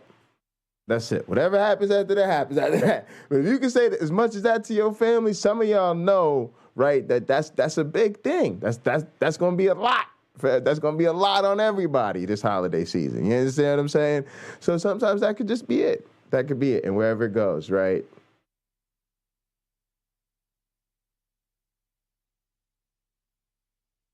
We lost James. Now I gotta hold it down like James used to do. Tag, I'm in. All right, so let's catch up with the chat, because y'all ain't been chatting enough. No, let's not catch up with the chat. Because y'all ain't been chatting enough. Where is James? Okay, James is back. Y'all lucky. Because I was about to, James, I was trying to chastise him for not chatting enough. Go ahead.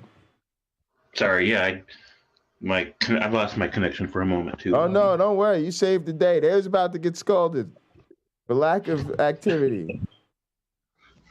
Fair. So, I'm not sure my tablet's doing a weird thing now. But yeah, so I think sometimes, James, just even putting it out there, like if you're just coming out about it and you're just saying something as simple as, you know, you don't believe anymore, could be enough of a pivotal moment that could be it. That could be, your work could be effectively done, essentially. Right. So there's lots of different ways to go about it. And I almost want to have a... Yo, yeah, I'm with it. Yeah, we got to schedule. We'll schedule a big one. You know what, James? I need to switch over to like a holiday season theme or aesthetic on my stream, so we could do that for it, like holiday season blow up fun. Yeah, that's awesome. So do you want to host it on your channel and I can just participate?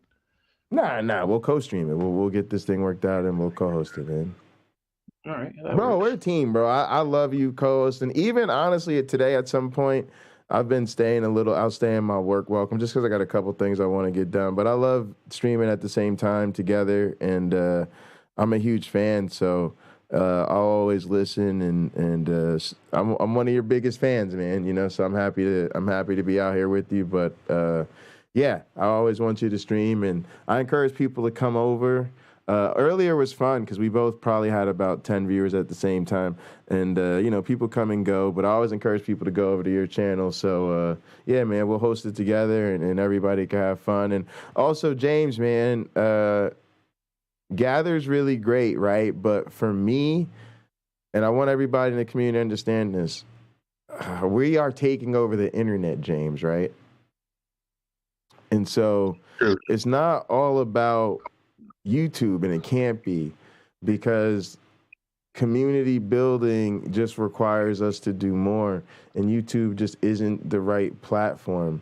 And so something like Gather, you could do the same thing with Discord. We found a couple other platforms where you could do this kind of thing where you're not broadcasting, right? Broadcasting is actually the problem in some sense, right?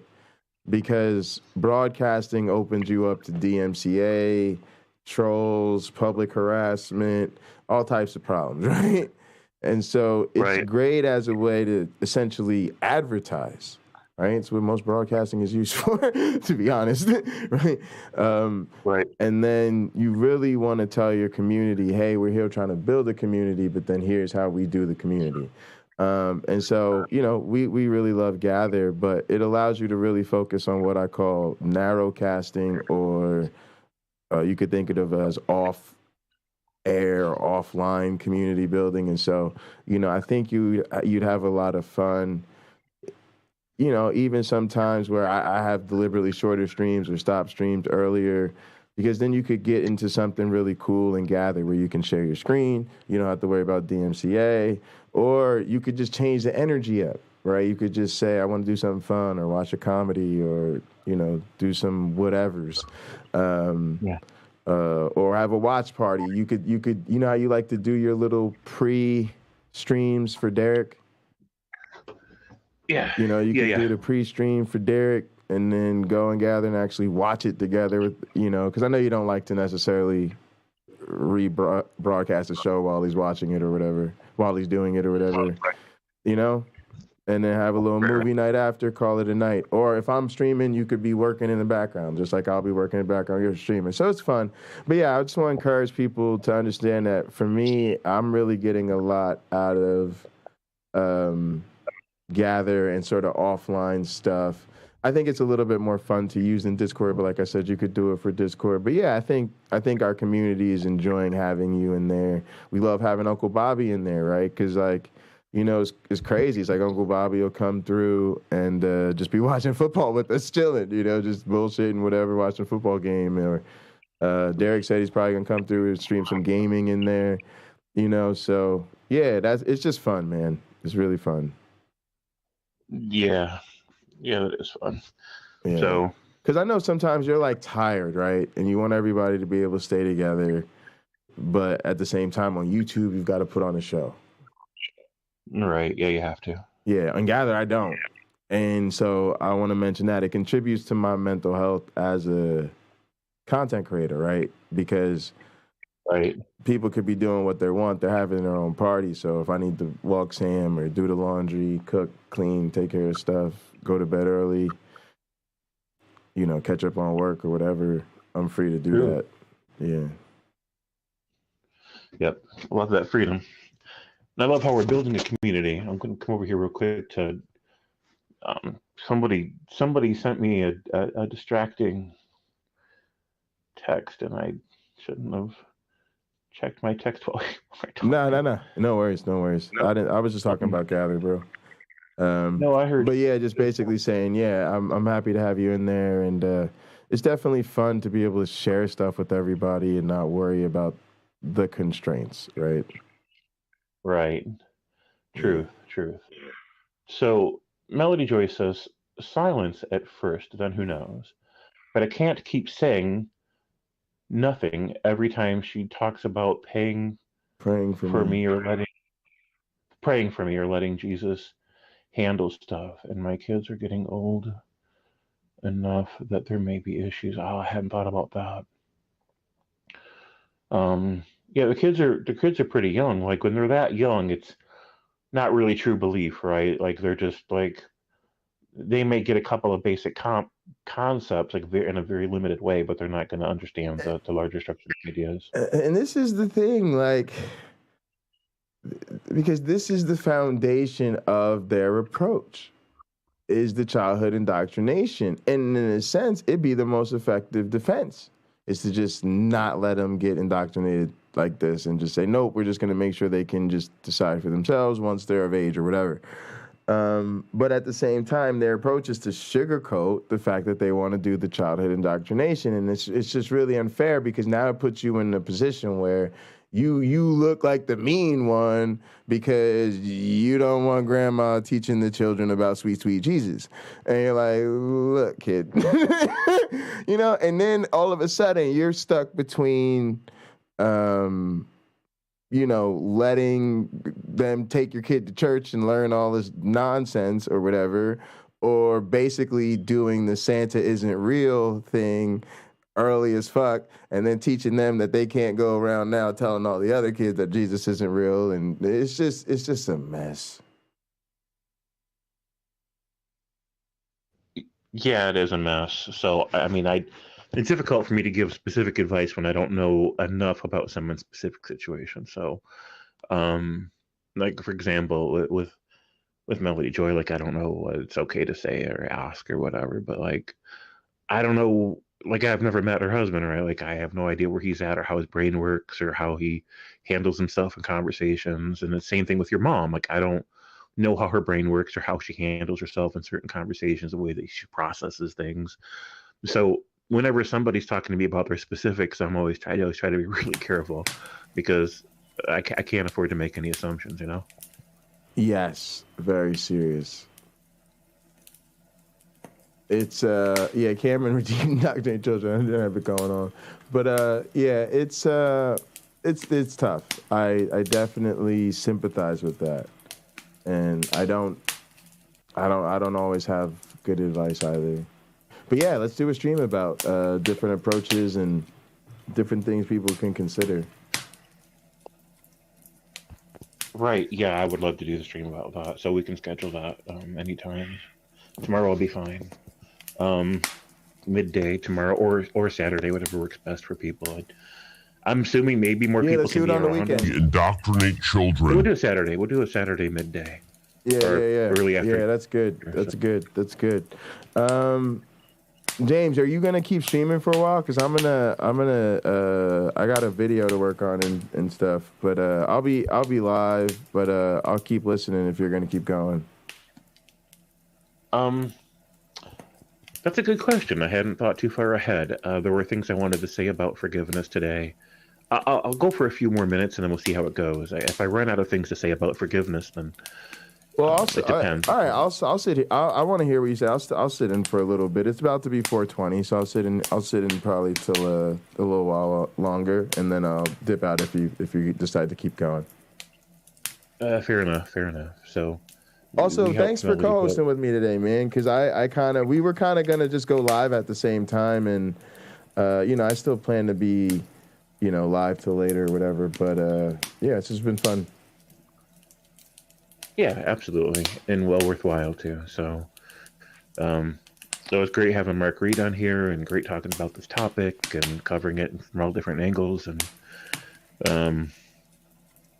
forgiveness is a big topic, and it's difficult for me whenever I hear religious people bring it up, because, like a Christian, like a fundamentalist Christian, I should say, because I know the moment they ask me about forgiveness, unless there's some specific issue between us that needs to be hashed out, I know they're probably going to be talking about, like, within the religious context, and it's just... Yeah, I got one more thing to drop on you real quick, James, Pastor Apperson. Yeah. You need to forgive yourself about, letting people have it sometimes, because the same way we're trying to co-host stuff with, we're trying to get some strong female energy in this community. We need some strong men in this community, especially on quote unquote our side, because they got a lot of fake alpha chads on that are coming at, and even their women seem to be chadettes and shit. And so, we need to remind them that we have strong people on our side too. Although I'm always sensitive about people, robbing you of your peace, especially because I know I know sleep's critical to you, me, and so many of us, right? And so that's part of why, like, I stole my own peace though, because that was the part of the problem. Like, I need to practice better sleep hygiene, right? Like, it's a matter of self-care. That I allowed it to steal my peace. Like, initially that was You still got that chart up though? That meme thing that No, I showed the earlier? brain thingy with the responses to trauma. Yeah, that's I dropped it in chat earlier, but one second, I'll go back to it. I actually shared it to my Facebook, so that's where I got it before I just went back over there. Nice. No, because I shared it. Oh, okay, where are we at? Close this. Scroll down. Damn. Oh, and James, check this out. Melody Joy said, while y'all were talking earlier, I just decided no more putting it off. I'm strong enough to handle it now. That's how I felt, Melody, and good for you. That's exactly how I felt. I'm just strong enough to handle it now. I don't know. You kind of get to a place where you just feel like it's kind of like I tell people about being prepared for a gig. Believe it or not, every musician is nervous, right? Because when somebody first says, I need you to play this piece of music, right? A lot of times we've just never heard it before. And so every question under the sun is going to our head. Can I play it? What style is it? Will I like it? How long am I going to practice to learn it? Is the drums part crazy? Is it way, way, way, way too fast? Like all of that shit, right? And then there just gets to a point where you start to work through it and you start to deconstruct it and you say, okay, I think I could piece it together. Then you start to play it and you just can't play this goddamn song. If your gig was tonight, you'd be in a world of trouble. Right? You'd be sweating under them lights. And then, it gets to a point where you're kind of piecing through it. Normally you start with the hardest part and you get confident as you go. Then you get to a point where you can pretty much fake it till you make it if you had to. You get to another point where you could really play it from beginning to end on point, but you have to think every step of the way. You get to another point where you've practiced and done it so many times, it's harder to fuck up than it is to fuck up. It's harder not to fuck up. It just is the way it is. You've just done it so many times. The muscle memory is doing it for you, and you'd have to try to fuck it up at this point, or just really not be paying attention, right? Right. So once you get to that point, once the gig comes, you're just happy to get it over with. You're just like, yeah, run the track, kick a play. All right, here we go, boom, boom, boom, rock and roll time, and done. All right, cool, we good. Because you already knew that's how it was going to go. Right. So that's how you get with this. It's the same thing like taking the one of them GRE or SAT prep classes or whatever. I took a GRE prep class. You know what you had to do? 4 full-timed, full-on GRE practice exams. And all along the way, you're doing drills and homework and workshops and classes and all of that, right? And you take 4. So by the time you sit for the real GRE, you know exactly what your score is going to be. You know exactly which type of problems you're concerned about. You know that, and you're just trying to get this thing done and over with and go to Olive Garden. So, right? Because you already know what it is. And what I hear Melody is saying is, I just want to put this on y'all. It's not like a magical thing. It isn't like a hopeful, woeful, or type of optimism. It's just a real genuine reflection she's saying, and she's saying it could go this way, it could go that way. There's a ton of approaches, but I'm game. I'm ready for it, and good on you for recognizing that about yourself. Yeah, absolutely. So, trying to bring my mind back into focus on this. I mean, so Jessica, here's one. Jessica said you need to forgive yourself, not for what you did, but for being human. You're human. You acknowledge you didn't like how you responded, and now you forgive yourself and move forward. Yep, that's the best thing, right? And so nobody has to die. Nobody has to suffer. Nobody has to resurrect 3 days later. You just fucking forgive yourself and move forward. Yeah, wow. And what a gift would that be for the Christians in your life, if only they could receive that message. Sure, some of them do struggle with that, right? But not all of them. It depends on how they process it. Like earlier, Mark mentioned that guy that he knows. He called him by name. I can't remember what the name was, but like, there's this one guy that feels like no matter what he ever does, he's not responsible for it because he's automatically like forgiven and re-forgiven, right? It's like the kind of thing where you go into the confession booth, say a few Hail Marys, and after telling somebody what you did, and they're like, yeah, you're forgiven now, right? And so then you don't have to go home and make amends to the person you screwed over because you're forgiven. You don't owe nobody nothing. So, but it depends on how somebody processes that stuff. There are, of course, plenty of Christians who don't think that way, who think that if you do a shit to somebody, then you owe them for the shit you did, that God's not going to let you off the hook, right? There's no religious idea or ritual sacrifice or anything else that excuses you from accountability. Now, so I want to be fair about this, right? So usually the dysfunctional ideas about forgiveness between humans, the really extreme dysfunctions happen with fundamentalists more than anybody else. And most Christians are not fundamentalists, right? Most Christians are just regular people who process shit in a regular way.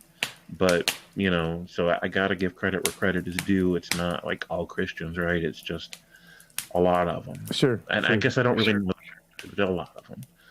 And so for a lot of people in religions, like, they're bad at forgiving themselves and they're bad at getting forgiveness with other people because they haven't been taught these skills, right? And so if we can help them too, like, I'd be all for that, because I'm not limiting the help that I want to extend only to atheists. It ain't like that at all. It's like anybody that can benefit from what we're talking about, please do benefit from what we're talking about. Mm-hmm. And if you want to stay religious in that context, then stay religious. James, what are your community goals? How inclusive do you want it to be versus, the realities of the situation or whatever? Right. So if somebody can behave well, then that's all I ask from them. A consistently pro-social way. If you make a small mistake, we'll let you off the hook for it. But if you're, so don't troll the room, don't intentionally be arrogant and antagonistic or toxic, right? And if people are letting you know you're crossing boundaries, respect that and pull back, even if you think a boundary should be somewhere else, and it's like, just play well with others. and I don't care. Like, this is the thing I was talking about before. Even if some axe murderer is, secretly an axe murderer person, but they're watching our shows and participating in chat, as long as they're not axe murdering people in our community, and as long as they're not like promoting a pro-axe murder message in our community, right? And as long as they can behave well pro-socially, I don't care, right? Now, if somebody is religious and wants to talk about it, right, then we can talk about it. I don't want to forbid that from our panel, but they have to understand the context they're in. And so if they're going to preach religion to a room of people that are trying to recover from religion, they need to accept that they're going to get a little bit of blowback. And if they want, now I'm not holding them back, if they want to be able to share certain ideas, like their testimonies or religious stuff or whatever, and get a positive response, there are places for that are really easy to find. And if they're having a hard time using the internet, they're not sure where to go to find people that'll say amen, amen when they say this stuff, I'll help them find the places. I'll send them a link. Go here. People would love to hear about that stuff, So it depends on the kind of response they want. They need to understand the room that they're in. But if they just want to discuss it, like in terms of a casual discussion, here's what I think, and here's why I think it, and what do you think of that? And then we can say, here's why I don't agree. Here's what my experience has been. Here's how I think about the issue. And we go back and forth. It's rare. It's hard to find a religious person that can have that kind of a discussion, right? And not let it go completely off the rails. It's hard. But if anybody wants to give it a go, I say, okay, climb into the seat and let's see how it goes, right? So I'm for that, and I think most of the community is too. But within limits. So like I told Latangelo the other day, try to stay on topic if you can, right? And don't threaten anybody. Real simple. Don't threaten anybody with hell. Not here, not in my chat, right? And what did he do? Repeatedly started threatening people with hell, and I'm like, come on. You can say anything you want. Say, I love Jesus, and then expect people to say, which Jesus do you love? Or, I don't love Jesus. Expect a range of responses, because that's the room you're in. As long as you can handle that, you can handle it, right? But don't threaten people. So as long as people can play nice, I don't care. I don't care what their views are politically, religiously, socioeconomically, I don't care. That's where I'm at, because if they can benefit where we're at, then they can benefit. Now, I was just gonna say I'm with that too, but and I also was kind of thinking that atheism isn't a thing to build community around. But Uncle Bobby challenged that. He said that we can. He thinks we can and should build community around being atheist. So I think both things are true. Like, you can build community around the fact that we're atheists because that's what brings us together. But then we got to do more to actually make it a community, right? And so I kind of am like you. I want it to be opening and welcoming to everybody, but I kind of recognize that we're in that atheist space, and so I want to make sure that it is a safe space for our viewpoints and our people most importantly, because I know that, again, like we said, like our bar scene, we don't have enough bars. So if we got to throw them out once in a while so we could enjoy our evening together, then it just is that it might be that way sometimes. Right. I don't know, from time to time that makes them feel like they're treated unfairly, but to me it's just like, sorry, I got to take care of the crew. You got to go. Right. So we got to set those healthy boundaries and protect the interests of the people here. I agree with that 100%. So I'm just going to share this real quick. Share screen. Over here, I don't want to sign up for your thing.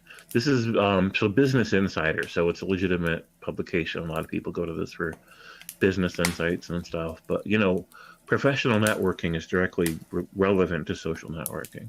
Those lines get blurred quite often, and so let me come back here and make sure people can see it. Yep. People build stronger connections when they hate the same things, but it's a risky way to make friends. So it's an important article that I don't know if I want to read the whole article. People are, so we have to be really careful not to accidentally radicalize or overpolarize a community or individuals. And we also need to make sure that it just works better long term to bond over positive things, right? So like the healthy things like respect for our journeys and how to have a healthy working relationship with other human beings. And so we can talk about how religion often sabotages that, right? But we need to make sure that we spend a lot of time talking about positive things, ways to have healthier relationships, ways to have healthier relationships with ourselves, especially, and pro-social ways to communicate and to connect with other people, and how to have healthy boundaries and enforce them. There's just so many things we can talk about that are a positive message, right? Where it's not all negative all the time. So I don't want our community to bond over how much we hate religion or hate certain things. It's an element, right? But I don't want that to be like core to what we bond over. So I even think of it as I think of we bond over our love for each other that we found through that, right? Because even that's different. Like, I was a marijuana advocate, right? I was never going to like cops as a class of individuals, right? And I was never going to like the fact that cops arrested people for weed crimes, right? Even though I've worked at a prosecutor's office and we prosecuted people for such things. But life makes you a hypocrite when it's good. Sure. Anyway, there was this thing where me and the chief of police were supposed to clash, right? We're supposed to freaking hate each other, but we liked each other. And so it just felt like it's okay to enjoy that. Yes, I hate, and I do mean hate, what you have to do, right? And you are, in fact, going to do it. Let's be very clear about that, right? But True. There's this way in which I can talk to you and you can talk to me. I'm totally happy to help you out if you need a student to talk to or show up for something. When I need somebody from the police department to show up for something, you show up yourself, right? And we can appreciate each other, have this bond. And at some point, it did become about more than that. We both love Penn State. We both are trying to make a better place. We both have to do a lot of public speaking as public people in the same community. So there became a lot of like, this could work, right? Even though it's this that brought us together, right? Yeah. We got to do more after that. Yeah, we got to do lots more after that. Yeah. But if we do, then it could be okay, even if the people we're building with is the same side. Because that's what kind of, like I said before, we hate, love their religion. Most people don't believe, they stop believing, and they move on with their lives. That's it. You go on YouTube and watch Bible videos all day. Why do you do that? That's not you, James, our community, right? Truth. So you're not in it, but you're still into it. Yeah. So, that brain thing. I want to see that brain thing real quick, James. Oh, I put a link. I don't want to see the link. I want you to put it. Oh, you can't put it on the thing?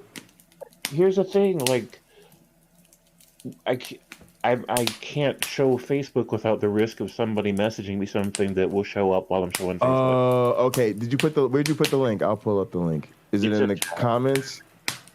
Yeah. Facebook photos. Okay, so if I pull it up, I'll just see the photo.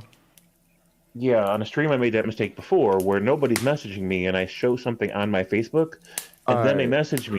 All right. And it pops up on my screen, and I'm like, oops, can't do that anymore. All right. So let me, can I share my screen then in StreamYard so people can see me? Oh, yeah, whatever works. Yeah. Also, I don't know, why am I hearing myself? I think I'm hearing myself again in Gather or something, maybe? I'm not in game. Oh, I am, and I'm using the same output. I see what's going on. Let me get up in here. I've been wondering the whole goddamn time, what the heck is going on? Hello. All right, hang on. Hello, Let me switch you on up here to 5.6. I think I've been looping myself back. And 5.6. No, I don't even want to do that. I want to do 7.8 and 7.8. And then you'll come back here. I'll send you to them, so people can hear this and gather. I'll take this out of there. I think I want to mute that. All right, James, holla at me. Yo. Good. All right, we're good. Thanks so much. And then, did you make it so I can share my screen? Yeah, I did. Boom, share.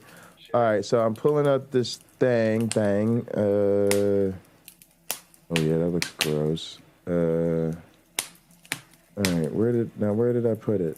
All right, Texas chili. Nope, not doing that tonight. Here, I'll remove it till you figure it out, and then I'll add it back in. Yeah, perfect. I just had it. All right, hang on a sec. I'll figure this out. I'm smart. Oh, I got it. All right, share my screen. Boom, got it. All right, you sharing it? Yeah. All right, so we got flight over here, right? Go ahead and like expand it, like do full screen on. Boom. Yeah. All right, so we got this going, right? Yep. I probably got messages from Otangelo. That'd be fun. He never messages me. Otangelo be in my DMs. All right, so we got workaholic, overthinker, anxiety, panic, OCD, difficulty sitting still, perfectionist, avoidance, hyper, right, sadness and loneliness. Yeah, I don't really want none of that, right? That's flight. All right, so also when you face with trauma, you can have fight, right? Anger, outburst, controlling, the bully, explosive behavior, irritability, judgment, slamming doors, self-harm. Not a fan. All right, freeze. All right, difficulty making decisions, feelings, dissociation, isolating, numb, shutdown, exhaustion, indecision, sleeps a lot, pass. And then fawn, people pleaser, overwhelmed, no boundaries, lack of identity, codependent, appeasing, engaging, self-critique. All right, James, you could go ahead and end my screen share. Okay, all right. All right, now I did already. All right, now, did any of that sound like a good response to anybody out there? So I just think part of what we have to understand is that we are animals. You evolved. You just another animal, unfortunately. And you had this thing called the brain. It has this thing. It experiences this thing called trauma, often totally justified as a result of some other animal's behavior. And you really don't have a good way to respond to it, probably all them options. There's probably a bunch of more options not on there, but I bet you none of them really sound great. Right. So that's part of the reason you got to forgive yourself, because there really isn't a great way to deal with these things. Right. Well, that's, and that always brings me back to War Games from the 80s with Matt Broderick. The end. I literally think that was on our playlist either last night or the night before. Plug for Gather Movie Night. See, I gotta be there. Y'all gotta be there. You be up on this. Go ahead. So sometimes the only winning move is not to play.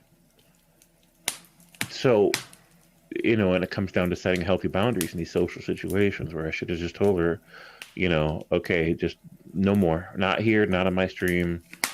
Just don't do it. Right? That's over. It's done. And they asked why I can tell them, but if they just accept that, then we're good. That's what I should have done, right? And then let it be that. But then I let it go longer than I should have. And then when I finally jumped in, then I was like, and I went I went further than I wanted. Yeah, I stole my own truth. Yeah. So, And that's responsible what because we you can't always do that, or else you'll end up in trouble. If not just certainly beyond that, but at least stealing your own peace and making it difficult to deal with your own health. Right. Melody Joy says, shit, I hit send too soon, but I sent 2 emails, crying, laughing emoji. Melody, honestly, that's how I did it. Honestly, I just got to that point where I realized, like she said, like I was strong enough now. And I decided to just get it off my chest when I was thinking about it. And I was sent them off, made sure everybody was on the right list, and let the chips fall where they may. Because at the end of the day, just felt like the sooner the better. Putting in an email, at least I got to like kind of get my thoughts out on paper, so to speak, worded, whatever, and push send, which then kind of gives them time to all cope with it and deal with it in their own way. So sometimes I think that's a plus of doing it through email or something, right? Because both sides have time to respond, so to speak. Yeah, absolutely. But yeah, good for you, Melody. We're proud of you, and sometimes you just gotta do what you gotta do. Big. That's big. That's huge. It really is. It really is. So James, you out here influencing people. Yeah. We got you. Like I don't know how it's gonna go, but we got you either way. So. Yeah, exactly. And also, hello, Jason. Thank you for stopping in, and it's great to see you. Hit and run, so big style. So yeah, that's where we're at. So what are you thinking, Jay? Like, you thinking you're gonna go ahead and have that talk with your mom, or? Well, I did. I talked to her. I told her I'm not gonna. I don't know if you know, but I told her I'm not gonna. That I don't want to come. That I was feeling anxiety about coming home for the holidays, and I didn't want to, if there was gonna be, religious things. And she kind of went to, well, then you should maybe come another time, so that they could celebrate the way they want to or whatever. And then I kind of had a bigger conversation about my issues with the religion, right? I was like, I think this is a cult, and, you're essentially worshiping an idea that wants to be where you want to be a slave, and that goes against the narrative of what it's supposed to mean to be black. Like, it's supposed to be about being free. And talked about how just stuff just isn't true. How uncomfortable it was last year having to watch them, be lied to and then exchange religious gifts, and that it was really uncomfortable, and that I didn't want to do it anymore.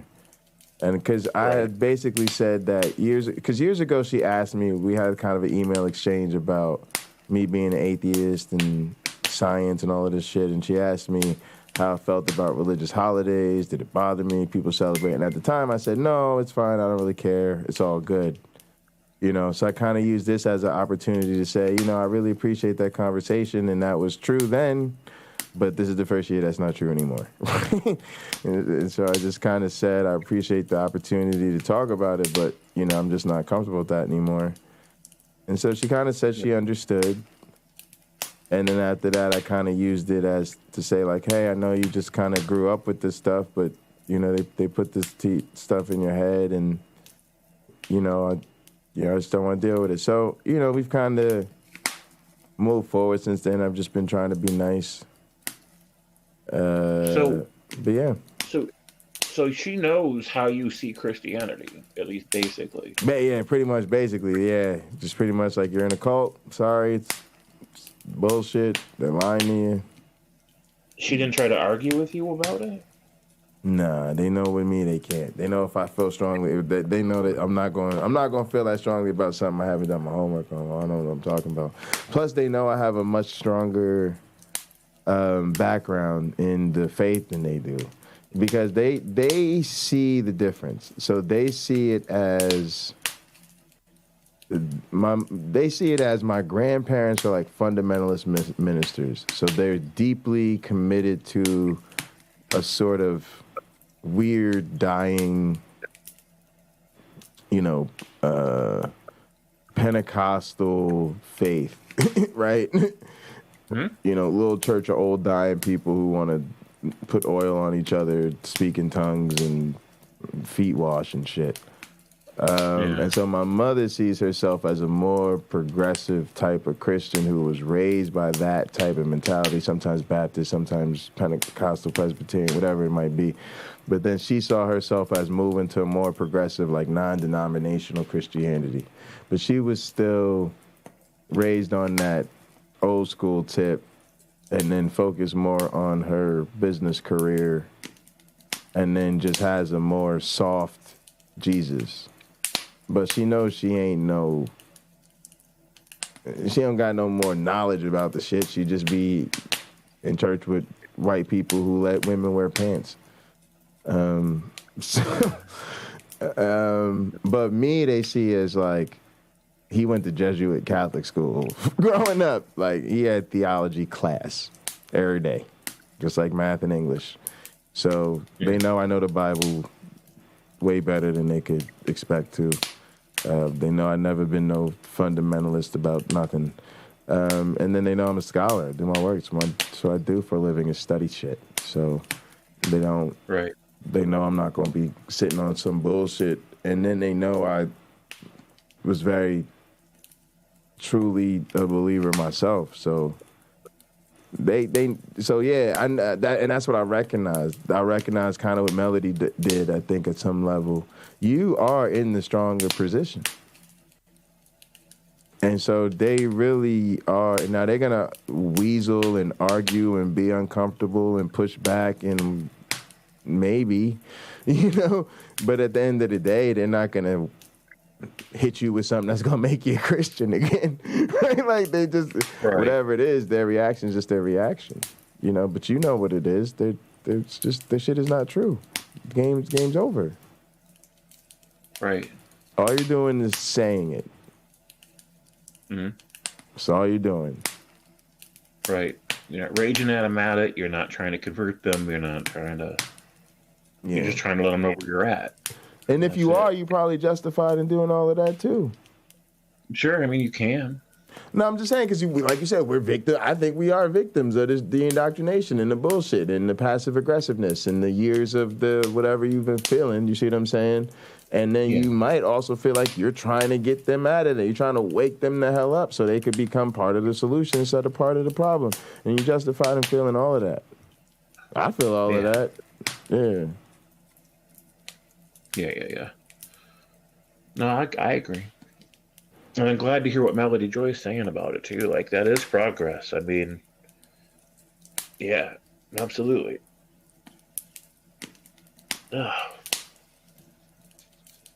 Yeah, it's I think it'll be fine, and it's good to get him time to think of and space to think about it, and we're proud of you, and it gets easier and easier. I really think our community does it because, having resources for people helps. It is normalized in our group. So you do have a peer group, a social group where this is the common experience. There's probably more people in this group that are extras than not. So whereas they live in a world where you're the rare atheist, you live in a world where it's the overwhelming majority to this almost to the same extent that they assume Christianity in their world. What do you think, James? I think so too. So we're kind of lucky in that regard, right? Yeah. Yeah. I mean, I know I'm lucky in that regard. I don't know how anybody else feels about it, but yeah. But I'm gonna probably grab something to eat, and I got to work on a video at some point, so I want to make sure I do some of that on stream. Also, I said I was gonna talk about fascism. So there was this Noam Chomsky video about fascism. I was gonna talk about that at some point. So, Right. If you want to come through or whatever. But otherwise, man, I'm gonna probably just be listening as I work and stuff or whatever. So So when you're done with your work, you're gonna start a new stream and. Nah, I'm gonna stay live. I'm gonna stay live and shoot everything. I'm gonna just do it live. But I'll probably just, I don't know what I'll do. I'll probably just go into one of these. I might stay in here. I'll probably just stay in the captain's room. And if you wanna come hang out with me, you could just come hang out. Until I'm done with work, and then I'll probably go straight into the Pinochle Lounge. But if you want to come and gather, you could just come into the Cheers Lounge. And I'll stop everything if you want to do the voice meter tutorial, because I want to really show you that. I think that'll help you a lot. It's really easy. And so if you want to do that at some point, just let me know. What are you thinking? Yeah, I need to work on that. So at some point we will do that. Let me check my email real quick, because I'm supposed to meet with Rob tomorrow. So I want to see if he's actually trying to schedule that. It's pretty much the end of the day already. So, but yeah, what do you been thinking, Jane? I think the producer Wes says that doesn't like working with voice meter. He says it's not easy. I mean, if he's strong enough to have that opinion, he probably just has found something else he prefers. What is he like instead? And also I don't know. I'm an audio engineer, so I don't know. My definition of easy and other people's might be different. Yeah. But it's a virtual mixer, so it looks exactly like the mixer I have in front of me. So you know what I mean? Like, yeah. But a lot of people I don't find that type of technical thing to be intuitive or easy. You know. Right. That makes sense. And hi, Mike, by the way. He's in Texas right now, Mike is. And believe it or not, Wes, that's the focus of my lab. I don't see my lab primarily as a digital evolution lab. It's a digital evolution lab, and it's a science and multimedia lab. So, even Gather, the way we have all this set up, the goal is actually to make dealing with and overcoming those type of technical challenges easier.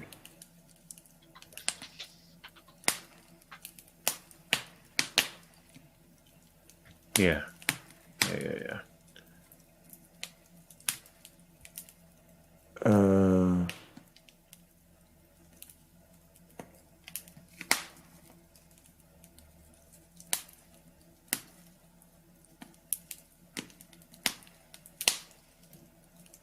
All right. Yeah. So you're not sure what you were thinking about today? That was the main thing. Like, there's always a bunch of different things in my mind. I did some error corrections on a blog. Always frustrated with myself when I find typos on something that I've already checked 5 times. It's like, sometimes I wonder if there's something neurologically wrong with me. So, and I thought about reading the blog, but like it's off topic, and it's about religion too, and I'm trying to like balance out how much time I spend on that. So, I still want to schedule for the consent stream, but I want a female co-host for that. I still want to do the really controversial sexual identities stream. I'm not sure who to get for a co-host for that one, or if it's even smart to do it. And then we want to do the stream coming up soon where we talk about about ways to have a conversation, but it might not matter, right? Like, it's just at the end of the day, like you said, it might just be better to just say the thing, just say the dang thing. Here's where I'm at right now. Here's how I feel, right? Here's where I'm at in my journey. They can just process it any way that they want to, but there it is. I also just found like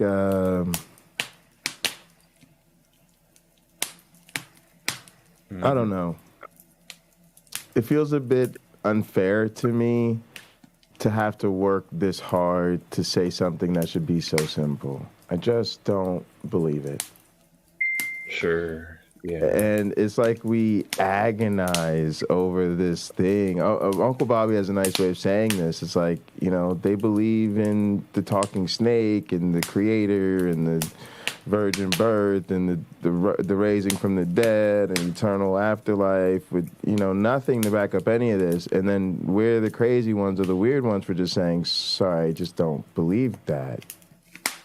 And then I think part of the victory that they have over us is the dominance, right? So you talk about sex or there will be violence, right? Is rape. Right. Well, that's what you're describing is coercion, right? Like this, it's not the direct beat you over the head and do the thing. It's the just make it easier to go along with me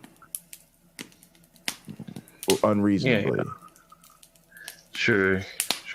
And that's what they do. And this is the side effect to me. This is the demonstration that it's effective. Because it's so hard to just tell them we disagree.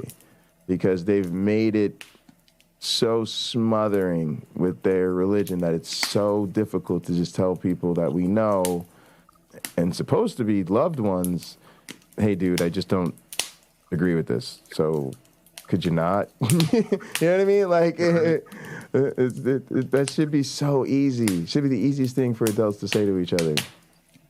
Right. Should be. But, you know, with religion complicates everything. So, especially people's attachments to it, right? Because of all the baggage they bring to it. So, you know, if they honestly believe that that anybody who doesn't believe in a God or believe in a Jesus is just a bad person, like Rebecca thinks, right? Like, if you got family that thinks that if you don't believe it, or if you know enough about the Christian message to be obligated by it and walk away from it, and in their head that makes you this rebellious, evil person that deserves to die, like, that makes it really difficult to have a conversation with them. Absolutely. Because, yeah, the way that they're processing it in their own head is going to affect the way that they respond to you, the way they see you, the way they treat you, you know, and it gets uncomfortable being around people when you know they think badly of you, right? And especially frustrating when you know the reason they think badly of you has nothing to do with anything you've done wrong.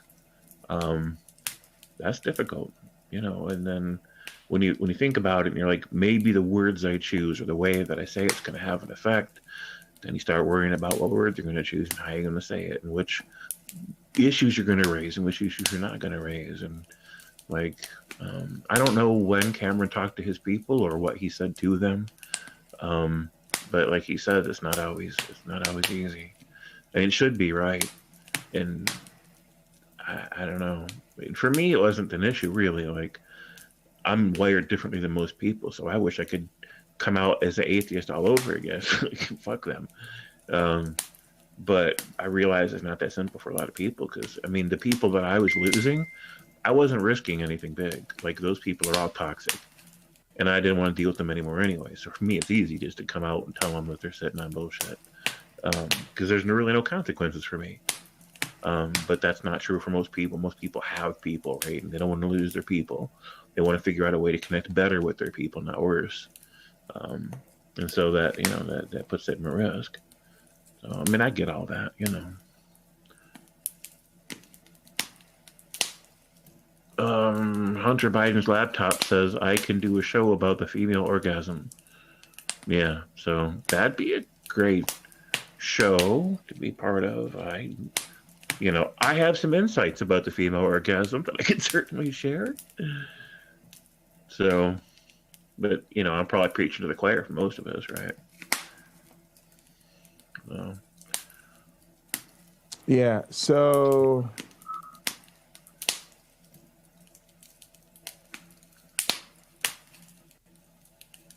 yeah, Wes says I was invited. When is that show supposed to happen, Wes? I can't remember. So the thing that I think, so the reason I said that is, I finished and I graduated from a lab that studied the evolution of human sexuality. I don't often talk about all my academic stuff, especially when I'm on somebody else's channel. But yeah, I got my master's degree in biological anthropology from Penn State, and I used to teach classes on sex and evolution. And our lab was actually featured on the Discovery Channel, I believe, on a special about the female orgasm that was hosted by Maggie Gyllenhaal. So that was super cool. And they used our lab. They showed all about our research techniques, and they actually used me as an example of a male specimen.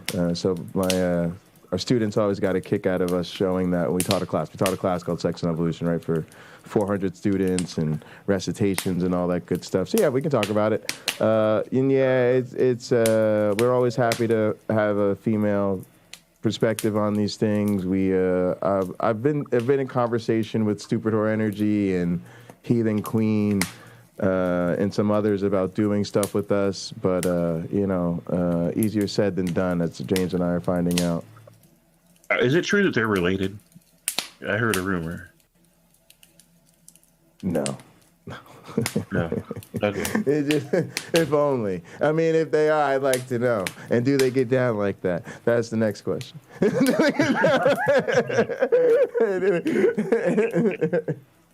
Things that only guys think about. But yeah. Hey, I happen to be a guy, Yeah. This is my gender expression. This is my sexual expression, James. Don't judge me. Sexual expression. I'm not judging you. I like sex with attractive females that are either heathen queens or filled with stupid whore energy. So I think that's on them. That's on them.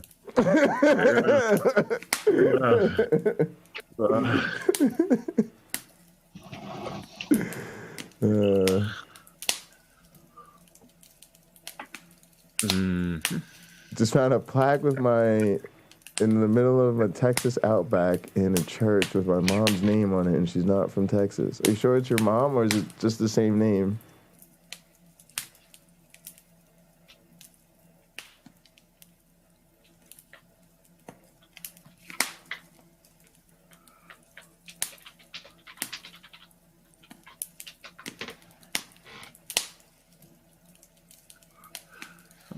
I just found a plague in the middle of Texas outback. A plaque. A plaque. Okay, plaque.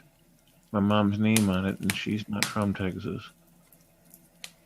I don't know. I mean, does it say just for a good time call Mike's mom? What does it say? It can't. There's no way it says no way there are two with that name. Well, oh man, that's crazy. I guess you went to that church a few times while visiting, but weird. Damn. Oh, okay. So, but what are the odds of that? That's statistically impossible. That's crazy. No, not if he's visiting an area where there's family or something. Yeah, I guess so. I guess that makes sense.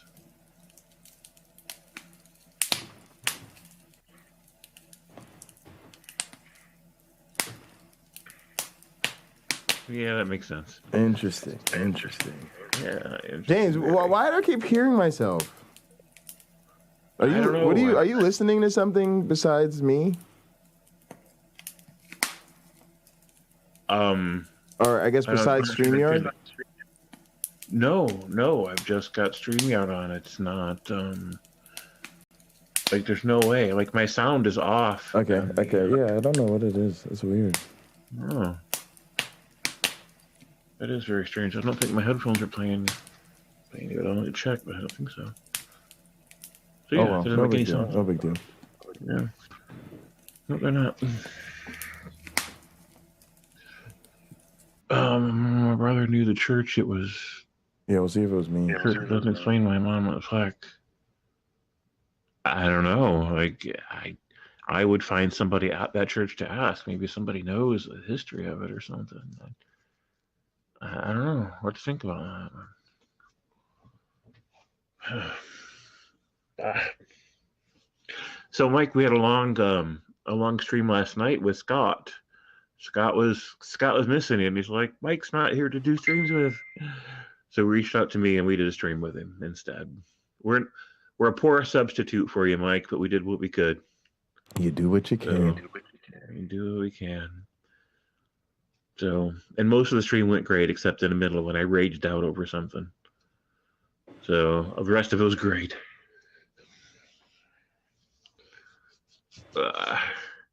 We do need you. We do need you, Mike. There's no doubt about that.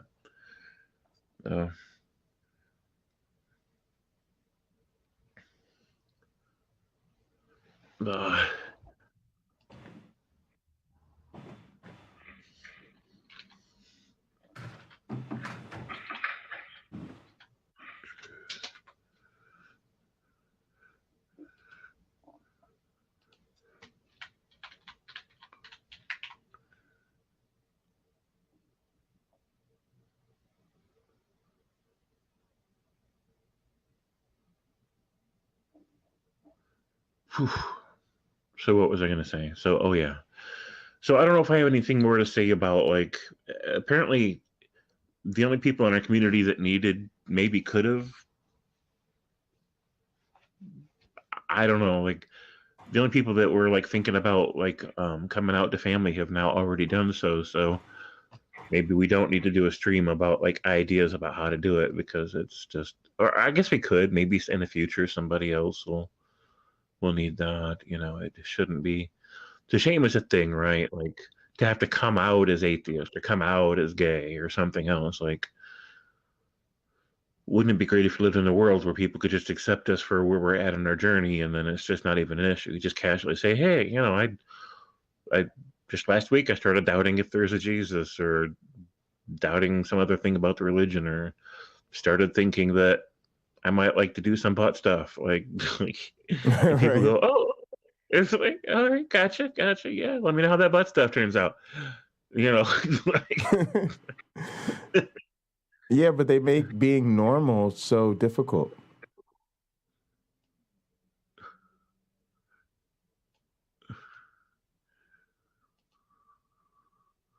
Right. Mike said it's best not to read all of Stephanie's posts. Best not to read all the stuff in which posts? All of Stephanie's posts. Stephanie's? Yeah. Oh, that she says in chat. Yeah. All right, James, we got to try to figure out for a second. Hang on. Like, I just don't know where there's an echo. And I don't know where's it coming from. Can you hear it on stream? It's like every time I talk, there's an echo. Yeah, I hear it now. I don't know. Let me turn my tablet down. Maybe it's picking itself up. It didn't used to. All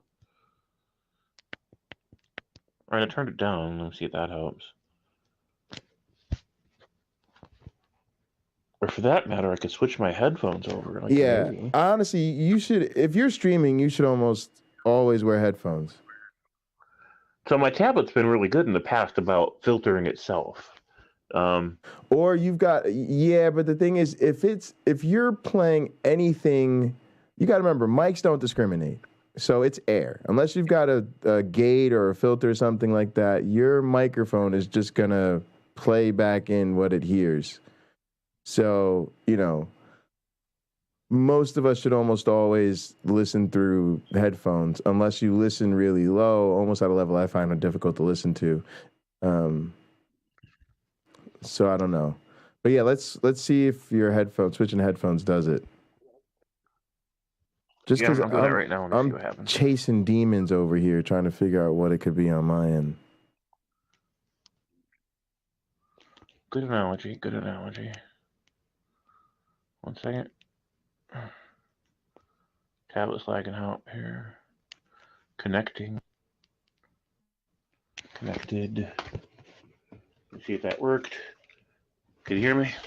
Yeah. Is your tablet muted or off or whatever? Work? No, it says it's connected to that.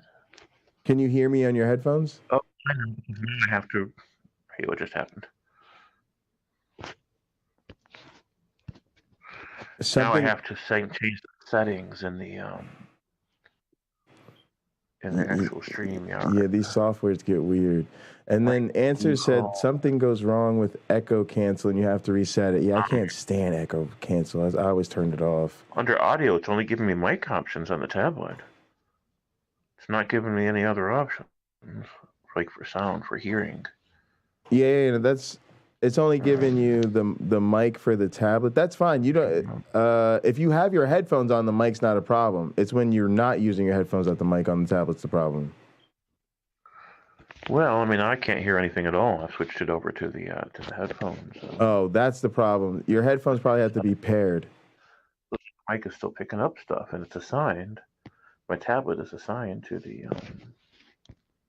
So your headphones aren't paired? Yeah, you got to get out of the studio and go back in, probably. Leave the studio and come back in. Doesn't even list it. Leave the studio and come back in. He can't hear audio. He can't hear us. So I guess I can't do that. I can't send it to these headphones. So let me turn that back off. This is why people need voice meter. Okay. This is exactly why people need voice meter.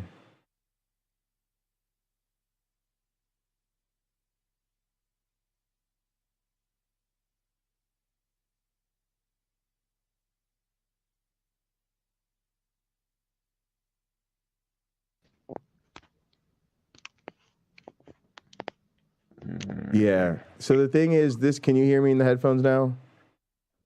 No, my StreamYard refuses to work with my headphones. Can your computer work with your headphones? Like, does your computer see your headphones? Yeah, I can switch over. The sound quality is not very good, and it glitches. Like, the recording of the StreamYard that we have will have pretty frequent interruptions in it. But I'll do it anyways.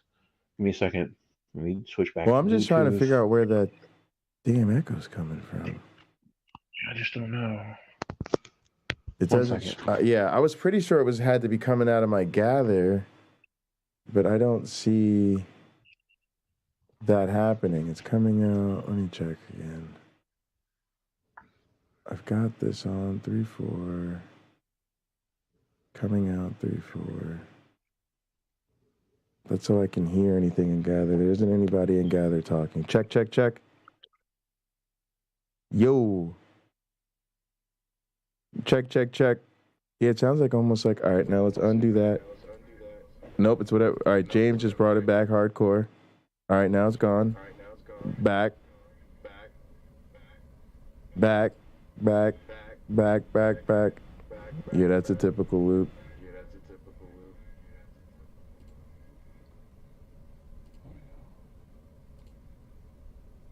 And then they said they couldn't hear an echo on stream. Could not hear an echo on stream. That's interesting. Can't hear it. Check, check, check. Can't hear an echo on stream. I was wondering if somebody was getting the gather twice, like YouTube punk or something, but it's not coming through my gather. I don't have any other mixes in. Mute that. That cleaned it right the hell up. James, can you hear me? Yeah, I can hear you. Yeah, we hear it. You're not hearing me through your headphones. Yeah, I am hearing myself through the headphones. Hold on a second. Okay, take your time. Get out. I'm getting out completely from my tablet. Like, I'm not even a thing now. Like, my tablet's not involved. So yeah, because your mic was your headphones were trying to split devices out and input on separate things. Yeah. So now I'm just through the PC. The sound quality, in my opinion, is not as good. But I guess we resolved the issue. Let me see. Testing 10, 9, 8, 7, 6, 5. Yeah, I don't really hear anything. Okay. And then, what are your? Yeah, and your mic sounds clear. Yeah, speakers are always an issue, and it might be that it's not as big of an issue when you don't have a guest, because you don't have the playback of the other person.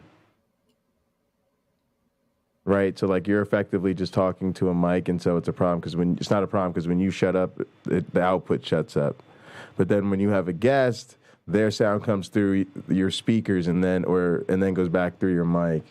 So that's why most of the time we got to use headphones. This was a thing with my one black friend. I just had to teach him. I just had to tell him eventually, you can't do these shows without your headphones.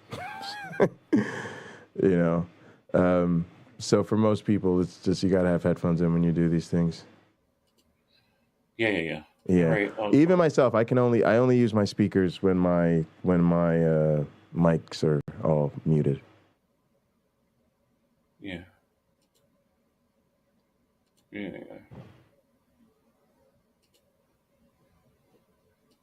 But yeah, James, it's been another banger, man. So if we're gonna stay live, you're gonna have to watch this fascism thing with me, or but I don't know how long you're planning on streaming, and I got to get some cereal. Yeah, get some cereal. So, I'm cool with transitioning topics. Yeah, as long as you say the head sounds good, the mic sounds good or whatever, we're good.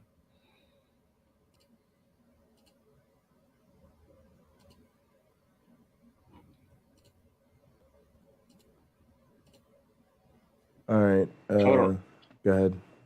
So, anybody that's still watching, like, do you want to talk about fascism? I want to talk about fascism in relation to religion. I don't know. It's just some Noam Chomsky video about fascism in America that I guess. I probably can't play it without a copyright strike, though. Well, I'm definitely down to roll the dice on my channel. If you want to come over. If you want to. I can jump over to your channel if you want. We can all head over there. Or we can show it share it. Somehow. I could share it through Gather and then probably just get you the audio. All right, hang on a sec. There's something playing in my brisket point. All right, I played something somewhere. Something's playing. Let me figure out what's going on here. Yeah. So why don't I stop this for a moment while you work that out? I'm gonna play a commercial break or something while I go do something I got to do real quick, and then we'll come back to I stopped it. I figured out what that was. So do you want to do you could play whatever, and then I'll let it play, and I'll grab my cereal while you do that. That makes sense. I'm gonna find something real quick. Go ahead and go do your thing. I'm gonna find something to play so I can go do something I need to finish, and then we'll jump back into this. All right, sounds good. Awesome. So, let me look. Meet down library, I suppose. I need to organize my stuff better. Yeah, that stuff's copyrighted. I can't share it. Maybe this? Let me look and see what's in this folder. Oh, yeah. It's only 2 minutes long, though. That's not going to be good. I might need a little bit more than 2 minutes on this. So let me see what else we can find. Yeah, I got a bunch of stuff under my dance category I'd love to share, but maybe this. Let me look and see what this is. I haven't seen it in a while.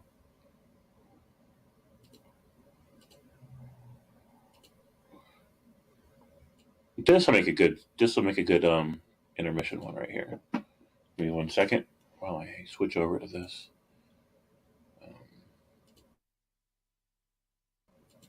Share screen. Share screen. Here we go. So I'll be back in just a few minutes, guys.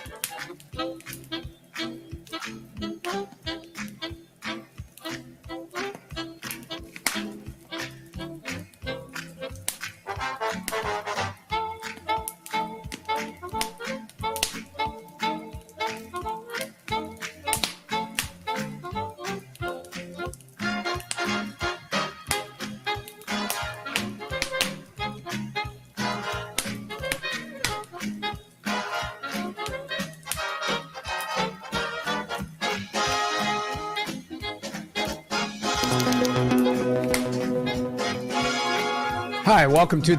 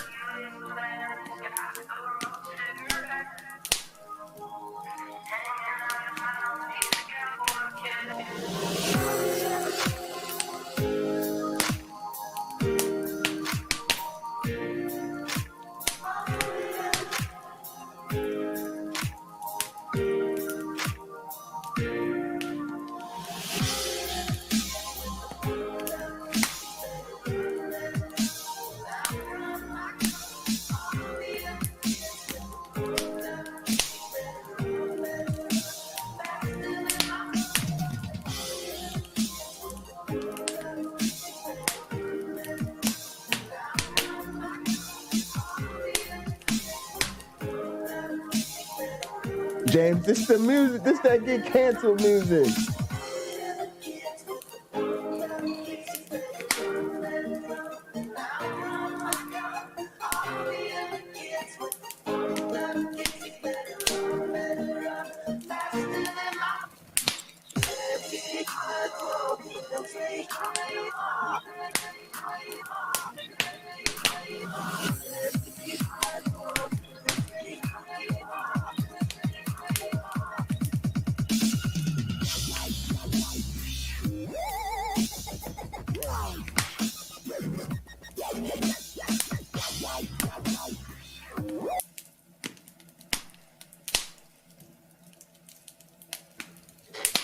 All right, ladies and gentlemen.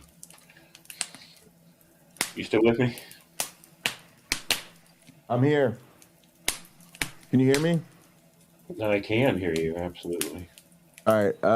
And yeah, we're going to try this out. So those that are in Gather, although Mike's running around here somewhere, but I don't see him, sort of have a front row seat to where they can see what I'll be playing. And I can actually watch it through Gather. And, but the people on my stream can only see me and you on your StreamYard. And then, I'm assuming you can only, see. And here's something you can do, James. So you said you shut your tablet down, right? Yeah, I did. Check this out. Log in to Gather through your tablet. Oh, this gonna get funky. We about to get funky like a monkey with the tech, James. Yeah. I'll give it a shot, see what happens. Yeah. And you can literally like almost mute it if you want, or turn off sound privileges. Yeah, that makes sense.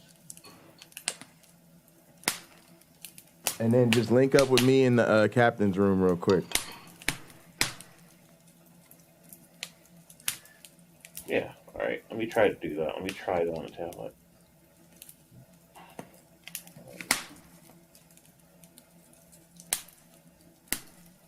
Oh, not that. Nope. Close that out.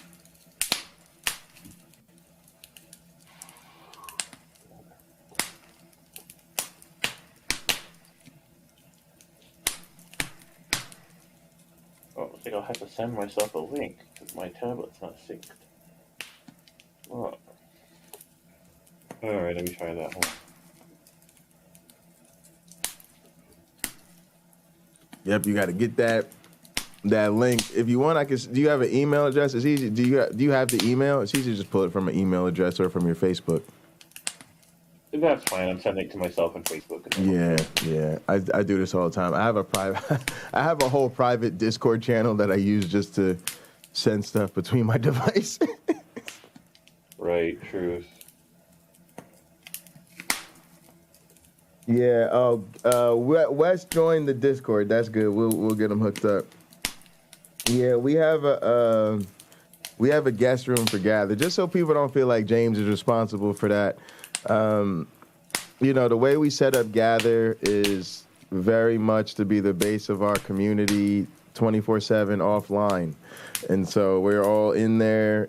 James and I don't need to be in there. I don't need to be in there. And so only our friends and people we know well are invited. Also, we're limited to how many people we can have in there at the same time. We can only have 20 to 25 people in there at a time. So I take very good care to curate the list of who's invited. The other thing it does is it allows people to not join Gather spontaneously. Gather's really event-based and social oriented, so we really want people to join the Gather when they get a personal invitation from me. That way I can be there, or the welcoming committee, whoever's around, to meet them and get them all set up and do the mini orientation, if you will. But yeah, in the interim, we've got a guest room that is easier for everybody to join because it's a simple link that you can pin in your stream or put in your description or share with friends. And then it's just as easy to join as joining a Zoom meeting or a StreamYard or a Restream or any of those other things. Make your little avatar, and again, same thing. We try to meet you when you first pop in there so that you aren't wandering around. So yeah, last night it just was sort of like James was tired, and that's a good flow thing, right, James? Because you move to different spaces. Quickly, I'll say this. One of the things I always criticized my motorcycle club for on GTA is they're too hardcore. And what that means is that when they come to do certain things, like, say, practice fighting or racing and shit like that, they always want to pick the most hardcore fun map for the hardcore players. And I go, this is the worst thing you could ever do for content creation. If you guys want an example of this, go to Street Fighter 5 on Twitch. What you'll notice is all the hardcore kids want to fight at the gray grid practice arena, and it looks stupid. So when you go to find a Street Fighter 5 scene stream, all you see is the same gray grid background on a wall of streams. And so they all look the same, and you don't really want to watch any of them. And you end up clicking on anything that looks different. And so it's important to change scenes. That's why we have rooms dedicated to different things, because they switch it up and give us a different vibe in our Gatherverse, so to speak. But yeah, then we also just have a guest room, sort of like having a guest room on a Discord. It's easy for everybody to join. But it's a good indication, right, that if I'm not up for moving to the guest room and moving the gang to the guest room, we're probably not up for guests, right? Because and so last night you were just tired as fuck, and we were like, yeah, James probably doesn't feel like bouncing to the guest room and starting this all over again. I was so tired. But yeah, once you're there, Gather also drops you in and out exactly where you were when you left off, so it gets really easy to change spots through the homepage. But yeah, James, feel free to invite people to the guest room. I'll make sure you have that link. You have it in your stuff, but just in case, I'll send it to you as a reminder. But yeah, I don't want other people to think when you say, hey, I can't invite you to the Gather, I can only invite you to this weird space that I'm not in and not going to right now, that you're being an asshole. You're just observing the Gather protocol. Yeah. And even AR said this last night. Yeah, we're the welcoming committee, but we usually kind of have a group discussion, so to speak, before we invite a new person. And then once we make that decision, I go about doing the inviting. Yeah. Right. So I've been trying to log into my tablet, and my tablet doesn't want me to. No big deal. The thing I was looking to do in the future, normally Brave or Chrome will let you do it, but the thing is, you could then watch the screen through Gather without showing it on your stream. Sure. Right, so you could see the video and hear the audio, right, without worrying about showing it on stream. Right. All right, but basically, it's Noam Chomsky. This thing is called The Rise of Fascism. Let's just roll it for a second and see if the sound and everything is working the way we intended to. The analysis.news. In a few seconds, I'll be back with Noam Chomsky and Daniel Ellsberg to talk about the coming elections and the fascization of America. Okay. Should be pretty good, I think. I'm not sure. There's not a ton of people in here with me right now. Punk is usually pretty good. But yeah, Punk, let me know if there's a issue in Gather or UC Love. UC Love, are you here, actually? Sometimes UC Love is on the mic.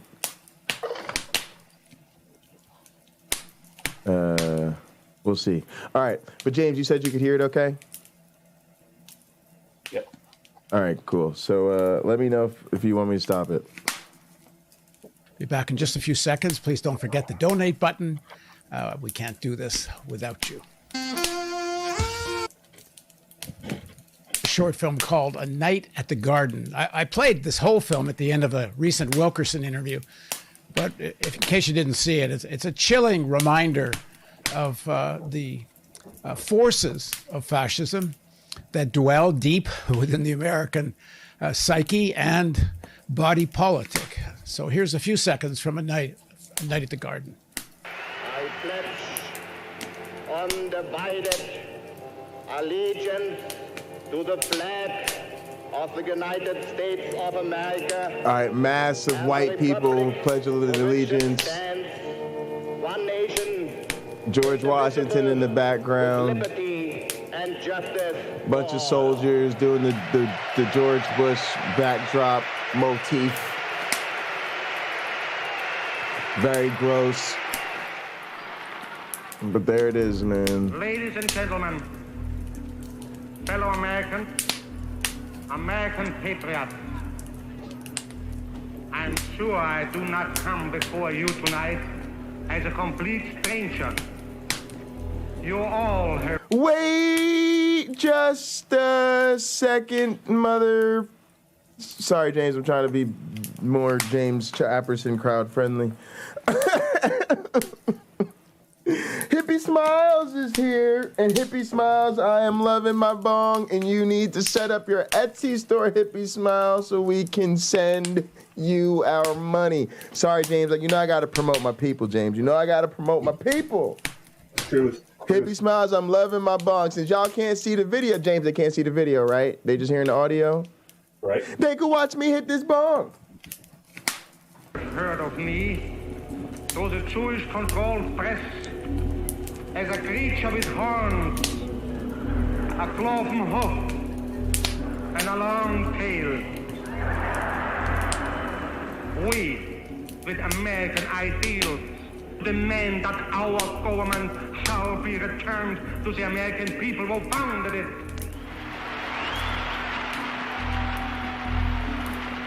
If you ask what we are actively fighting for under our charter, first, a social just white Gentile who rules the United States. Second, Gentile-controlled labor union free from Jewish Moscow-directed domination.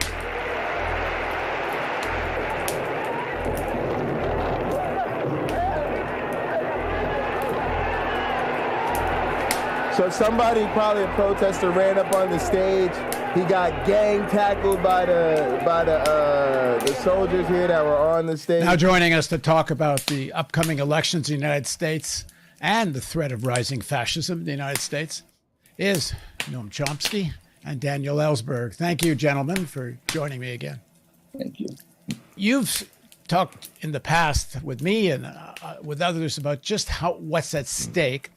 I know in the last interview we haven't published it yet, but it was about the American drone program and the whistleblower who exposed those, Daniel Hale.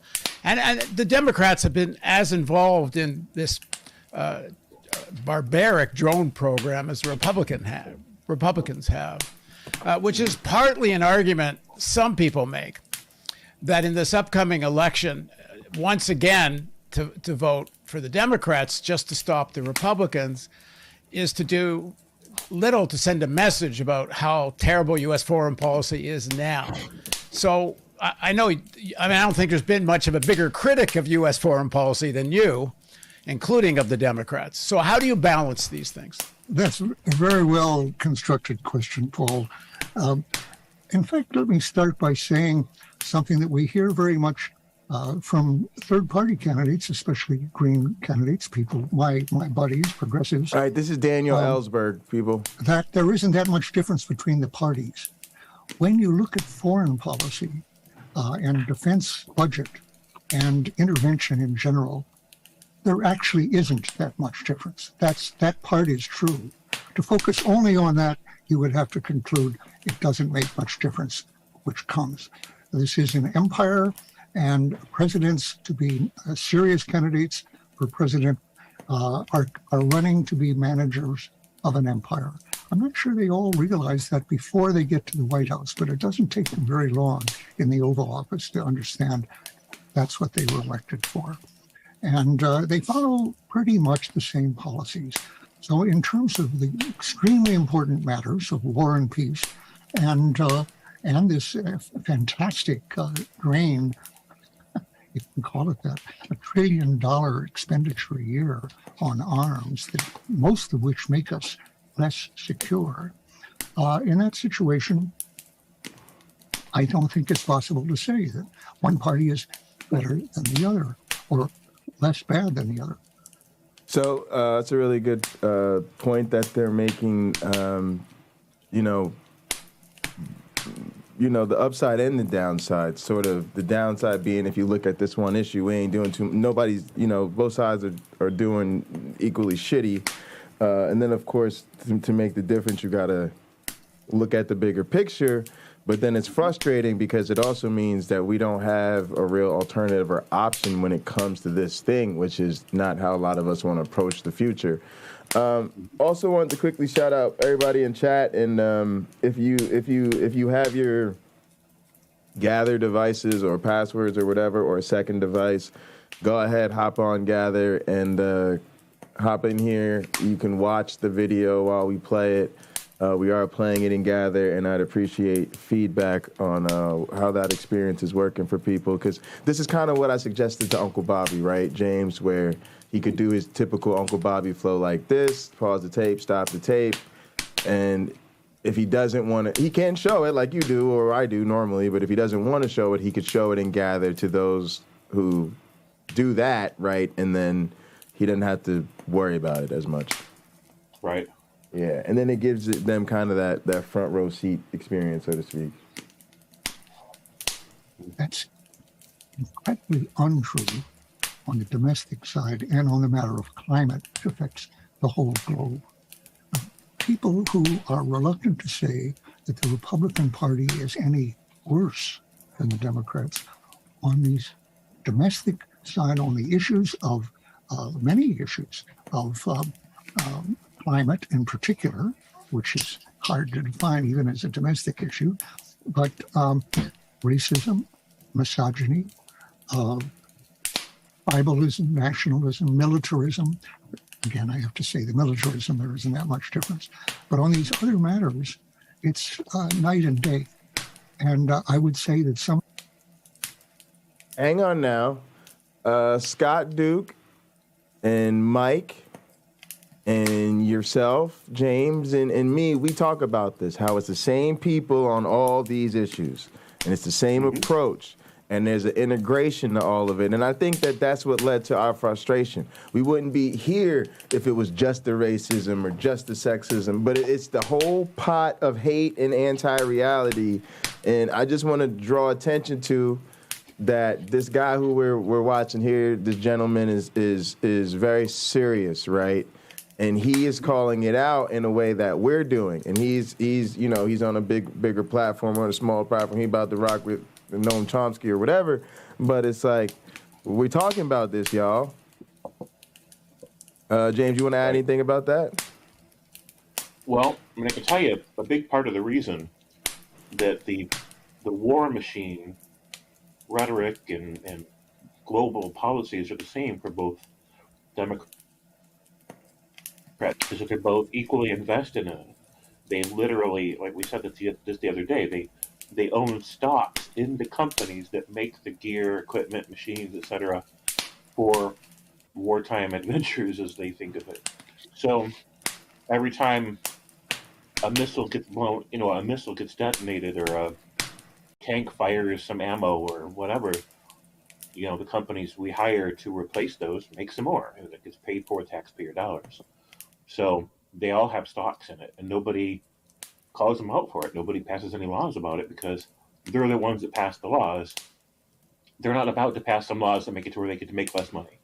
They're not going to censor themselves. So, when it comes to war, the Democrats and the Republicans agree, man, this is good business. We're making a killing off of war. Every time we blow somebody up or shoot somebody, we make a buck. And they need that business to stay elected because they need that same money. They need that same big dollar financial engine, which is why everything has to shift in our approach, because the moralism has never worked. What gets us to change is business, force and business. And so even like with weed, it shifted when they said, okay, let's start to make this tax money. Let's start to, get the old boys network involved in this. Hey, we can make a money, Oh, now we care about restorative justice and ending the unfair war on drugs and the racial disparities. Get the fuck out of my face. I don't care. They're never going to care, yo. So let's get over that. And let's just start to make it the only way to do business the way we want people to do business. That's what this is about. Right. And it's going to be the same thing with election. If you were telling me I want Bernie Sanders and you ain't sending Bernie Sanders money, I'm sorry, you're just not helping. Because we can't get by on hope and promise, and I'm going to support this candidate because they say the right thing. If they ain't got a war chest to outspend their opponent, who cares? They might as well be saying it into a pillow. It doesn't matter. It's silence. In this game, money equals voice equals votes. I always tell candidates this. There are three things you need to win an election. People, time, money. Those are the three ingredients. Now, you have to start with at least one. Because in the end, you need two of the three, right? Because what happens is, like I said, people, time, money. If you have enough time, you can raise money. If you have enough time, you can find people. If you have enough people, they can get you money, right? You see how they all work together, right? People equals what? Time, right? So if I pay for your services, James, right, you're an editor, right? So if I've got some dope-ass copy for my candidate, and if I have enough money to pay for you, I get what in exchange for that? Your time. You see what I'm saying? Same thing with the street team. So if you give me enough time, I can turn one into two and then two into three. But if I start with none of them, I'm done. Right? And I've been in this situation with candidates where I've told them, look, we're not going to win this. Why? Because you gave me 2 or 3 months. You're 52 points behind. You ain't got no money. The team is the 5 of us sitting in this room, so you ain't got no people. And that's it. They're outspending us 5-1. So we don't have the money. We don't have time. We don't have the people. What we're going to do instead, we're going to get your messaging straight up. We're going to make it clear to everybody that's paying attention, because don't get us wrong, you're running for big office, I won't say. And, this is a huge opportunity for you. So we're going to make it clear that you're the better choice. Just be reasonable with the expectation. So we're going to make everybody clear that you are absolutely the best candidate. But it ain't gonna happen, right? So that's what we're doing a lot of times out here. We got the right argument, the truth on our side, a better plan, we are the world, better messaging, and all of that shit. We don't have the time, the money, or the people, right? And so when we really say, oh, this is a great person, we gotta understand they gotta now go for us into this dirty business. Look, they can't do it without money, y'all. They can't do it without people. You can't get the job of managing the empire until you have a small empire of your own that you manage efficiently. That's the hard truth. So when we get behind the liberal candidates and stuff like that, y'all, let's be willing to show up for them. Hey, I'm not just going to vote for you and support you. I'm going to knock on doors for you. And when you start your small donation campaigns, count on my donation and count on me telling other people to send you their money. When you start talking like that, now we're giving our candidates what they need. Yeah. Yeah. Yep. All right, appreciate y'all letting me give y'all a little political lecture. I want to say, but we got to get organized, James. James. To vote, or that it doesn't matter. You might as well vote for the Greens, people whose platform I agree with. Vote for them. I think are as delusional about the options open to them and the opportunities still afforded us by the amount of democracy we still have, which is less than it's sometimes in the past, less than we imagine, less than it should be. But still, there's enough there to give us a responsibility. And that responsibility is to take advantage of the elections that are coming up right now. Says democracy is declining report, but it's not all bad news. The Republicans taking the House and or the Senate. And let me tell you the good news from my perspective, y'all. It's easier to organize than ever. And anything can become political power now. That's what Donald Trump really showed people. That's what I did in college, right? I'm a comedy writer. I'm really into pro wrestling, and I'm the leader of the weed organization. Okay, we're gonna write a narrative where I'm the motherfucking hero, right? Our shit's gonna be what? Funny, totally pro wrestling style, and then we're gonna have a legit plan underneath. In other words, we just took my story and made it work, and boom, it worked. Because you could do that, right? Because you don't have to go through the traditional blase and glavinoids. You know what my attitude was, James? You know I'm gonna beat people because I'm taking it to the streets. Yeah, I'm gonna be everywhere all the time, shaking hands. That's what Cory Booker told me. Shake every hand possible. That's what we do. We take it to the streets, and then we just gonna shake way more hands than you, have way more conversations with you. Again, we're gonna have our street team all out there doing the same goddamn thing, and that's how we gonna get down. And now the internet, you could do that all over the place. You know, and so, you know, James can have his YouTube following building, and now when James says, well, I really want to, raise money for cats and dogs. I live in Lansing, so there's too many stray cats in Lansing. You know, now James Apperson gets support from all over the world.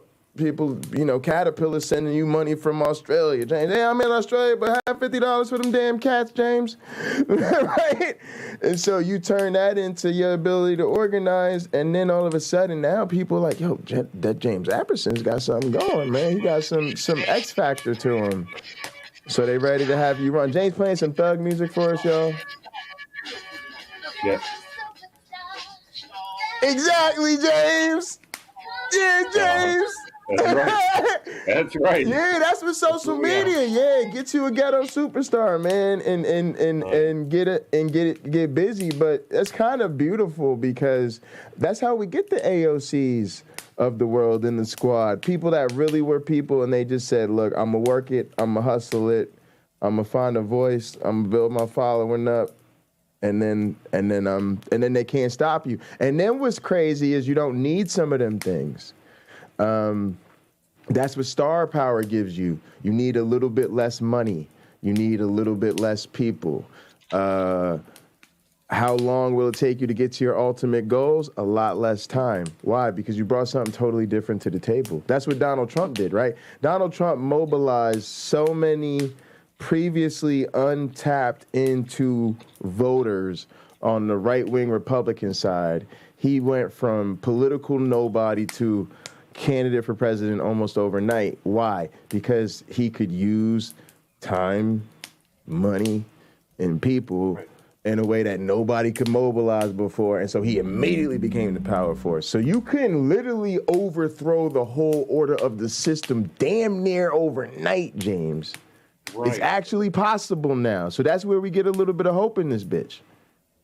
Sure. So he's like, his candidates were like, we have to tap into the black vote or the Latino vote or, the woke vote or whatever. And Trump's like, fuck that shit. I'm going to tap into the extra stupid vote and the extra evil vote. These are two demographics you guys are ignoring, and I'm going to mobilize them. They're like, that ain't going to work. He's like, watch.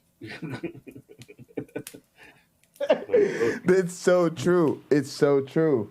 But we could do the same thing, right? We could tap into the disillusioned, the undersatisfied, the mock center, right? The people who are sick of the divisiveness. There's a lot of lessons we can follow because it could have equally been somebody as out there on our side, you know? Yeah. And I think that will be that's kind of what we need. We need an MLK. Like, we need somebody who is on the right thing, but can also, I hate to say it, have a little bit of that cult of personality to them. Right, they need that too. It's ironic. 'Cause you got to be good at the cult personality game and a little bit of the grift game and the propaganda game. You got to be strong in the propaganda game. And this is the thing that the so-called left misses a lot. Is that they're not nearly as good at the propaganda game as people on the other side of the aisle. I'm like, it's an unfortunate reality that you got to get better at that game. Yeah. Ethical? Fuck no. But you got to decide if you want to win or not. Cory Booker, U.S. Senator from New Jersey, is, he's a corporate politician who has to do the dance to the middle like everybody else does, right? But him, AOC, the Squad, Bernie, even to a lesser extent, those are they're stars, and they have that star quality about them in different ways. And then the problem is that the power center of the party, the Schumers, Pelosi's, Biden, old guard, won't really get behind them the way they need to, right? They won't let the party go left and young and hip the way it needs to, right? Left, young, hip, and brown the way it needs to, right? And they're holding it back because those are the people in the party who genuinely have that star power. Bernie is an old white dude, but we love that motherfucker. Everybody loves him. And he's crazy. He's probably bringing a tuna sandwich and his little mittens and his fucking worst, but shit, we with it. I send Bernie more money than Cory. He just was closer. He was closer, and it was more, it was Bernie time, sorry. This is what it is, not personal, right? Biden ain't it. Kamala Harris ain't it. We know these things. We always knew these things. Nobody was with Kamala Harris. Come on, bro. Kamala Harris was part of the 20 people that ran for president. Nobody gave a shit about goddamn Kamala Harris, right? We all know who people was like, yeah, we want to hear more from them. The rest of y'all shut up, right? That was a short list, right? And we all know who was like, man, we're so tired of y'all. Just go away. Right? And those are the people we got for president and vice president. And then they wondering what the problem is going into the midterms. You think? We're stuck with the horse we didn't want to begin with. Right. Yeah, we're stuck with it. And it's just, and like you said, they all have the charisma of they started with the charisma of a Ritz cracker, right? Or a saltine. But then they literally took a dump all over it with their awkwardness. So, like, it reminds me of, like, Pelosi when they all took a knee and wore the kente cloth scarves in solidarity with George Floyd. Just like the awkward, cringe-worthy flops that conspicuously none of the cool Democrats made it to. Right. So... It just, but that's what you mean about, like, they just don't have it. They don't have it. So then our side don't get energized the same way because they won't let our stars be stars, the few that we have. Right. Makes sense to me. It's stupid. I don't know how many people realize that, but yeah, I mean, that's the way it works. Yeah, you got to inspire people. It's a crazy thing, but it really is important. Right. Yeah, all right. I forgot I'm supposed to play the roll of tape and all of that shit. Among others, that give them a very great advantage for 2024. I think the importance of that is not possible to overstate. On the climate issue alone, I would think the chances of our civilization as it exists, as we know it, surviving the climate change that will come, the difference in climate change from the Republicans and the Democrats, is as delusional. I think there's no difference there. Is as delusional as to believe that Trump is president. And how many millions of Americans do believe that. That's something we have to face. I won't go on forever here, but I'd like to come back to that point. The fact that 60 million people did vote for Trump in the last election is extremely disturbing, and it has to be seen as part of our problem. Not just they're showing a headline that said 71 million people voted for Trump. They're not going anywhere. In this American voting audience, to what he's saying, is part of the problem and something we have to transcend and find out how to change. But I come back to the point, I've heard it said by Noam that in some past elections, it's certainly progressives making the point that there is a difference. It's worth 15 minutes of their time or a day of their time to vote against the Republican. It always turns out, and for the Democrat, despite the extreme shortcomings and flaws and crimes, actually, of the Democrats as well as the Republicans. Well, let's find out, but I suspect he would agree with me now, and I certainly feel it's worth a lot more than a day now. We have a month ahead of us, and I can't think of anything one can do for any of the causes we care about, except, I have to say, the foreign policy. But the other ones are of extreme importance for our species and for our civilization in general, and for our political structure, for fascism, authoritarianism, rule even more egregiously than before by the 0.1%. All of these things. Dave said purple can't get organized. If they do, we can vote them all out. I can't imagine something more worth doing than making sure in state by state, district by district, that Republicans do not gain control of Congress. Noam? And some of it is ideological territories. So, to be honest, Cory Booker would be a Republican just as easily as a Democrat. To be honest, I don't think the man gives a shit. To be honest, most respectable politicians that I know that I honestly respect don't give a shit. Why should they? When you're in New Jersey and you're black, if you want to have a career in politics, you're a fucking Democrat. Are you serious? What do you think, you're going to be a Republican? Let's be honest. Really? Right? Like, are there black Republicans in New Jersey? Sure. There are morons everywhere. Right? But it's such a blue-controlled state that, to be honest, is pretty much red, except for the fact that the metropolitan-leaning, population centers are blue. So there's very blue hotspots. And if you're going to have access to authority, you got to come from one of those blue hotspots on the blue team. Yeah. There ain't no other play. This isn't. So it is what it is, right?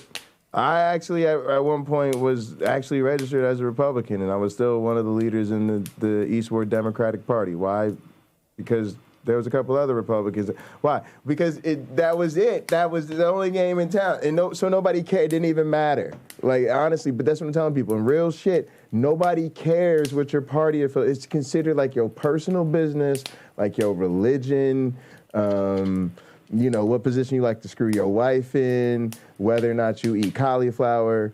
It should not matter with your party affiliation. What matters is what you're doing in the community, where you're at on the issues, and what candidates you work for. So if we are working for the same team and we're working about the same candidate, it's like you say about the relationships, right? Like, if you love me, but your behavior is hurtful and you hate me, I got to leave you even if you truly love me, right? Mm-hmm. And if you hate me, and you can manage to just treat me well and set your hatred aside, we're cool with that, even if you're really just faking it. It's just the nature of the beast, right? And that's the same thing in real politics. Yeah, what we're trying to do is improve the schools for these black kids here in Newark, New Jersey. Yeah, are you with that? Cool. All right, cool. These are the candidates we need to get elected to do that. Cool. Are you with that? Yeah. Will you put your money, time, and people towards helping us do that? Yeah. Oh yeah, you were cool. Welcome to the team. At no point are we going to stop to ask, oh, wait, what's your party, and who did you vote for last election? And what do you... Please, we ain't got time for all that. It's just, but we're getting too far away from that, right? I respect the fact that I went to a lot of events coming up in Newark when I was getting, you know, into the scene and all of that. And it was Republicans and independents and liberals and Democrats, and literally nobody gave a shit. And I hate to say it, that's how it's supposed to be, I think. Yeah. Yeah. I don't understand. It's kind of ridiculous. Here we go. Roll this tape. Well, the argument that we have to send a message is, I think, correct. But the worst way to send a message that I can think of is to stab yourself in the back and say, look at this, I'm sending a message. Can you think of a worse way of sending a message? Right, that's known, y'all. I can't. There is a simple point of arithmetic that I'm afraid is unchallengeable. If you don't vote against the Republicans, you're helping them. You're basically helping them. You're depriving the opposition of the vote. I want to say something else, though. Notice he didn't say, if you sit your ass at home, you're cool. He said if you don't vote against them, you're helping them. Right. So there is legitimate reasons not to vote. Some of which may be like my one black friend said, he about to dip out of where he was at. That's kind of how I was feeling. Like I didn't plan to stay here. But yeah, you know, now that I'm here, I have to vote against their ass. Right. Yeah, it just says I don't like it. And it's going to be some people I'm voting for that are not the type of candidate I want to vote for. But I will not vote a Republican dog catcher right now. Mm-mm. Nope. Yeah. Is that how you yeah, I know if you was with that too, but is anything else before I roll this? No, I got thoughts, but they're kind of sidetracked, so go ahead. Nah, they're cool. We don't have I don't have to get through all this. We don't care, James. You good. I think what needs to happen is that everybody that's on the Democratic side of it, like the Democrats, right? Like what they really need to do is say, okay, we're going to form 3 parties, right? And we're going to delegitimize the Republican Party because it's not legitimate anyways. We're just going to come out and say, look, Biden, Pelosi, and all these people, like you're going to come out as conservatives, and these other people are going to come out as centrists, and these other people are going to come out as the left or the liberals, right? And we need to explain to people that we all kind of huddled into the same political house because we were squeezed into this position because the crazy people took over, right? And they like took over that party over there, and they delegitimized it. Let's just expose it for what it is. Those are just a bunch of crazy ass grifters, tinfoil hat, conspiracy theory nutters that want to see the world burn, right? And we just cannot have it anymore. So they just need to, like, I think they have enough intelligence and enough political clout. I think that if they keep existing within the old paradigm, they're not going to get all that far. We're looking at another 12 to 15 years or whatever of just fighting constantly and so lay out the 3 parties for me again. Well, I think they need to come out and tell the public, look, we represent all 3 legitimate poles, where we are the conservatives. These are the true conservatives. These are the true centrists. And these are the 2 left or liberals. These are the ones that are on the left, right? We don't have any extreme left people. We don't. It's not a thing. It doesn't exist in our political system. And Bernie is just a little bit left. He's like moderately left. Right. Right. Facts. Yeah. And that's what they need to come out as and say, look, the people that you guys are calling the conservatives aren't conservatives. They're just neo-Nazi fascist fuckers that want to bring about. Okay. Yeah. So, if you want to vote conservative, then vote for these people. They're the true conservatives. So you think and then that becomes almost like the purple party or something. Yeah. In my opinion, they need to figure out a way to pull that off and get enough media behind them. See, here's the thing about the media.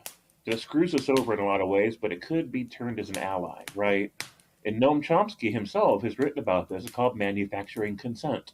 If you have the power of the media behind you, you can tell people what they think, and they'll go, "Oh, that's what my opinion is. Thanks for telling me." I And then they'll literally walk- think that's what happened with COVID. They said, serious, you need to take care of it, do the things. And then they said, you're tired of this. You really don't want to do this anymore. Yeah, do you really want to get a shot? Many are questioning, right? And then they went to, you just want to get back to work and get on with your life. You don't really care anymore. Let's talk about the war in Ukraine. And now COVID is like the thing you can't even talk about. They're like, the pandemic is still going on. What? Don't say that. But I literally keep telling people, I listen, and I needed it too, because like it was part of my defense of working from home. I had to be like, look, I think we're experiencing manufactured consent. I literally spoke to it, and I think it gave me more of a genuine bargain to say I'm not okay with that. And I've said, look, people are going to go along with that. That's fine. But I think it's wrong. And I don't think I should be forced to do something when I'm concerned about my health and safety. AKA, if you want to go here, I'm going to talk to my union or whoever. Because this is, if I can't say I'm concerned about my health and safety, and then you say, turns out I don't need to put your health and safety at risk for you to do your job, then something's up here. Right. That's all. But yeah, I had to speak to that exact thing. Go ahead. Manufactured consent. I think it's a very serious issue, and I don't think people realize that how easy it is for us to prey to it. Mm-hmm. So since we can't get people to stop doing that, to stop letting their consent be manufactured, then let's figure out a way to get enough of the media on our side for the new game plan, right? Right. In order to manufacture a different kind of consent. If we need to use propaganda and like manipulate people into thinking and voting a certain way and create the illusion that they freely chose it, at least let's turn that to good instead of evil, right? At least that was what I was about, James. Yeah.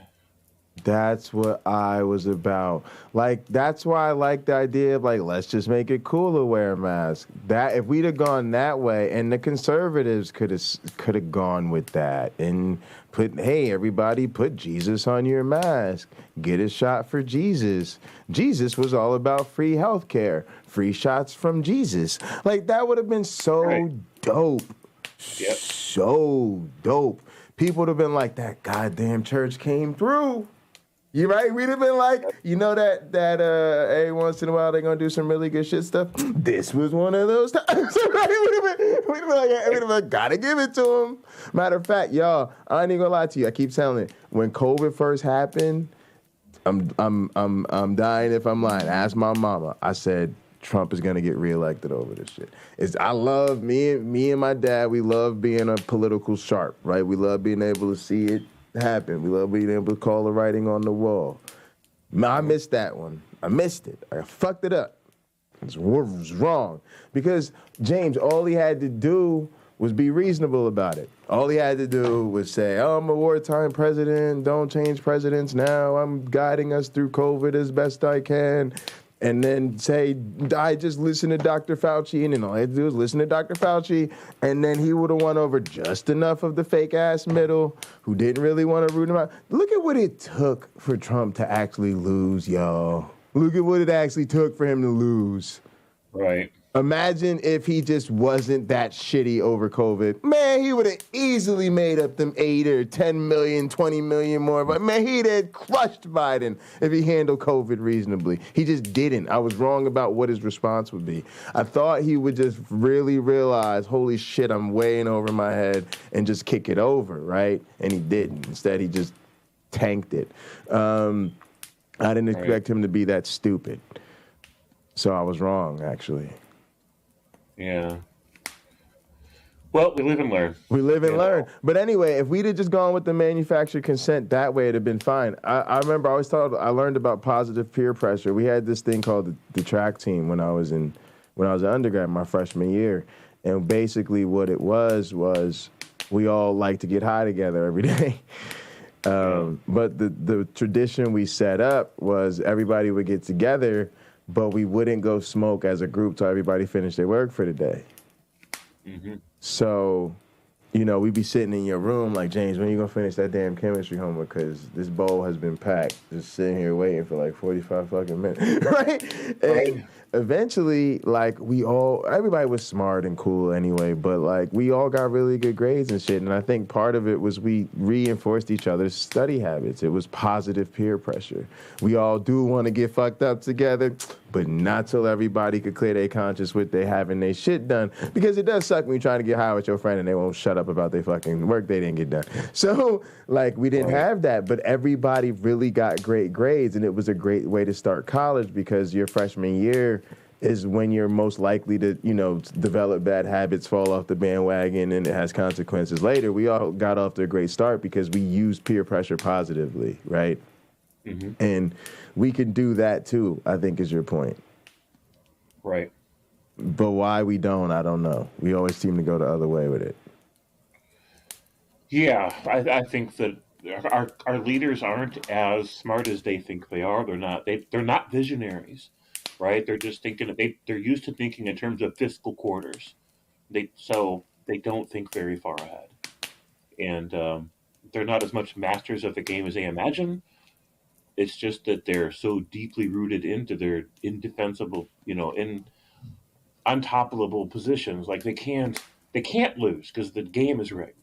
And that makes them feel like they're playing it well because they succeed. Playing it well because the game is so rigged that they can't lose. Yes. But they're not really bringing the skills that they think they I was thinking this about football. I'm actually a football fan. You know, Uncle Bobby's a big football fan. It's one of the things we've been able to bond over. And, you know, I went to Penn State. All that's just part of the culture. And one of the things I realized is it's not fair. And he's very clear about that, too. It's not fair. Right? It is about being the bigger, stronger, faster, better team. And, like, this is what you see in college football and you see it in pros team. The team that does the best recruiting, the best players, who are the best athletes, win. And then so many times, like, to your point, the team that losing team has a great strategy. They literally go, oh, my goodness, this quarterback is so fast, and you do this to stop him, and the wide receivers are deep there. It doesn't matter at the end of the day. They called the right play. The wide receiver just ran right past their corner. He just ran right past them. And they go, what you going to do about it? And to your point, and that's why I tell people they only respond to power, because nothing is power except power. We want to turn, well, maybe we can get their compassion. Maybe we can get their understanding. Maybe nope. There's power is power, and everything else is everything else. There's nothing is power except power. And so people who learn to respond to and deal and operate from a place of power, until you're powerful enough, you ain't shit. Right. And part of the problem is people aren't trained to think, and they don't understand power. Most people do not understand power. Yeah, just never been close enough to, like, serious levels of it, I would say, normally, because it's a different world, honestly. Yeah. It is a different world. Yeah. So people think in unrealistic abstracts, like authority, right? Authority is just power over you that you grant, right? And or their power to insist. It still just boils down to power. That's the more realistic narrative. They have the power to insist, or else you've granted them power, right? That's what authority means. It's just, if you think of it in those terms, it's just physics, right? You need to think in terms of physics, including social physics. Because until you do that, your whole worldview is just this artificial narrative of nebulous concepts that you can't work with. So, got to understand how the game works. You can quit making it about these narratives that just justify people, and it's just right. Yeah, and that's you know how people, I think, compel your compliance with them. Right, is they know that you know you don't want to pay the cost, right? So they can take advantage of that.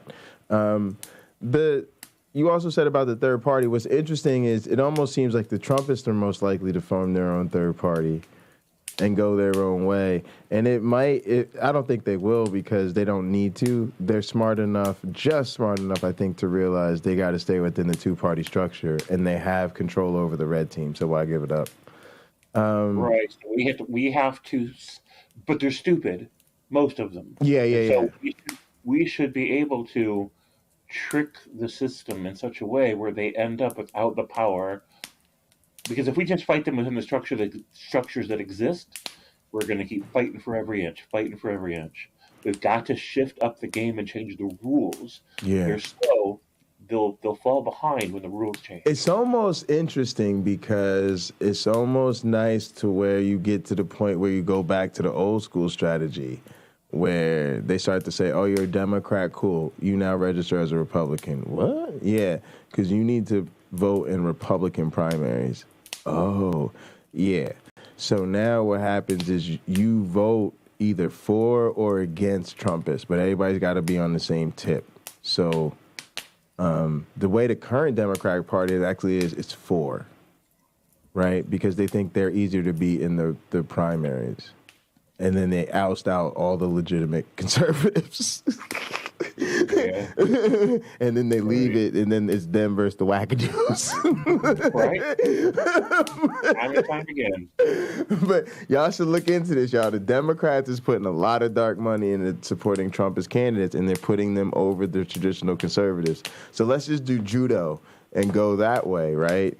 And then say that's where the money is. So then you swell up the Republican Party with Trumpists till it just can't take anymore, right? So it either they implode or, you know, the Trumpists sort of take over, and then eventually the serious, more moderate people have to come over to us, or they try to go their own way. What would have been nice is if, and what I would hope for is a different thing, where the Trumpists, where Trump goes down, and then the momentum swings the other way towards the traditional conservatives. But now they've got a big problem. A huge part of their electorate is just off the fucking reservation. Right. And so now that side does what they always do, which is refuse to concede their loss. So now they're not going to vote for the rhinos. Right? So then they effectively splinter off into effectively a third party. And then they can no longer control, they can no longer get the consensus. And then what the thing is we have to then get the real thing we need, which is the White House, the House, and that's 60 plus or whatever, and the Senate that you actually need to do shit. Then you need to do shit, and then you got to steal back the court, including up to and including packing it. You got to say, if 3 or 4 of them are not going to die in the next couple of years, we're just going to have to expand the Supreme Court and live with the consequences. Makes sense to me. So, yeah. I don't know why. I mean, I hear excuses for why they don't think they can do it because they might not get the votes. But I'm like, you ain't even trying, so don't even run that past me. Like, yeah, I don't even give a shit at this point. Again, it's like I said, you finally hit the nail on the head when James, I love you so much because you say things that people, it's like you get me, and then I'm like, yeah, and the rest of y'all don't have to because James gets me. But you said that, my family, it's like I have way more to gain than to lose, right? Because I just have lost interest. I'm not all the way, to the antagonism, but at the same time I've lost interest because they're not growing. They're not growth-minded people. So I'm already out pretty much because I like growth-minded people. This is the same situation. It's like the political situation is already chaos. And it's just how I feel even about my counter-apologetics. The system we're doing doesn't work. It sucks. It's boring. I already hated it. So if I'm just shaking it up and it turns out that fails, oh well, because they just needed to be shaken up. I was bored of shit, right? And that's how I feel about politics. This hasn't worked for me. It don't work. I literally want to leave this country, y'all. I don't want to be here. I don't like America. I can't stand it here. I literally want to be somewhere else. So I'm so not invested in maintaining the status quo. shake all of it up, turn it up, get rid of all of them, toss them all out, take care of the money, try socialism, free everything. Try some shit, y'all. I don't care. You ain't gonna get a pushback from me because this isn't working. So what do I have to lose in destroying any of it? I don't care. Yeah. Help us. That's all I'm saying. Help us. Whoever wants to help us has my full support. If you want to help us, whatever you want to try, I'm willing to try with you. Mm-hmm. Yeah, because it sucks, man. It does suck. So that's where we're at. So, and Chomsky's right. A lot of people don't understand when they listen to like Chomsky talk about these issues and about how bad the Republican Party is. This is not political rhetoric, right? It's not just one party trying to demonize the other, and like I know that's what people think, right? If they're not well versed in the issues, they just think, well, this is just party rhetoric, right? You know, they're always trying to spin things a certain way. But Noam Chomsky don't play that game at all. That doesn't mean he's always right. Sometimes the point is that it's not political rhetoric. He's just speaking straight. The Republican Party, as it exists now, is just a bunch of super mafia grifter, tinfoil hat nutters. Like, and it's just weird that they've made it to where now it's trending to be crazy. You used to have to, if you were crazy, you had to hide it, right? And the last thing anybody would do is fake being crazy, because what the fuck? How's that going to help you? But now that party has gone off so much the deep rails. Like, it's just the deep state rails, isn't it? Or like it's just. That's how I felt with even like it's almost like we have to say, well, well, you know, I personally think the vaccine's fine, but I understand why you might not want to take the jab. And yes, I've been wearing a mask for the last few years, but I know this is something you guys feel really strongly about. And, you know, listen, I myself think black people are okay, but I recognize that if you're from a different background, it's so exhausting to have to, like, you know, gently massage these hateful fuck faces because they don't get life yet. Right. Sorry, I didn't cut you off. It's just. There's nothing gained by even humoring that. There's just nothing. Yeah, it's rough. Richard Madsen said, you know, you can't handle everything like it's a Hovind debate. Yeah, I mean, I totally get that, and you know, nor would I want to, but yeah, I think, you know, this is a thing where if I could handle it like Noam Chomsky, I'd certainly love to.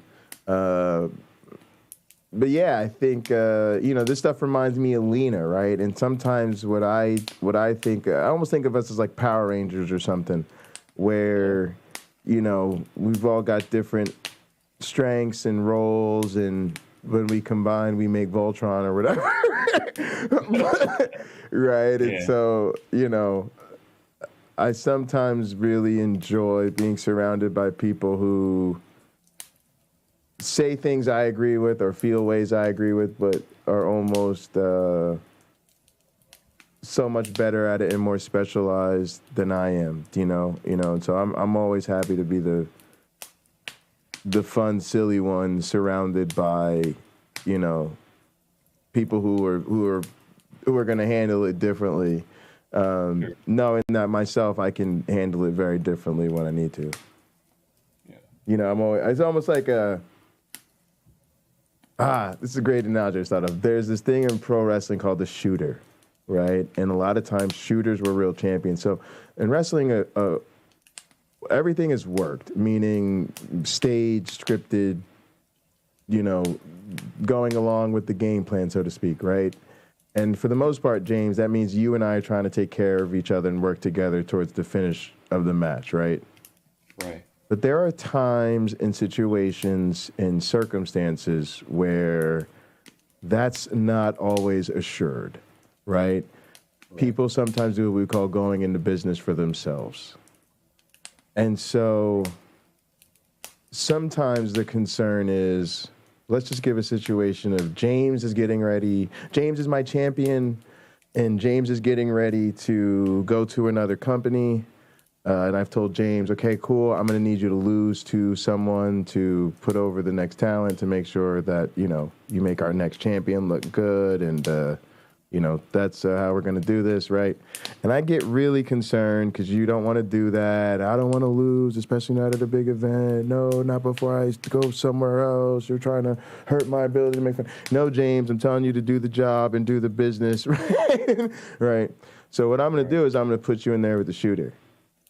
I'm gonna make sure that the heel that I want you to drop the title to in this match is Pocket Locker 86, who looks silly and foofy, and he comes down dancing the ring and the crowd. But you know who else he is? He's a fucking MMA badass, and if you try something, he's gonna break your fucking, he's gonna snap your arm in half, right? And why I'm doing this is what? My shooter is gonna ensure that you do business, right? Because he can handle himself. So you're going to drop that goddamn title one way or another tonight, right? Right? So, and sometimes that's all I got to do to make sure you do business is send in the shooter. Because, again, you got bigger plans, other things to do, and you're a professional at the end of the day. But now if I'd have sent in some little punk who wants to play along with your games and who thinks you're a big star, you might get away with trying something funky tonight. But we ain't going to have that. I'm sending him a shooter, right? And so that's a lot of times why you see real wrestlers and real combat athletes do so well in wrestling, because the promoters know, oh, yeah, when shit hits the fan and I send Brock Lesnar in there to take my title, I'm coming back with my title tonight. Right? Yeah, you're back with them. Yeah, you can say all that pro wrestling. You can talk all that trash you want to on the internet. Right? But there's some people who really make sure that the business gets done, right? And so that's how I feel like I am for the team. Right, I go out there first. You can put me in the most dangerous situation because they ain't gonna fuck with me. You know, I'm gonna play nice and have fun and be poopy and be entertaining. Oh, but if you really want it, don't. Yeah, they don't really want it with me. So it's almost like I'm saying I can defend myself, y'all. I'll be okay. They'll play nice with me. They'll learn. I'm not worried about it. Yeah. So, but that's cool. All right, we have fun with that. Let's hear Noam Chomsky talk about fascism, because basically what I was talking about before with the superstar team is this is Lena's thing, right? We did this for Lena. Lena's the y'all are fascist person. But for the rest of us, we're going to hear from Noam Chomsky so we could speak to this fascism a little better. Shout out to Lena. It's arithmetic. We don't have to argue about that. So if you want to send a message by stabbing yourself in the back and bringing in Republican candidates, notice what you're doing. In the background, there's another person. Very true, Richard Matson. Very true. The shooter will have to hand it over, likely to another shooter. Which opposes the establishment position. And in my case, happy to. That's called the business. There is an establishment view, Democrat and Republican, that the be-all and end-all of politics is casting your vote on election day. Matter of fact, the best shooters, you don't have to turn it over to a shooter. The best shooters are fucking professionals. So you turn it over to the next star you want to make, knowing that they'll hand it to him gladly. That's part of doing the job, right? You find, I always say that, James. Actually, to be honest, that's the cry about the theist and the people that we deal with, right? Mm-hmm. What I'm looking for is that person who makes me literally losing worth it. That person who I get to, like I said, I get to fucking, they make them a big star and then wait for them on the other side of the curtain and say, job well done. That's the thing we can't find out here, right? That's what we're looking for, that person I can do the job to. Go home. And they somebody beat me! That's the establishment view. There's a left view that's barely part of politics. Politics I'm going to have to get my title to James, y'all. Maybe you take off a couple of minutes on election then they're gonna day really say it was to vote against the worst guy, and then you go back to work, sending your message, developing the message, organizing people, educating them, carrying out actions which provide the background in public opinion for decisions made, whoever happens to be sitting there. Well, that's the left view. And I think what it dictates in this election is, for the reasons that Dan mentioned, which I won't repeat, take off a couple minutes, vote against the worst guy, go back to work, produce the message, convey it, develop it, create the conditions under which policies can be implemented, which will benefit us and, in fact, at this stage of human existence, save us from destruction. Remember, we cannot forget the fact that we're approaching a precipice. If we fall over it, it's finished. The precipice is two precipices. One is nuclear war. If we enter into a nuclear war, we can say goodbye to each other. The other is slower but devastating. It's environmental destruction. We are approaching tipping points that indeed pass. Let me throw in a happy little medium speed. It's called pandemics, y'all. It ain't as instantaneous as nuclear war or what I like to think of as an intergalactic event, right? Like getting hit by a meteor or asteroid or some shit like that. Extinction level event, you know? Mm-hmm. And, you know, it isn't as slow as global warming, right? But it's somewhere in between, right? Fast enough you can watch it happen in real time. And, you know, it sucks. We got to get together as... I even think it's bigger, so much bigger than we think, because it's not just about getting together right and left or whatever. We got to get rid of that. It's got to be the truth, who's fighting to save us and who's not. And then we really need international shit, cooperation in a way we've never had. Like you said, we keep leaving the global south to be a reservoir of emerging variants and shit. We can't do shit like that. It don't work. It just don't work like that. Especially not anymore. We can't do that, and then you get to travel over there to exploit their minds and their workers and shit. You can't do both. Right? You can't be like, look, I'm gonna hop up on a plane and go around the world exploiting countries. No, don't get him no vaccines. What you talking about? This doesn't work like that. This doesn't work. You know, if you want a jet set everywhere, we got a vaccine everywhere. Plain and simple. I don't know why we don't get this. We're working across, but the one thing I really wanted to jump in on is this thing I study called contingency. And it means that a lot of paths are open and closed off by seemingly unrelated things. But it's basically a fancy way of saying history matters. And, you know, there's a time in which we could have intervened in the pandemic and not this many people would have died. We can do things and change things now in such a way where we could still save so many lives, right? But what he's talking about, this precipice, is there's certain things that happen and you just can't undo it. And you can't, it's too late to save everybody. It's too late to redeem it. We're not gonna be able to undo this. We're not gonna be able to solve this problem, y'all. You know, and the dire warnings have been we fuck with that too much. And it seems to be our nature that we will not accept that until it's too late. There's something fundamental to our nature that, again, the pain of not changing will remain too great for most of us to change until it's just too late.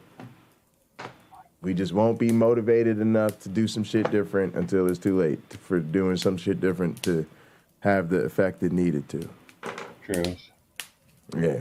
It's just it's people who get vaccinated when we're around 7. Go ahead. Yeah, I mean, we could go in all kinds of different directions to that. Like I get all kinds of thoughts in my head about it, like mistakes that have been made in the political arena and by religions, and you just can't take it back. Like the damage is done. Now it's time to learn from it, grow from it, and decide who's on our side, who ain't. You know.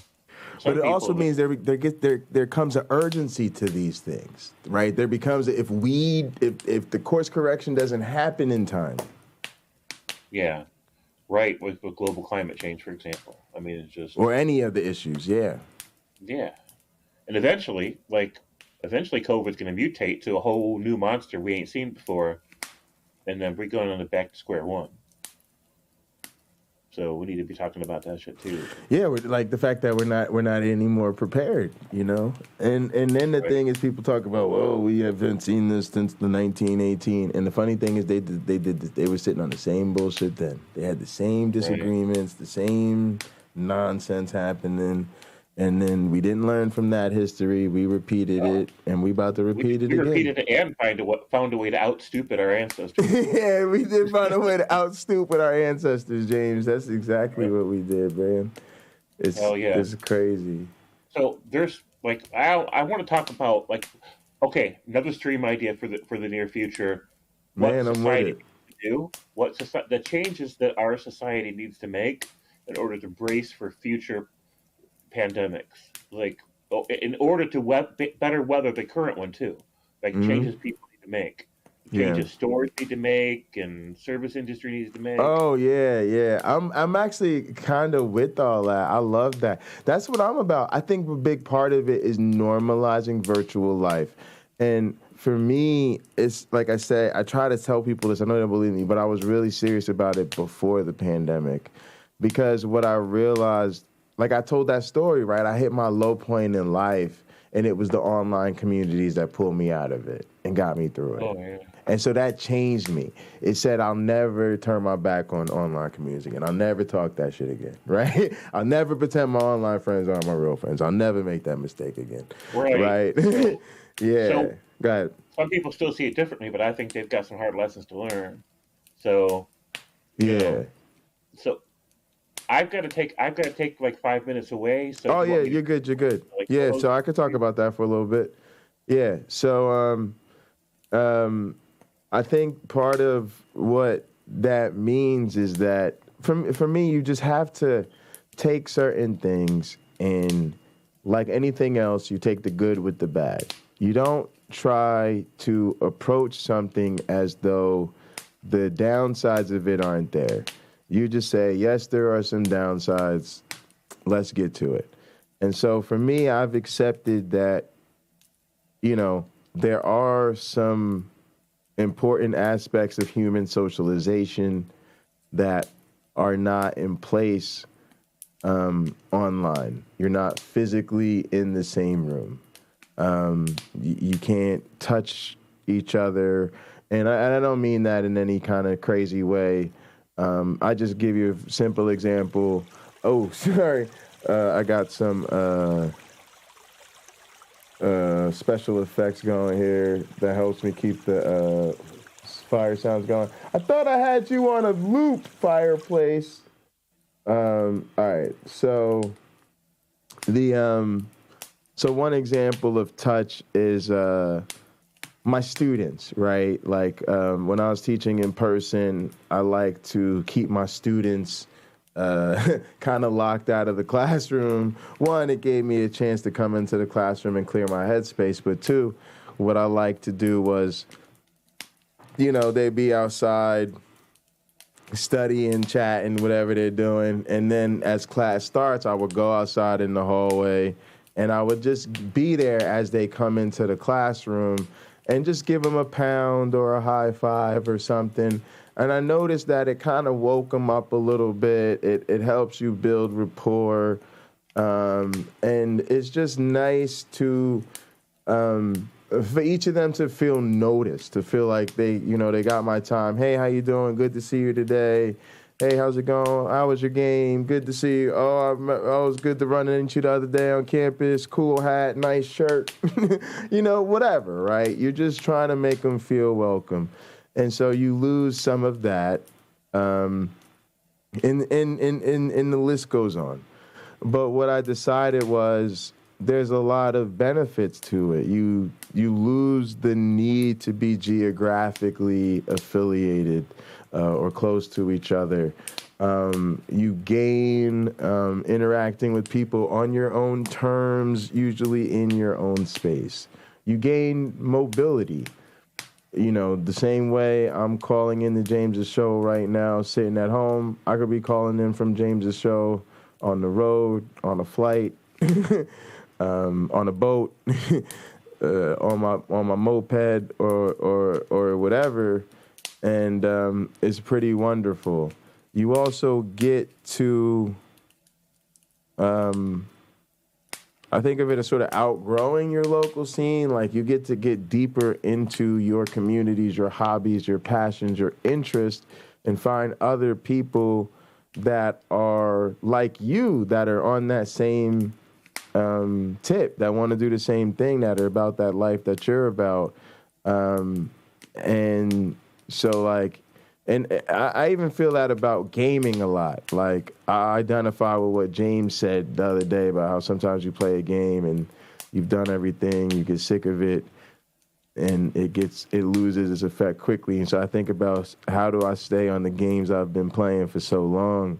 Most of them is because they're online. It's because you're part of the online community, and there's always so many people in the online community who you're meeting, who you want to play. Some are crazy and some are annoying, and sometimes it's mostly bullshit. But, you know, every once in a while, you meet interesting or crazy people, and every once in a while you make a great friend.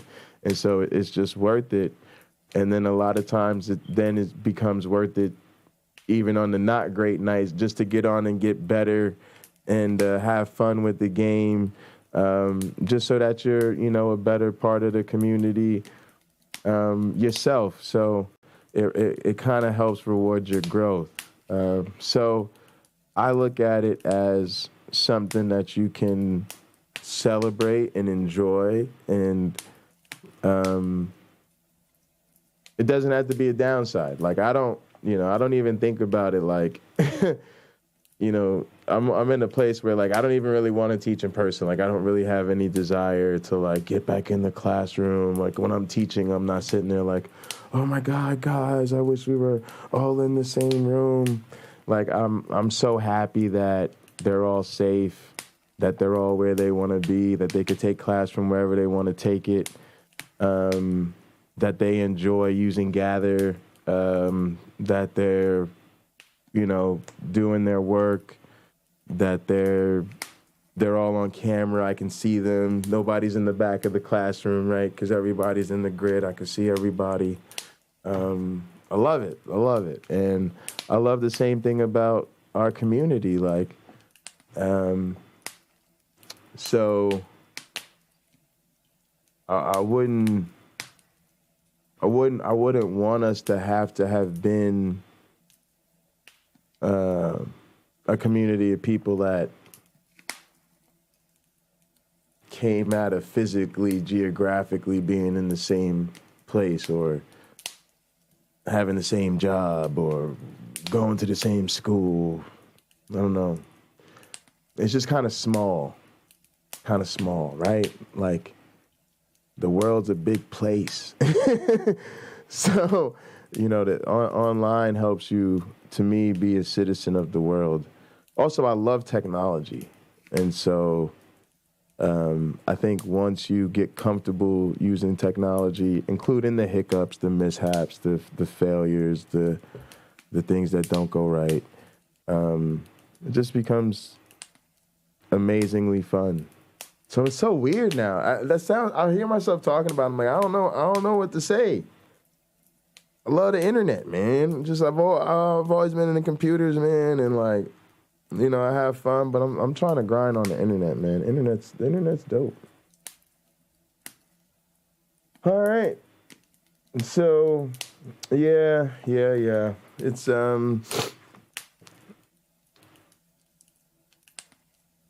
Yeah, I'm Canadian now.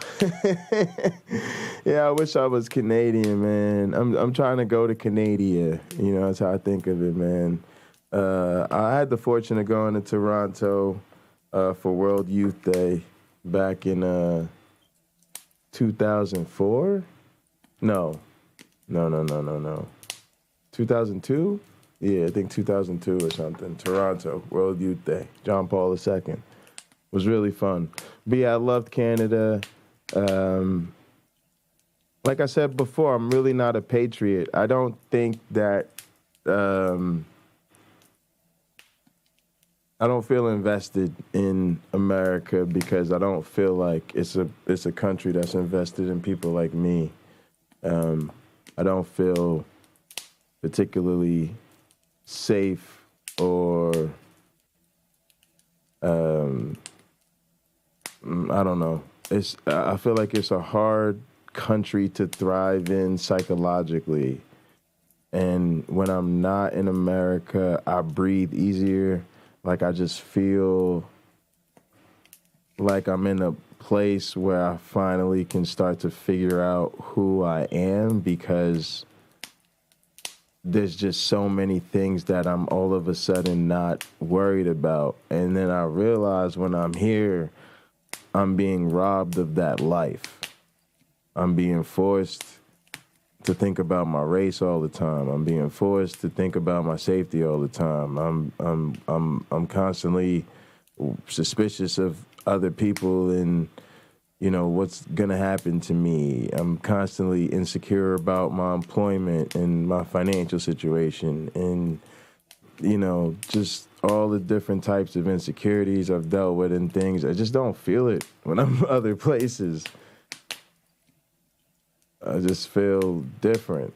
And when I travel back home to America, it always feels like I'm going the wrong direction. So, yeah, I'm just not a patriot.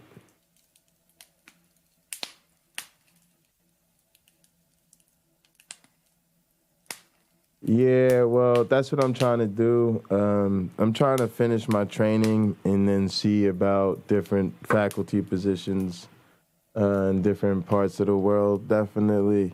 That's another thing I like about being online is that I feel like, you know, we can support each other through life's different transitions.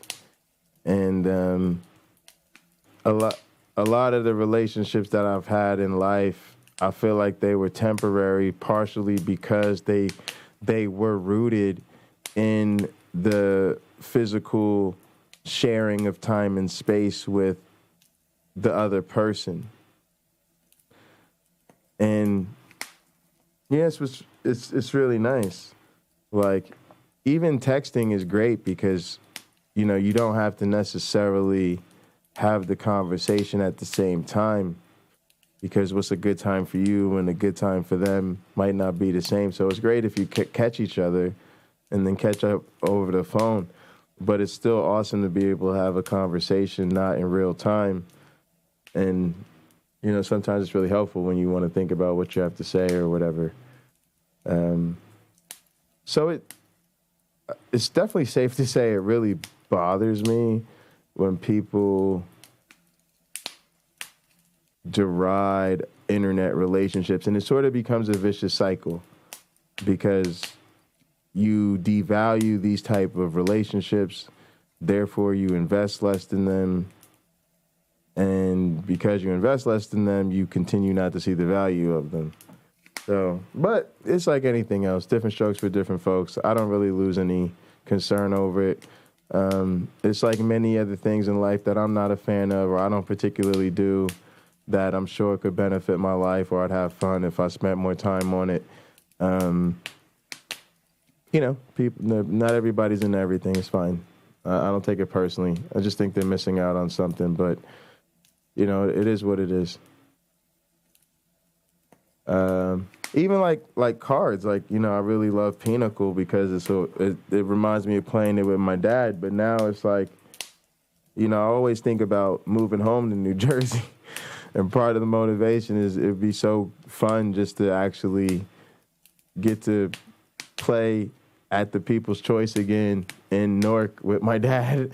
And I did actually, you know, I didn't play as much as I wish I did in hindsight. But actually, when I lived in New Jersey as a young adult, and I said as a young adult, like when I took time away from school, and I worked at the church and everything.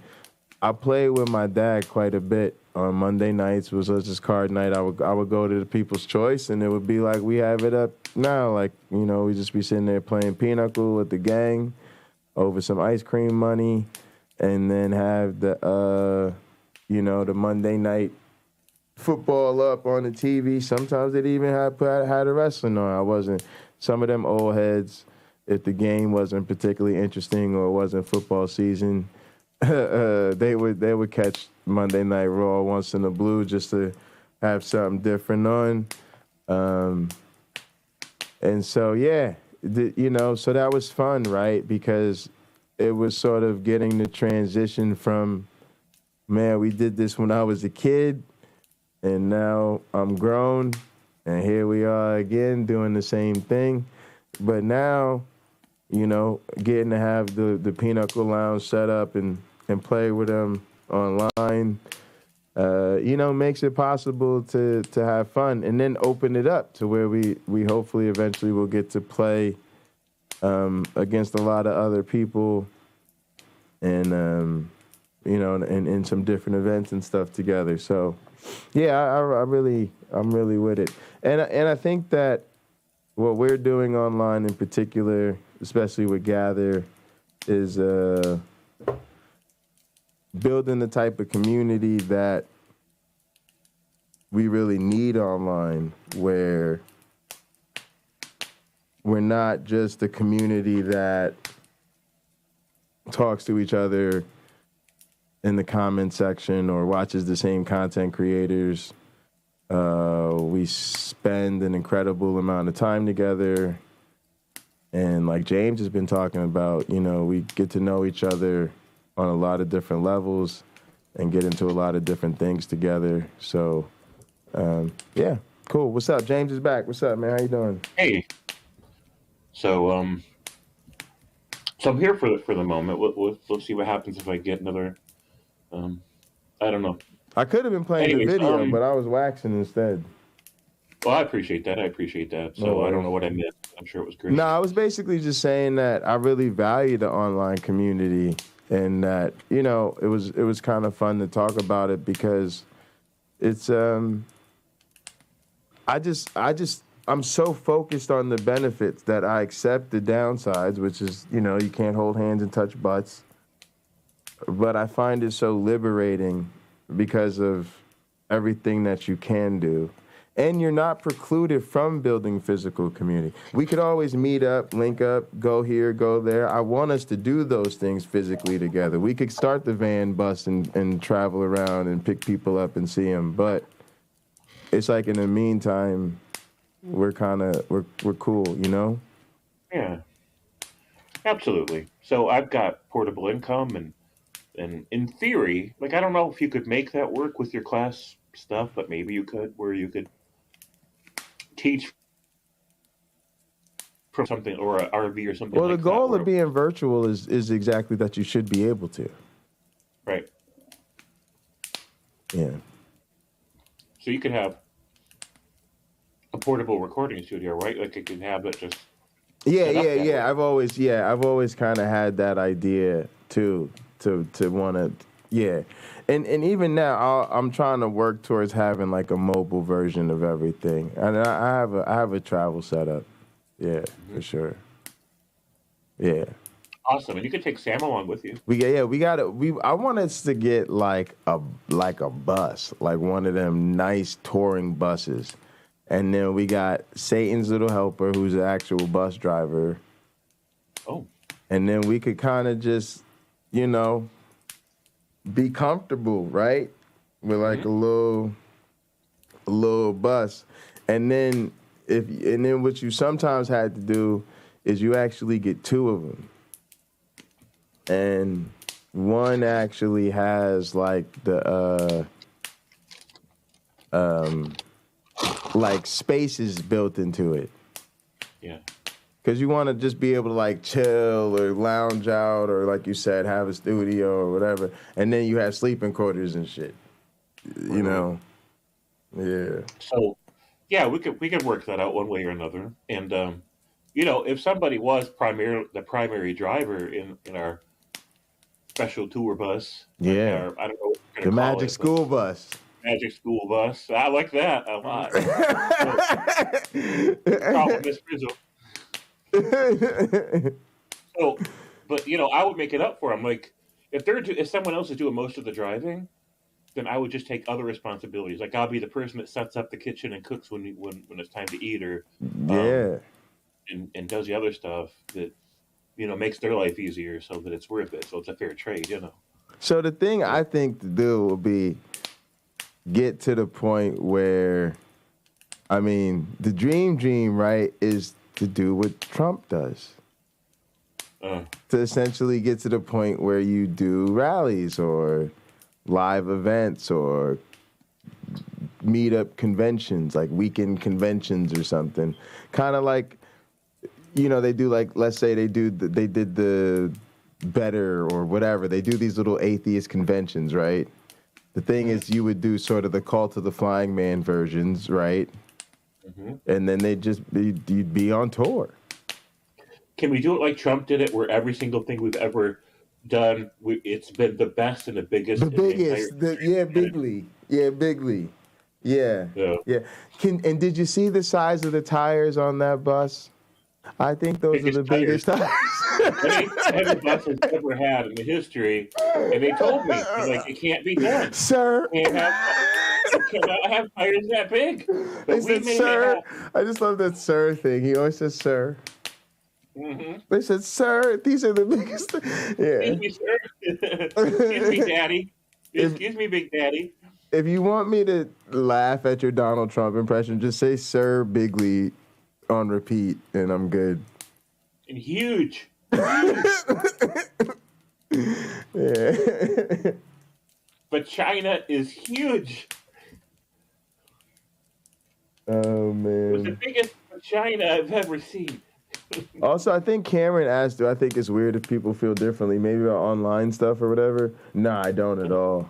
I think it's weird to be into it. It's just getting more normalized. Even like dating, like online dating, like lately I've been like you, James. I've actually been off the online dating. Like I don't even check my profiles. But for the most part, I've had good experiences and terrible experiences too, right? And I'm mostly not into it right now because of my time. I just don't have time. And I don't like, it's not my preferred way to get to know people. But that's mostly because I make so much content that I almost prefer to, I'm almost like, if I'm going to meet somebody, it's probably just going to be somebody I meet on YouTube or something. Because I'm just not doing much else, right? Yeah. And I don't enjoy like the whole thing. You know what I wish was a thing? What? I wish there was, like, it was normalized just to have temporary boyfriends and girlfriends. Like, look, let's just get us through this season, and if it turns into more cool, but if not, then yeah, like, just get the temporary and happen cool. I was basically with a couple of situations like that, especially during the pandemic, where it was like, I'm not trying to settle down, but I'm not trying to go through people in the especially weird-ass, unsafe time. So you're kind of looking for somebody that's just going to be cool. The hard thing was finding somebody who had a similar risk profile to me. Like, for me, just being around, you know, especially the longer it went, right, as people started to do more and more, it was just like, this person brings a lot of risk, and I'm not that into it. So, and that's what kind of fucked up too, because then I wasn't doing it. Yeah, because it's like weird. It like changed the threshold. Like, I gotta really be fucking with you right now to fuck with you. Because if it's just like, I ain't fucking with you. It's too much shit going on right now. Right. Yeah. So, like, that's the thing too. Like, we've been wanting to bring in somebody to, like, help run around the house, give them a free place to live, and trade for, like, mostly help in the kitchen, honestly. Sure. And but finding somebody that's gonna obey the rules when it comes to COVID, right? Hard. Where they don't go out and put themselves in dangerous situations and bring COVID home. Right. That's hard to find. Hard. And that's what it was like for my personal life. And then it was like, I'm sorry, you're the riskiest thing in here and you're annoying me. Not gonna work. Right. So, yeah. like there was this young lady that rented a room upstairs a couple years ago, and she had a high risk job when COVID started, and so I was trying to be relaxed about that, but it's hard to because, I'm like, I'll help you find a lower risk job, but they didn't want to, and then they kept bringing different guys home and stuff, and it was like a different guy every weekend, and I'm like, normally I don't care, like you can bring home 5 guys in the weekend, for all I care. Right. But during COVID, I'm like, not right now. You're just multiplying the risks. Yeah. So I was glad when they moved out. I'm like, yeah, this isn't working. You're going to have to go. And then they left that night. I'm like, where are you going? You don't have to leave now. I'm just saying, start planning for it. Give your work some notice, and after you find a place, and I can help you if you want, and I'll even help you move shit. Yeah. But that's cool. They probably felt some kind of way, and that's how it goes sometimes. Yeah. So, but yeah, it worked out fine. They ended up moving to some other states, and they're happier there, and I'm happy for them. So, but yeah, that's been the hardest thing is finding people that are compatible in that way. Cause so I kind of stopped. That's why I could stop too, because it got kind of frustrating, right? Just having to constantly deal with that in the end. Yeah. Yeah. Yeah, it was tiring, and I don't like leaning on people for like how they're going to live their life. Exactly. I ain't trying to die up in here. So, people got to be compatible in that way, and now they just got to be. And to be honest, I got tired. Because I got tired of being treated that way or feeling that way. Look, I'm not a germaphobe. I'm trying not to catch the pandemic. I get it. You want to party, have a good time. You missed everything, everybody all over the place. Good for you. I'm just not with it. Right. Yeah. So that's where I am. So if I do start dating next year, if that's the direction I decide to go, then and if COVID's still happening the way it is, I don't know how. Yeah, I don't know. Yeah. I don't know. I've had a couple crushes. I'm cool with that for now. Yeah. Yeah. This is what it is. Yeah, and I've had a few people crushing on me. It doesn't usually seem to work the other way around, but I guess sometimes it can. I'm just saying, I'm not a player. I just crush a lot. Yep. And I don't know. I do better in person than online. Like, Facts. Same. Yeah. Like, I don't even need to be on no date sites, and I can just like be part of a group, and naturally, like one or two people will like, one or two women will be like, hey. Right. Right. Yeah. You know me, James. I do this thing. You get on stage, you play the drums. That's it. You do that. And that's not even, I'm not even in that. And I hate people that are like that, actually. It kind of irritates me. As a matter of fact, I hate to say it, but women find that out very quickly, too. Yeah. Yeah. Because it annoys me because I'm a drummer. So you'll find out quickly. It's not the personality of somebody who wants to, like, rock out and get chicks. It's the personality of somebody who wants to play their instrument. And they're like a nerd. And they're like, right. So like, yeah, so you got to get like used to that. Like the best girlfriends to me are the ones who like are like, so I'm going to like go out and get breakfast and go to the mall and you can like just play drums all afternoon. Bitch, I love you. I'll see you later. Right? Like, because that's how you are, especially when you're gigging, right? You got shit to do. Like, so you want somebody that understands that you play a lot and for a lot of hours and it's loud and you know what I'm saying? It's not like it looks on TV. And they got to do it. It's the same thing with science. People, like a lot of chicks, like they're like, "Oh, you're a science. That's so cute." I'm like, I teach class. I do experiments at a keyboard. You know, it's you know, and the hours are crazy. So it's just I don't know. It's like everything else in life. You want somebody who is okay with what it is without romanticizing it. And the more you do it, the less you are interested in people who romanticize it. Right. Yeah. True. Like, you don't want somebody to be like, "Oh, James, you're right, that's great." And then they'd be like, "You know, you're always making your own hours and working with these independent people." And then, you know, and you're like, you know, they just didn't think about it or something. Right. Yeah. All right, let's hear some more about fascism. Some of them, they'll be irreversible. After that, history goes on. Everybody doesn't die at once, but it goes on to something so unlivable, you don't even want to imagine it. So just take a couple of revelations that came out in the last couple of weeks. His face, he has a thing on his the Middle face, East I just region, noticed. not far from Ukraine.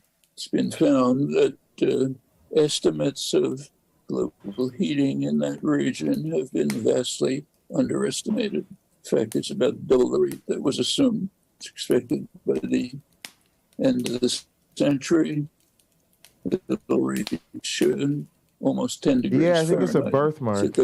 That's at the limits of survival.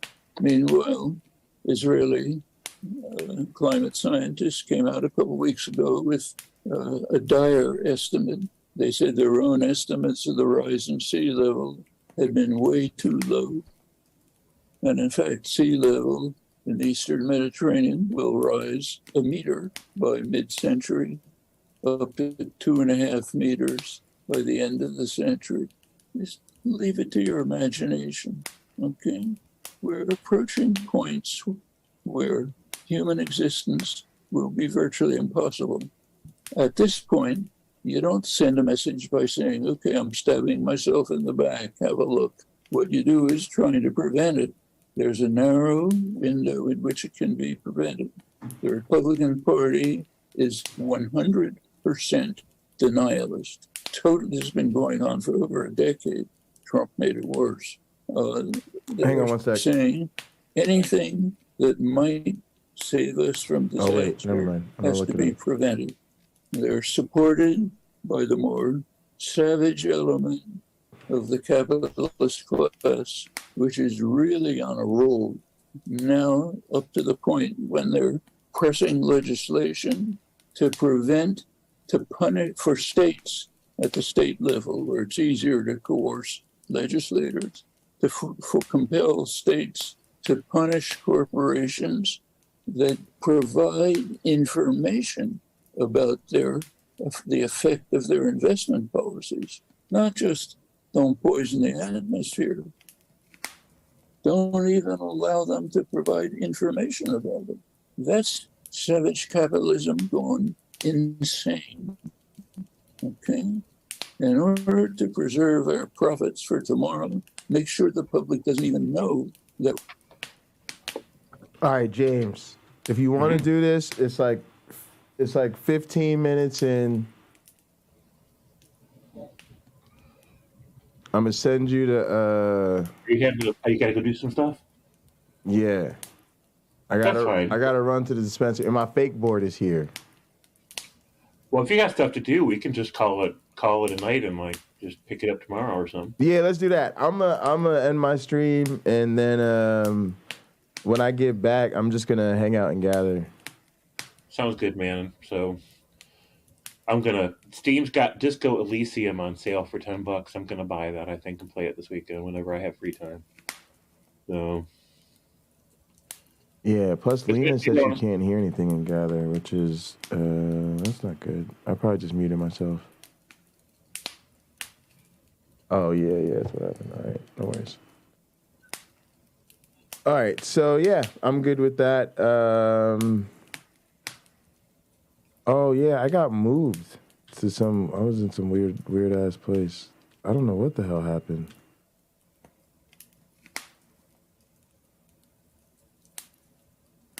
All right, but yeah, I'm gonna get set up and gather. Actually, yeah, that's what I'm gonna do. I'm gonna get set up and gather, and then I'm gonna just play this and gather anyway, because I don't have to be there.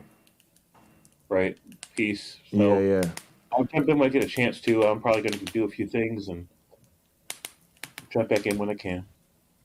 Yeah. All right, cool. So let me jump out of. Let's get a protocol for this. Let me jump out of your stream. That way you can close your stream however you want. I'll close mine, and then yeah, if you want to come through later, we'll meet up later. If not, I'll see you soon. Actually, James, if you don't mind, we should do the voice meter thing. Just so you at least know how to do that when we get a chance. All right, yeah, I'll shout at you. All right, man. But yeah, I'll see you soon. All right. Peace. All right, later.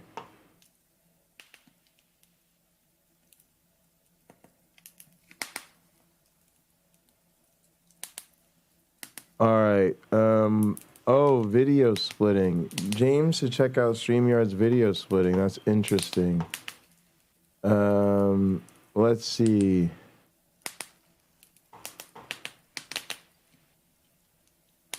Let's close these out. Yeah, let's get Gather set up, and then when I come back, we could just chill. And actually, if I want to do some work on the video, I could do that offline. That'll be fine. Because then it'll actually be like doing some fucking content and Gather, and people, yeah.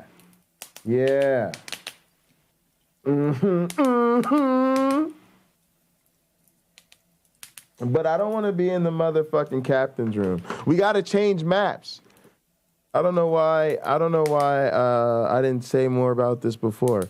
All right, said it's good, but it's quiet. All right, let's see what's going on. I think, wait, no, it shouldn't be that quiet. We're in the same room. Let me see. It's probably because I was just moving around. Nope, wait, hang on a second. Yeah, it should be good now. It should be good. I think. Yeah, okay, cool.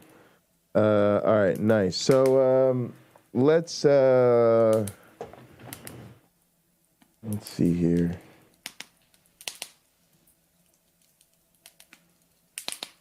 All right, y'all, we gotta move. Everybody set your shit to me, and we're gonna move.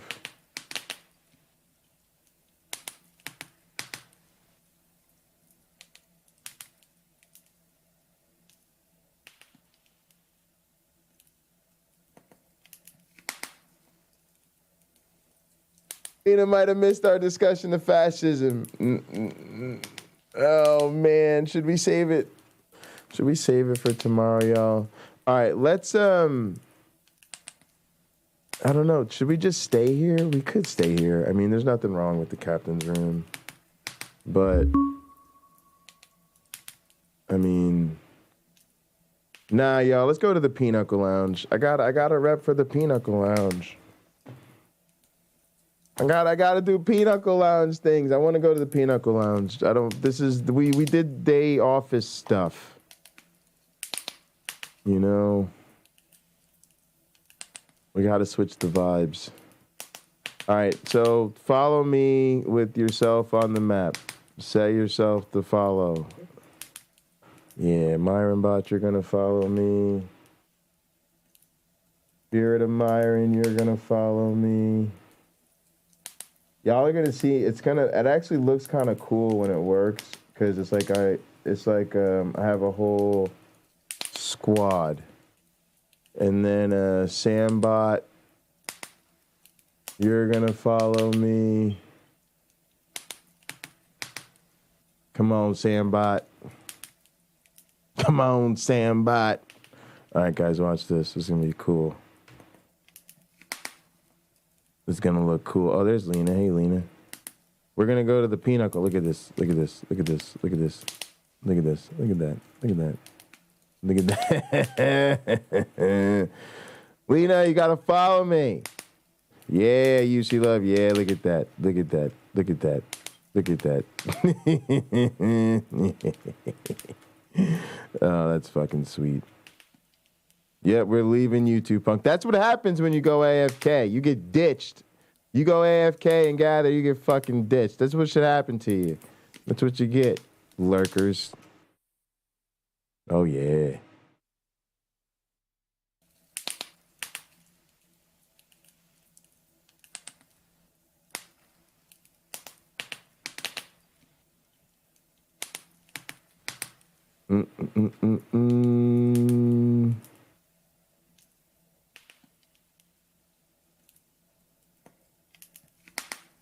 Oh, wait. Derper, derper. All right, we're gonna do. All right, now I just end the follow for all. Actually, I'm gonna go back in here. Let's do this. Go back in here. And then I end the follow for all. All right, now everybody's free to roam about. All right, now MyronBot has to go on the spot. Yep. MyronBot has to go on the spotlight tile.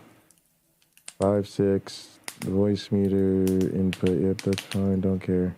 Then he has to go to this other guy. You got to go over here. Boop.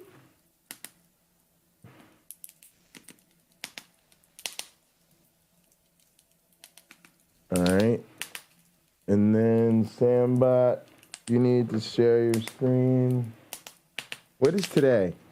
It's 7 o'clock on what day of the week? It's Thursday. Don't care. Probably just something. All right, let's see what's going on. I'm looking at a screen. It's being stupid. Stop being stupid. Here we go. Oh, that Noam Chomsky thing was over here. All right, cool. We could play that there. That's fine. But there needs to be something out of it.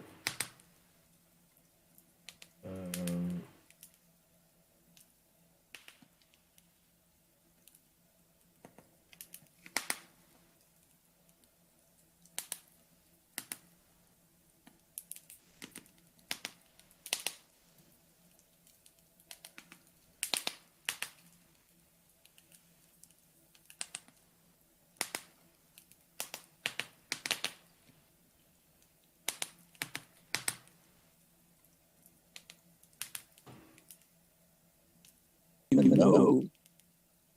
All right. All right, so now we're going to share the screen.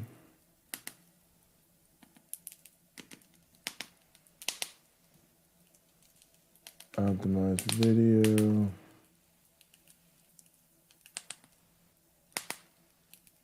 Full screen.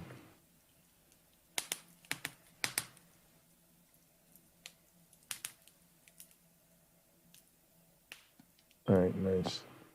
Oh, wait, I still didn't end my goddamn stream. I knew I forgot to do something. I'm ending this fucked up ass stream, people. Listen, you up YouTube people. I don't know what you think this is, but I got some shit to do.